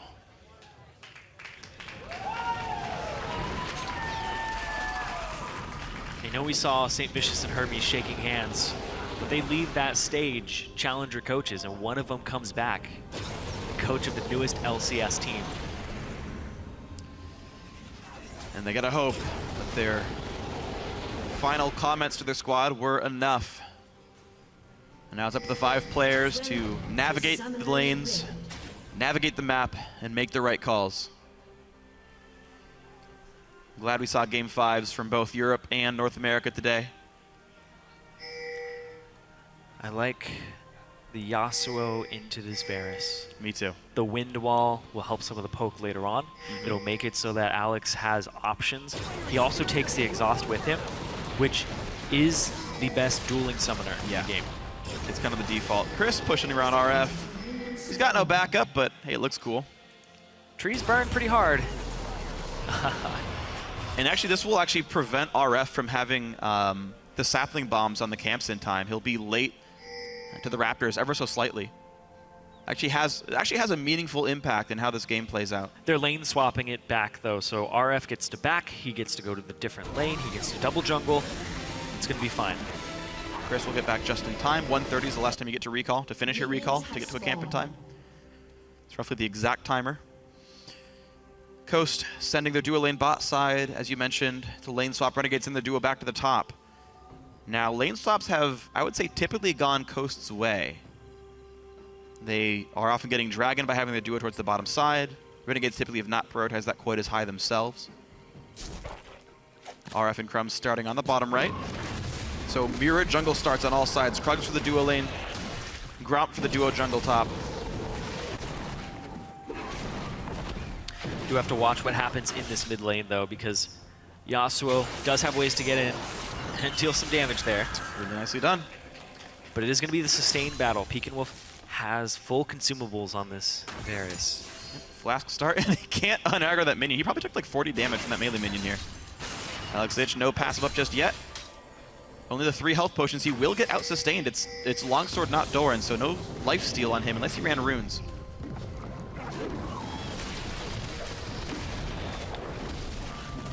And Conquan actually will spot the enemy team in time. He will not be stealing away anything, but at least is well aware of the timing here. Maple and Remilia are pushing down. So Remilia gets level 2. No level 2 just yet for Conquan. So Remilia gets to go into the jungle, check it. No problem. Runs into the Tri-Brush. That's all well and good. And there's the ward. I really like this one. It's such a good ward to have. Oh yeah. Ward near your top side. Yep. Watches if someone's going to absorb, and Alexic going to go for the knockup. Nicely done there, and actually, ooh, missed the wind wall though. The Peek and Wolf missing the hail of arrows actually is a really significant trading tool. There you go. You can see on the top side, ward towards whichever side has the strong side of the enemy. Watch for the support coming down. Watch for the jungler possibly coming as well, or the top laner. All right.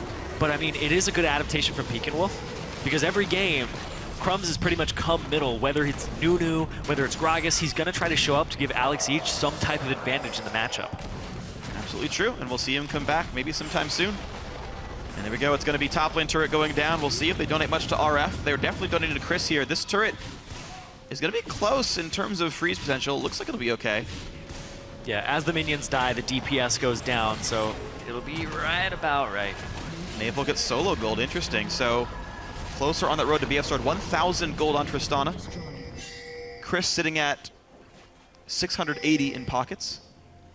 So we have a pickaxe Tristana by, I actually think this is smart. When you're playing with a Maokai does not have good item break points early on, so they give it to the AD carry instead. I think that's correct.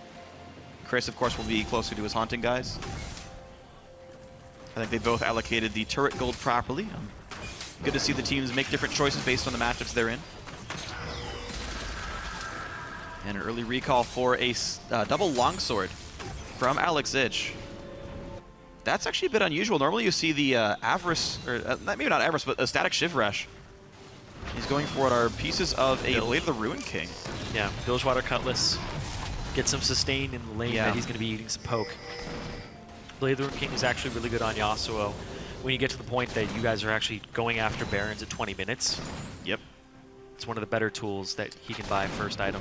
Yeah, and going for an attack speed based lifesteal item allows him to buy not Zerk Greaves and still hit the cap on his Q cooldown. Also, he's going for a dueling build, right? He's eventually going to get to the point where he's going to try to split push for a little bit, try to duel people out, but Blade of the Ruin King, great duelist tool. Also the exhaust in his pocket, same thing.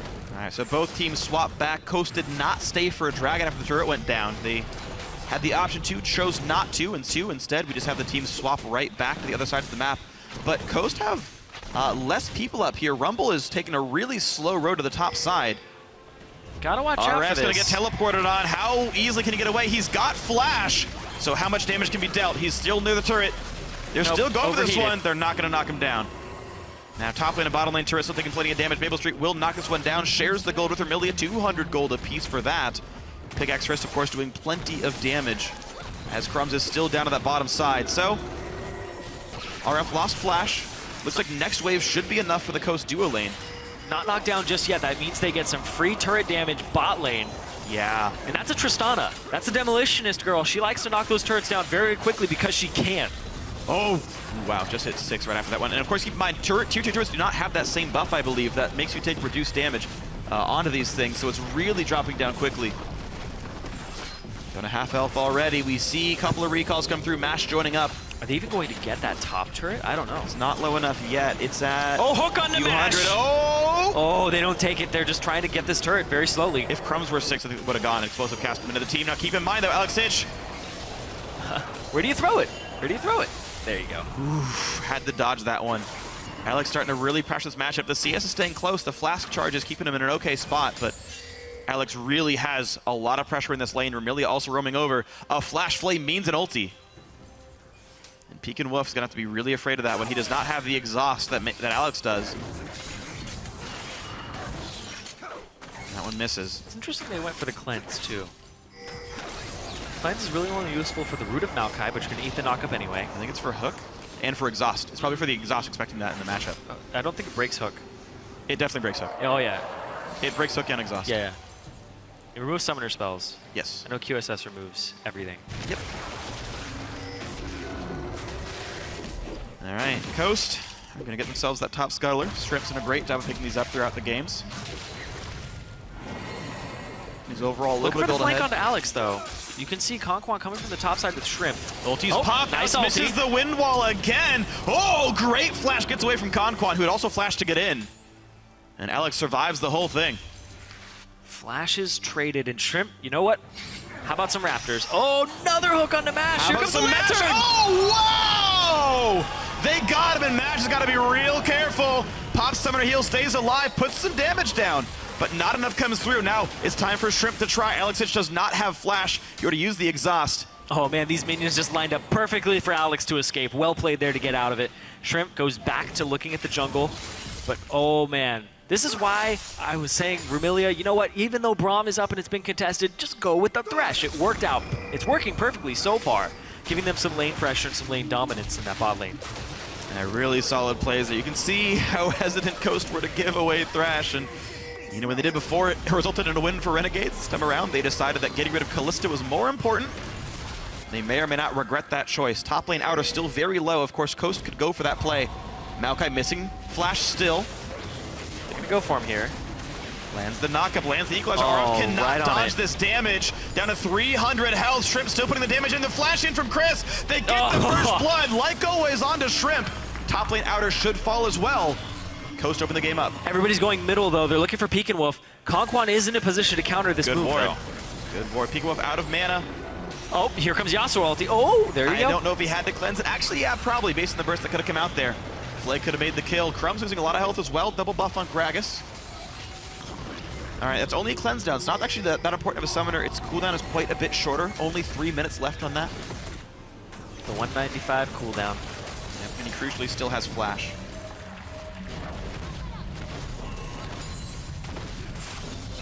Really screws up the CS.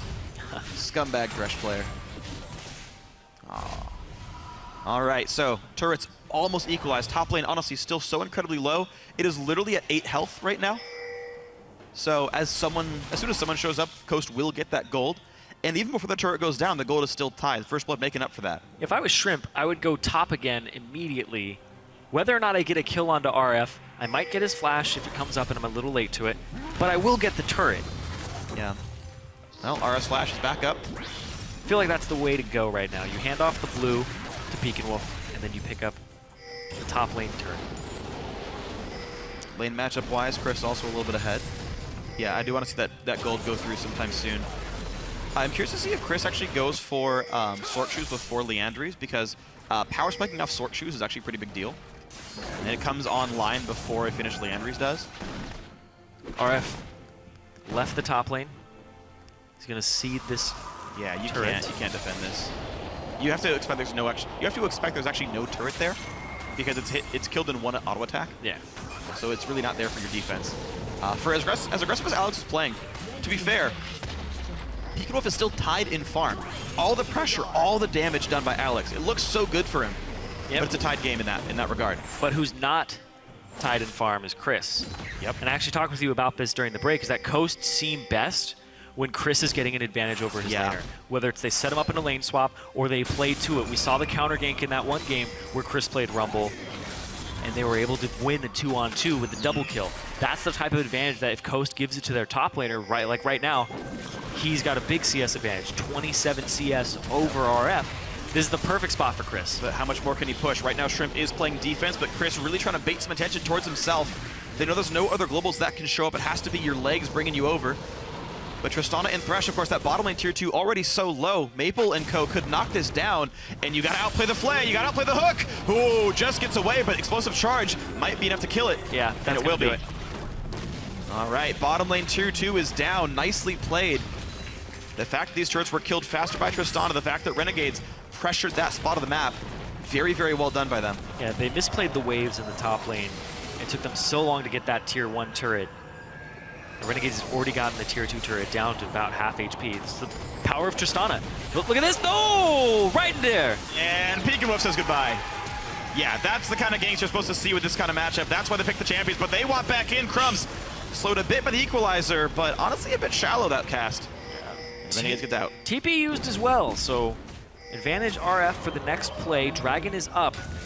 And if they force something here, it's a 4-on-5. They're going to try. Because he can just show up. Flashes in, exhaust is used. Yep, How much damage do they really have? Hook comes in. Alex Ich losing a lot of health. Conquan is a bit low. Headbutts in RF. They really want to knock him down. Conquan's ulti time's out, though. He's got to flash away. Explosive charge is on. The kill comes through. Alex Ich gets it.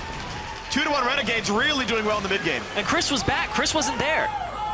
Chris had backed, and he was not a part of that fight at all. That was a 3-on-5. And Renegades can keep going now.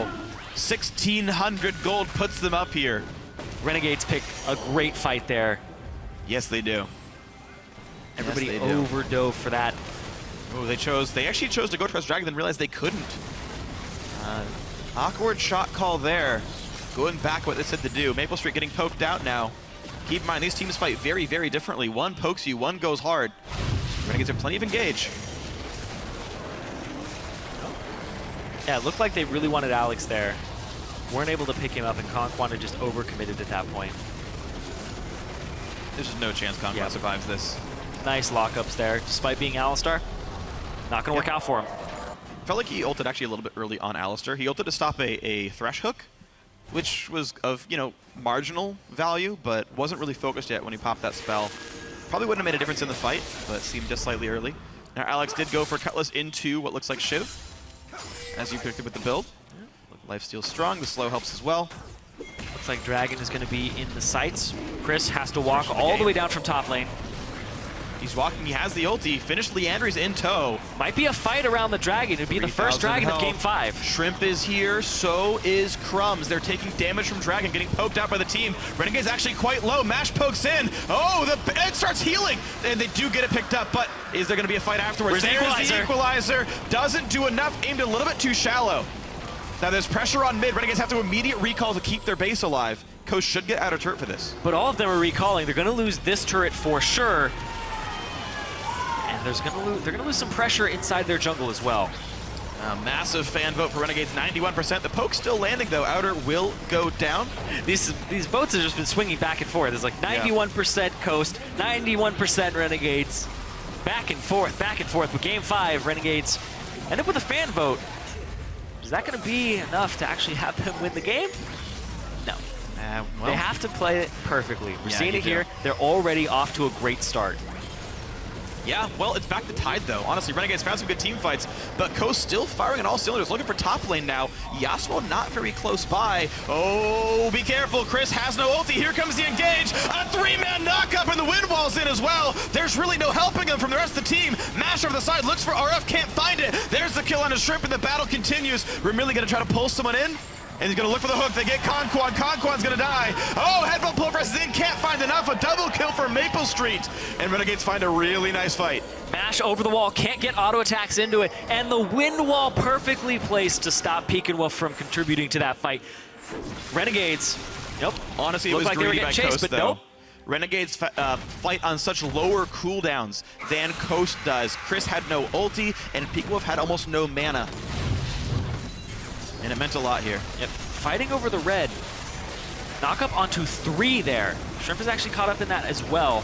But you can see Mash over the wall. He's not doing anything except throwing rockets in. He already burned Valkyrie trying to chase down to the top lane is the thing. And then couldn't get back through. Missing out on that damage is a very big deal. Oh, that hook on the Conquan. Yep. Wanted to dodge Just it can't so dodge badly. that. It's fat enough. It's pretty much impossible there. Yeah, if Chris had ulti and if Mash were in position, I think it would have been a different fight, but Renegades took the fight based on the factors they saw. Well done by them to do so. Oh yeah, falcing over the wall was definitely the go sign there. Yeah. Flanking from the side, they want your red. Well, we're not going to let them have it. Very really solid. well played there by Renegades. And Alex Ich now has a red for himself. He is 1-0-3. Static Shiv is done. And we'll see what else is in his sights in the future. But here's the thing is now Renegades have a really awesome spot where they don't have to play for Dragon for a while. Baron isn't even on the plate either. And Alex gets to play the split push. He is 2 levels above Chris. Oh, what? And he wanted to slow him down with the equalizer, and then Strip was supposed to show up, but the exhaust is on. Alex has knockups available, goes for the 2-man knockup. Conquan to return on this one, and they will kill him off, and the team shows up. Both teams do, though. Shrimp has to run away. RF is here. Pops the ulti, gets the kill. It's a 2-for-1 so far, but here goes Pico. If they want crumbs, this battle will continue. There is no Maple Street. He knocks up Mash for a bit, but here comes the pushback in. RF turns it around. Pico gets them the resets, and it's everything the Maple Street could possibly want. A 4-for-2 in favor of Renegades. Good flank on the fight. And Alex with a 2-man knockup, solo knockup, buys himself time. He was 1v3ing there for a few moments. Man, Shrimp showed as Chris was ulting, so Alex was already running away because he saw the Rek'Sai. Yep.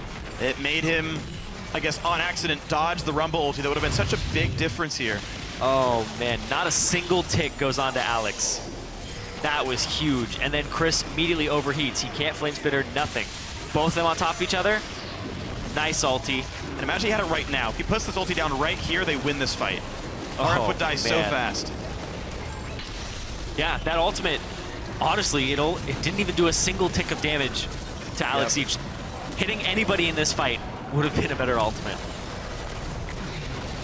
Pekin Wolf actually misplayed that a bit too. Yeah, he changed his position too. He saw needed to run farther forward and left and actually focus down the Maokai itself. Yeah, he walked too far to the right at that point, too far to the bottom right. And then he just decides to try and go out the same way that he came in. Yeah, well, good collapsing here. Renegades doing a very good job of getting these 15-minute team fights going into their favor. Exactly, we were talking 15-minute team fights is what it seems to all come down to every single game in this series. And in Game 5, it's no different. 2,000, 3,000 gold lead here. Almost actually 4,000 gold lead for Renegades. 19 minutes in, that's a sizable amount. Coast really needed one more level on Chris. They need him to be level 11. We have actually yet to see a team fight with a good Rumble ulti. He was so dominant over in Game 3. He was. Hard carried it, 5-0-10. I wouldn't say hard carry, but he did a great job overall. Well, his ultimates were always effective. Right, and then here, he looks for Alex, slightly misses it. Partially because of Shrimp, partially it's a miss. There's an early team fight on Dragon. He thought Renegades going to go forward. He predicted wrong. Renegades went backwards, didn't find anything. The team fight at the top jungle, it was down from the prior battle. There's the TP too. Just used his TP to get down from the top lane. Doesn't find the way in. Baron 715, Dragon in 35. Chris is not going to be level 11. He's 10.3 right now. So he will not have that ultimate.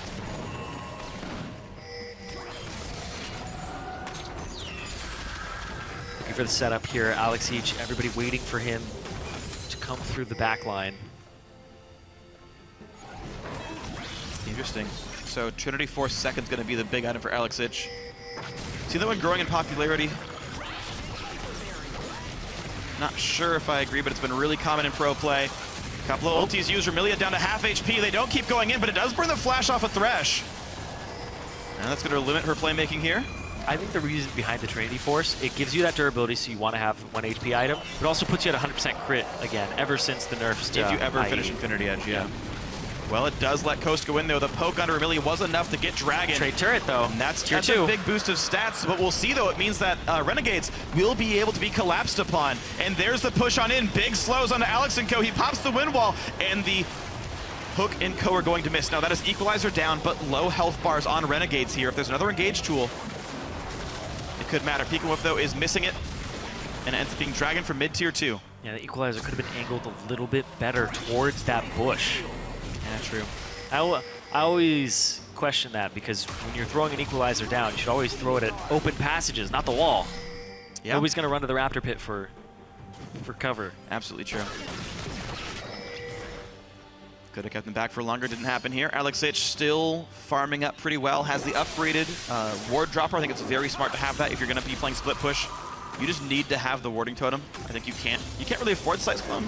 I mean, you can, but like you need the combat stats on a solo laner. Yeah. So you need to get your own wards up, and you often lack item slots. So smart of Alex. It's common anyway. It's not like it's a new build or anything, but is the correct choice.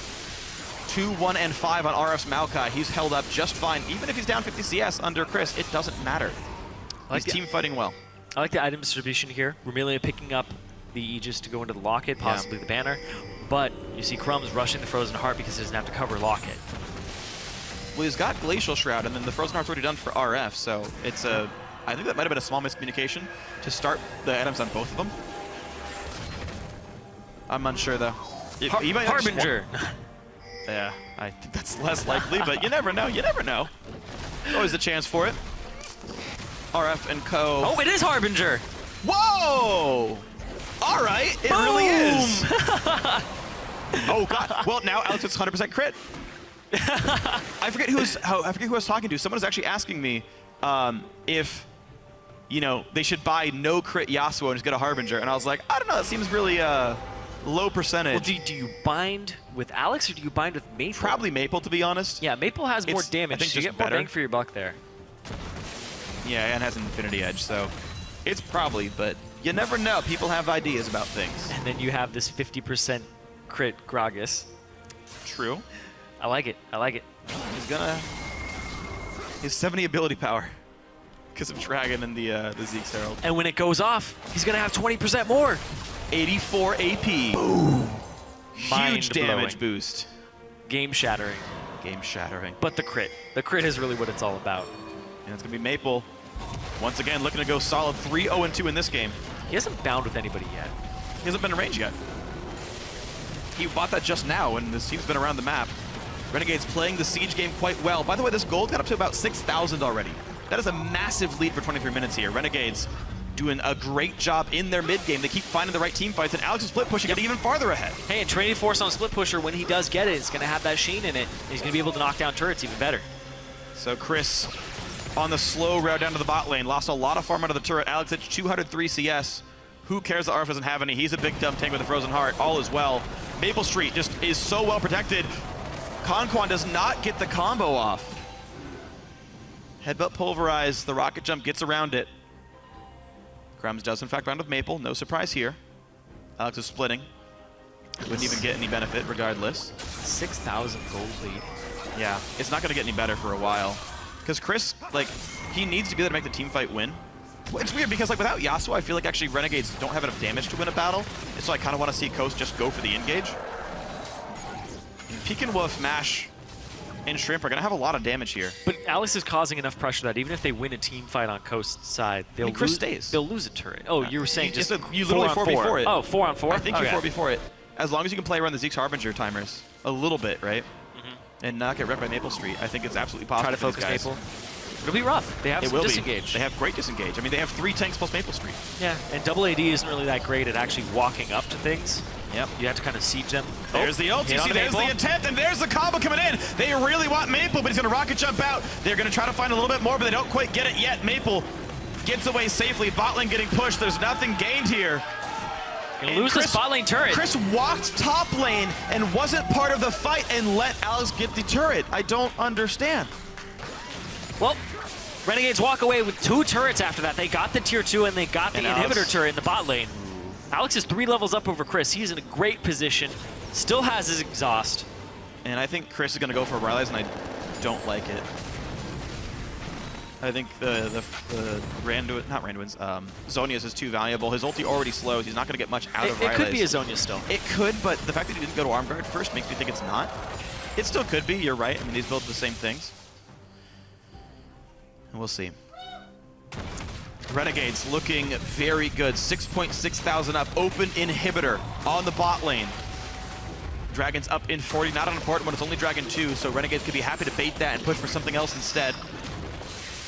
They get Scuttler over Baron, plus ward control over that one. There is not very much vision. There is one in the pit, though, so Coast, no, there's no Baron happening yet. Going for Dragon. 20 seconds on that.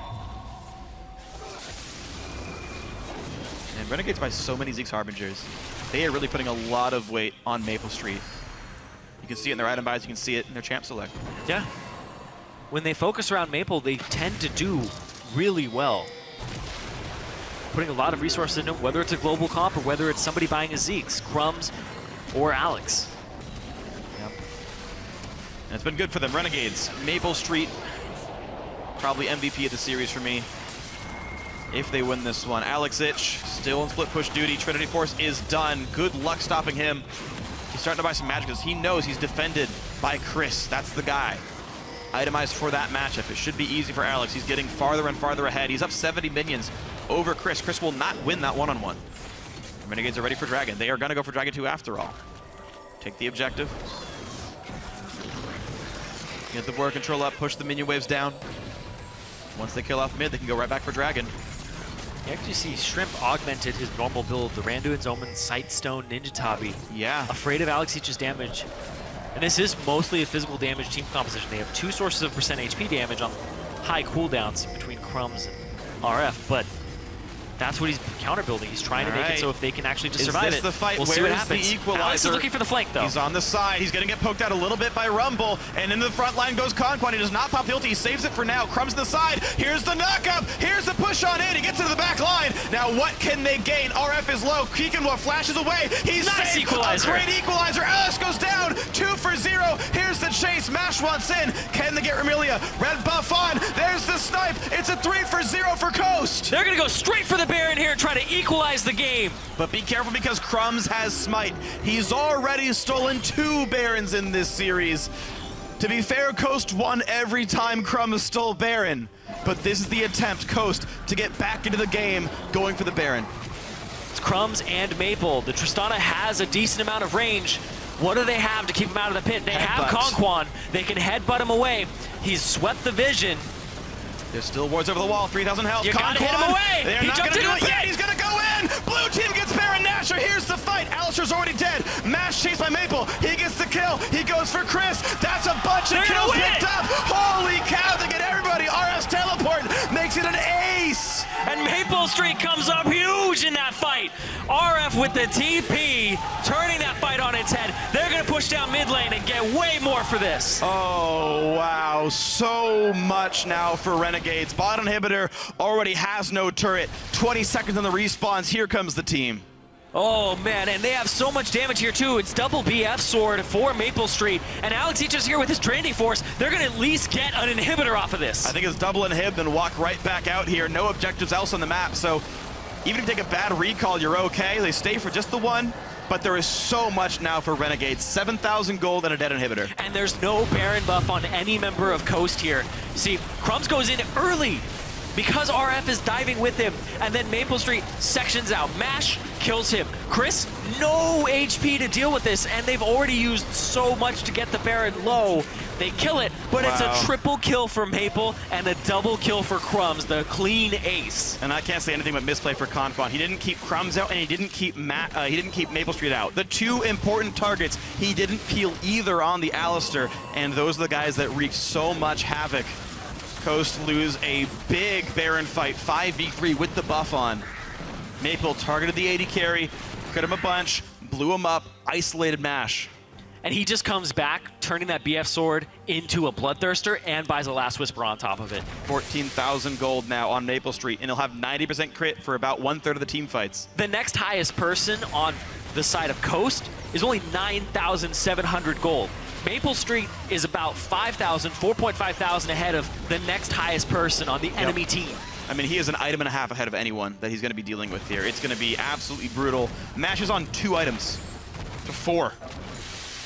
And there's a Zeke's, which is worth an item in itself. The Zeke's, the Thorn Mail for Crumbs. You can't even hit this guy right now. Big old front line. Coast has to be the damage source here. It's an armor stacked team. There is still a locket though. Remilia is going to help out against this, but Coast had one good team fight. They won that dragon fight. And to be fair, the gold didn't get much difference since the last one. 6K, now at 7K, okay. Alex looking for the split push here. They're sending Shrimp and Chris towards him, but Shrimp, nope, he's going to back up. He can't really win this, though. We'll see if Shrimp can do it. I mean, he's stacking some armor. He's going for the Black Cleaver next, actually, and actually decent damage against Alex. It's going to get rough here. There's the knock-up. There's the attempt for the play. Half HP on this one. He's still fighting back and forth. Alex, whew, yeah, Shrimp's doing an okay job here, holding up the matchup despite a gold deficit. Down 2,000 gold. Surviving the one-on-one. That's actually so better. I didn't realize that Shrimp's gonna have an okay time. Yeah, no exhaust used from Alex. There's no backup either. But that means Chris can stay with the team. Yeah. And that's big. Alex doesn't have an IE, so I guess that actually plays a big portion of his damage. Yeah. And, like, makes it very different than how Yasuo normally would blow somebody That's up. part of how I'm skeptical about Trinity Force. I understand the health and everything, but you lose so much damage compared to that build. We'll see though. Alex, of course, a very good player. Chris, again, I think Coast can find that 4-on-4. They can definitely do a lot of damage off of the equalizer here. He did go Zonias after all. You were right on that one. It is not the Riley's pickup. It means Chris will be fairly safe if he gets targeted by Maple Street, but no one can really withstand 90% crit Tristana. And there's a Zeke's here for Conquan as well. That's big. With Mash. Mash, though, no IE. He's got the Blade of the Rune King after the Trinity Force. Yeah. Very behind. He has 2 full items. 2 items in QSS behind. Yep. That is absolutely absurd. It is. It is absolutely crazy. The money is just all on him, and Maple has carried them in every single win they have had in the playoffs. He has been the standout player in every single one of their playoff wins here. He's looking to make it his 5th on this one.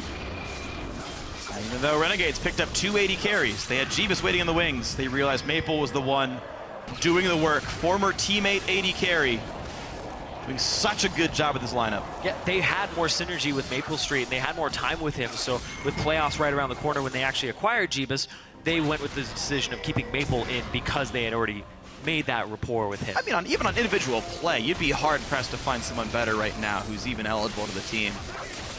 Maple's been absolutely incredible with these guys.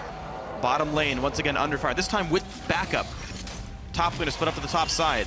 This could all come down to just one fight. Coaster looking to get back in the LCS, but Renegades, they were made for the sole purpose of getting into the LCS this split. And a 6,000 gold lead will help them get there. Bottom inhibitor very nearly dead. Maple playing back enough, but Bloodthirster shield gonna put his health right back after getting poked out a little bit. Are they gonna look for the fight here? Remilia got caught! Zeke's re-triggers, here comes the battle. Remilia very low. There's the equalizer, who can they kill? They're trying to find somebody. Shrimp in the back line, forces the flash away, and Maple still hitting the back line, but Peekaboo takes down Remilia. Conquan is so low, Crumb's hurt as well, but the back line stays alive. More poke comes through, Chris can't quite find the damage. It's a 1-for-1, and Coast are missing a top laner. They were going to kill Remilia, but Alex comes right in front, throws down the wind wall in front of the final piercing arrow, and stops that damage, and then Remilia gets the hook on Mash, and it was just absolutely well played there. Looks like Mash and these the guys rest are of the low. team. Maple's gonna be back to full health, but no one else really all that healthy here. Renegades get away pretty cleanly. Dragon number 3 is theirs, and I mean, these fights are showing this battle will remain close for a while. Dragon 5 might be a real win condition here for Renegades if they can't get much more pressure done. But it's still 6,000. Watch this. Remilia caught Alex. Boom. Oh, barely too. Point blank walls it. The equalizer also missed a lot. But here's the thing, Remilia also gets the hook onto Mash, so Mash has to focus on getting out of this fight now. Valk's out instead of being able to get auto attack damage down because it gave enough time for Aura. Exactly. Alex was so low. They could have gotten Alex if that didn't happen. If Alex didn't win wall, it ended up paying off later for him because he didn't die.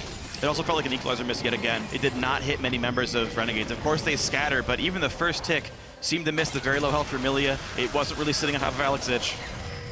And unfortunately, Chris's ult's much less on point than he was in Game 3. He still just needs one on-point ultimate this game, though. Because you see how close these fights are. The back line really is not getting killed. As much as Alex did a good job of getting set up, it is a two-threat composition, and Coast are holding front line well enough because of how disruptive Conquan is playing this Alistar that it doesn't matter. This is still going to be close. Mash is going to have Last Whisper third. And as you mentioned, he's got that Zeeks. They know they're doing this. But it's going to die so quickly. I think this gives a big lead over. TP's coming in, 2,500 health. TP on the They're going to line. go for it. Is there going to be a smite steal? Could Is be there going to the be final damage? fight. A great equalizer. Chris Zodia's into the pit. It's still a low health Baron. Who's going to pick it up, actually? No one's going to try just yet. Crumbs running around, and the first kill comes through to Renegades. They're still pushing in, really in the front line, and more from Maple. He's critting everybody. He's going to get his third kill of the fight. It's going to be an ace as Crumbs picks up the last one. That should be the game. That should be LCS for Renegades. Renegades, the new squad this season, take down Coast, the team that keeps seeming to qualify for the LCS every split. They finished in #1, but Renegades take them down in Game 5. I can't see this game going anywhere but a Renegades win. And Maple Street 10, 0, and 6 on this Tristana. They bought a Zeeks for him 4 times at least in these playoffs to help him carry, help him deal the damage. He rose to the occasion, absolutely. That's the game, and the Renegades qualify for the North American LCS. Crumbs back in the LCS, Alex Ich in the North American LCS, and Maple Street once again in the LCS. What a series by Renegades. These two guys, Crumbs and Alex, team built around them to get into the LCS, get back to professional play. They said, you know what? We're a little bit older, but we're not done just yet. And the shoeless Maple Street. Lifted up by the support staff. Man, what a great series. Went to all 5. Europe went to 5. We went to 5. It was a great set of games to cast. Yeah. After the celebrations, head over the handshakes. Coast, a well-fought game by them, and honestly, they were up 2-1. They had so many chances to win these series. But it was mid-game team fights time and time again. The Renegades won more of them. They got the lead, they got the team fight prowess, and they did it. It's just a Maple comp. Buy a Zeeks and win. There you go. Play around his crit, play around Maple Street, throw everything you can at them. And another thing on top of it, it's a really good strategy against the team of Coast. Mash is their shot caller. Yeah. You throw a lot at the shot caller, it's always harder to call from that position. And I think he had some pretty good calls from behind. The team fights, you could debate the quality of them and the places they went to in the lanes, the fights that Coast chose, but the actual decision-making of the macro level, where you go in the lanes, I still felt was pretty fine. Coast would trade turrets when they were behind.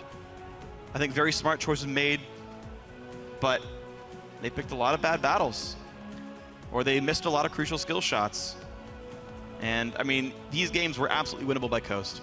I agree with Jad. I don't think any of these games were decided by champ select. I don't think any of them were decided by camps, or by comps rather. They were decided by how the teams played, and Renegades absolutely played it better.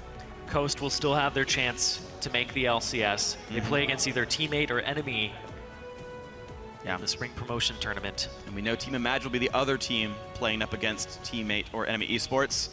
We actually talked to Imagine about that a little while ago, and they said, yeah, we're pretty sure teammate will pick us, which means that it's likely to be that Coast versus enemy matchup. And that's actually funny that's true, because enemy replaced Coast as the first place challenger team and Coast being the last place LCS team. So then it's a grudge match of who really deserved that one if they were to actually play the battle. So that's still seeking into the future. That's still a month away. See if that's even the battle in the first place. But it's you know, it's a Renegades comp. It's you play around Maple Street, and honestly, which is so strange to say because they have Alex and Crumbs. Right. If you were to pick a player to say like, yeah, you know what, the star of the show is going to be player X, Maple Street is probably going to be lowest or second lowest on that sort of tier list of who people would have voted for. You do the most damage again?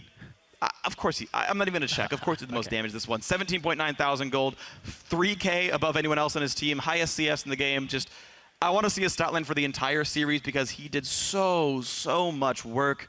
Knocked some turrets down, knocked a whole bunch of champions down, and he was absolutely the anchor of this roster. 0 deaths in a lot of these games, double-digit KDA in most of them.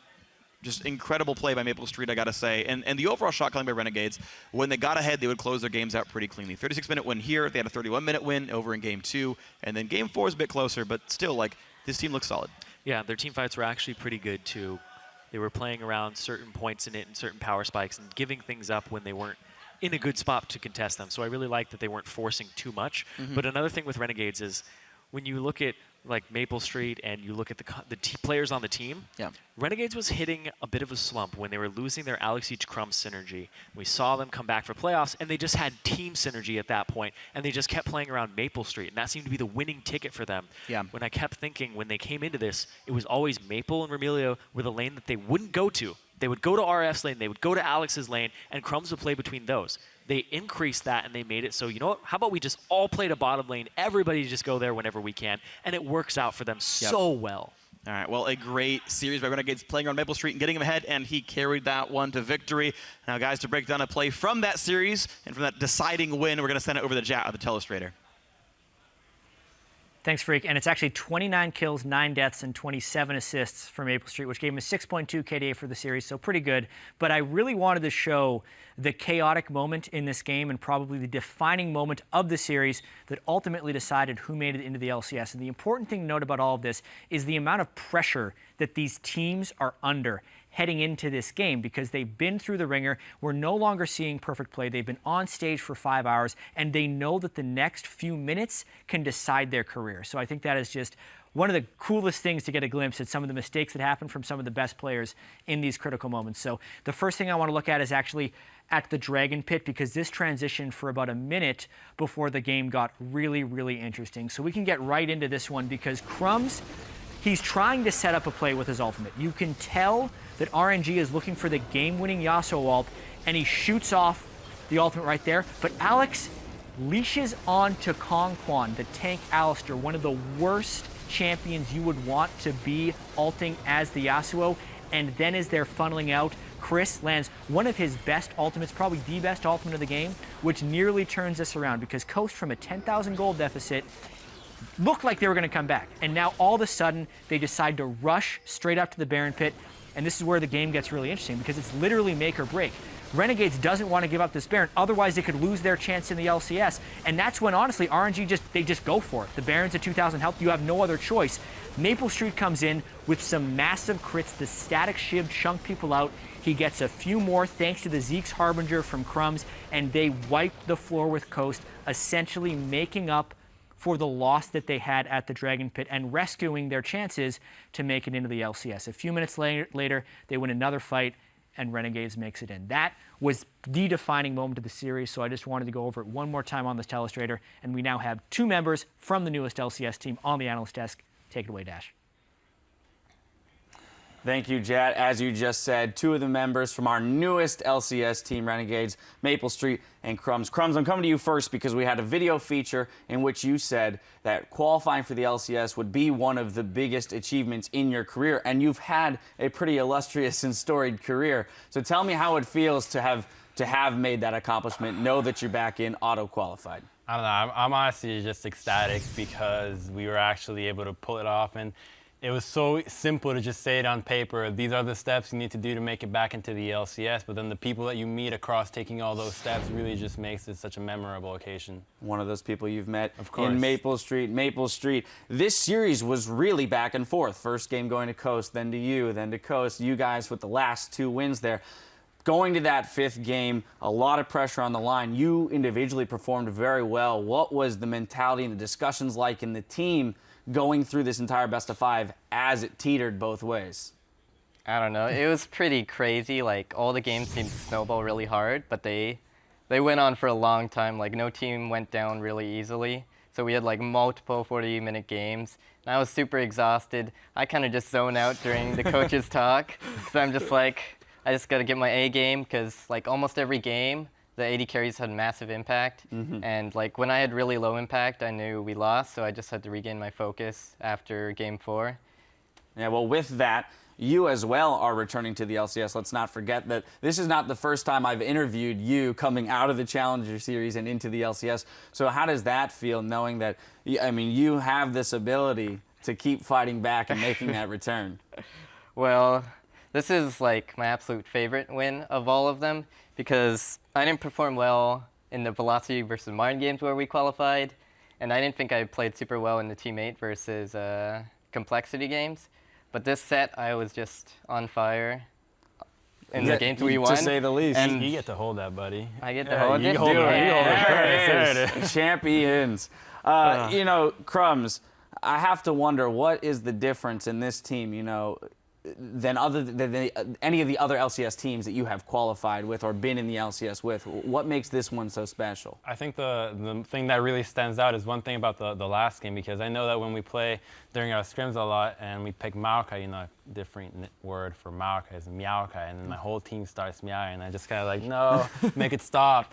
And I just wanted to do so well, so badly, that I was like, you know what, guys, like if we win this, I'll dress up in whatever cat outfit you guys want, because I want to win. I don't care. I just want to win. And now they'll be doing all that for them, and little do they know I'll just go back to Canada and hide there, not dress up. But just the team in general, I really enjoy playing with these guys. Now, looking ahead, you guys have a lot of time now before the LCS spring split starts. So, you know, in an unusual position for a Challenger team to be in, knowing that you have all of this time to fill with prep, with things that you want to continue to work on. So what specifically do you feel this team needs to do in order to compete with the top echelon of teams once you guys show up in the spring? I imagine what we're going to do is going to be take a break, of course, and then go with a more relaxed scrim schedule, because for the preparations for this, we barely really took breaks. Like, we just took constant days of practice, even in 3-block scrim, like 3 scrims a day. So that could be 3 best of 5, so 15 games total every day, which is pretty exhausting. So I imagine we'll take more of a 3 to 5 days of scrim a week, and then as the time dwindles down that we actually get to practice, I think we might just go for a boot camp, just try to ramp up ourselves and then just go for it. All right, finally, Maple Street, Renegades is a brand that people have already been recognizing in the Challenger Series. I mean, even here today in the studio, we heard many an RNG chant. So how has that been? How has the fan interaction and the fan support helped you guys, and how do you hope it continues to grow going into the LCS? Yeah, there's certainly a lot of hype, and like, we have a pretty awesome logo, and everyone just shows off their bandanas on Twitter and whatnot, and they tweet at us, and I think that's really, really cool, because the teams I was on before, we didn't have such like outpour of fans. I have to say, my Twitter feed was just blowing up with masked photos all day. So thank you for that. Oh, you're very welcome. Yeah, it's just great. Again, gentlemen, I have to congratulate you on your hard-fought victory, to say the least. Go ahead and pick that trophy up. It's yours. It's yours. Share it. It's wonderful. Victories. Yes, it is. It's yours to keep. Wait, really? We get to keep it? I actually don't know if you do or not. No. Why would you lie like that? That's not a question for me to answer. All right, well, again, congratulations, gentlemen. I look forward to casting your games and talking to you guys when we get to the spring next year. Now, to close out our evening, we're going to send it back over to our guys on the caster desk. Thank you very much, Dash, and thank you for lying to our players after they win a tournament. So, good job on that one. They don't get to keep it, but, use it while you can. Enjoy it. Hold it. Take selfies with it, chill out with it a little bit. Honestly, put a bandana on it. Yeah, it's a great one. Bandana on the trophy. Now, guys, it was a great tournament, a great series, an amazing best of 5 here, but there was a single player that we had to celebrate here. We were talking about him during the game, but the guy with the biggest impact in the game is the shoeless wonder, Maple Street here, the AD carry of Renegades, just did absolutely dirty things to the opponents. 12, 1, and 15 in Game 4. He went 10, 0, and 6 in Game 5. from the team being down 1 and 2, he did a lot. Keeping it alive at the end. The shoeless wonder, the badass Maple Street back in the LCS for the 3rd time. Yeah. Crushed it, absolutely crushed it. 42% of his team's kills, very high, played multiple different champions. Had just an absolutely great series here. When they were winning, he was crushing it. Yeah, but when they play around him, that's when their biggest successes seem to come through. Yeah. And that's only leading into playoffs. They seem to be struggling with a style where they were like, well, do we play around Alex Siege? Do we play around Crumbs and RF? But then the answer seemed to be in the bot lane, where you buy Zeke's Harbinger, you put more emphasis onto Maple, maybe you make a global comp, and then they won all the games that they focused around Maple. Really well played there from Renegades, finding a new style right as playoffs was coming around. Yeah, it was really just excellent. Every single game they won, Maple's scoreline was through the roof. When he did well, the team ended up winning here. So, of course, a great victory by Renegades. But if you guys are missing your weekly dose of Primetime League today, don't fear, PTL's coming back tomorrow with a special postseason preview at 4 p.m. Pacific Daylight Time, 1 a.m. Friday, Central European Summertime. And the LCS playoffs also continue this weekend, starting in Europe with Orien against H2K. And immediately following that best of 5, we will be back into North America for Counter Logic Gaming versus Team Impulse. Our playoff coverage starts Saturday at 8 a.m. Pacific Daylight Time, 5 p.m. Central European Summertime. Once again, massive congratulations to Renegades for being our newest North American LCS squad for 2016, and thanks to our guest analyst Porpoise for your insight. But now for myself, the caster, the entire live broadcast crew, thanks for watching. We'll see you guys next time. Toodaloo, guys. The winner joins the LCS in 2016, and here we go. GG comes in a bit late. Remulia, one hit from dead, can't quite reach. There's the hop, there's the Q. Boomerang from downtown. He's got Black Shield on. He's gonna get it. Crom steals the Baron. I'm on turn. Go.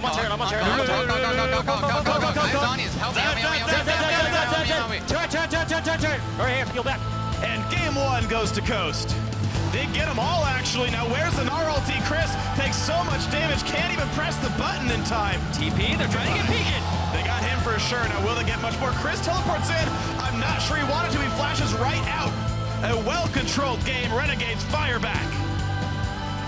Right side flash. Watch out for his ear.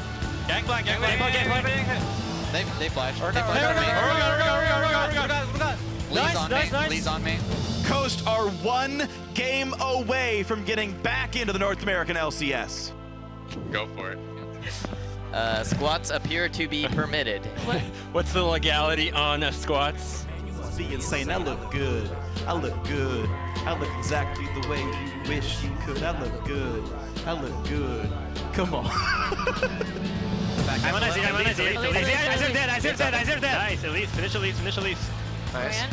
I'm out. Gnar from behind. Pushing mid. Finish, Brum. We're going to game 5. Renegades get the victory in game 4. He's nice equalizer. Great equalizer. Alice goes down. 2 for 0. Here's the chase. Mash wants in. Yeah, get it. Rumble. I'm going over. There you go. Go mid now, baby. We got this. Renegades qualify for the North American LCS. Oh man, look at me, man. I got all the jewels. Look at my shoes, man. I'm sharp, man. I look good, I look good, I look exactly the way you wish you could. I look good, I look good, come on.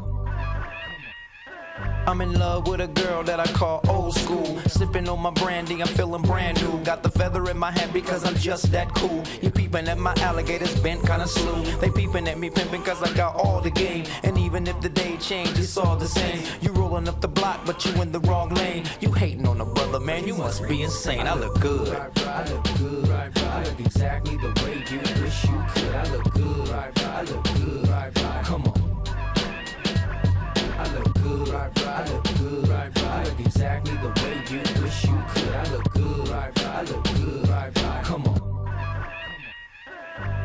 Joe said that I'm the best in the West. I got the girls singing, damn, look at how he dressed. No need to guess, just bless my finesse. I keep him in a mess, all up in this caress.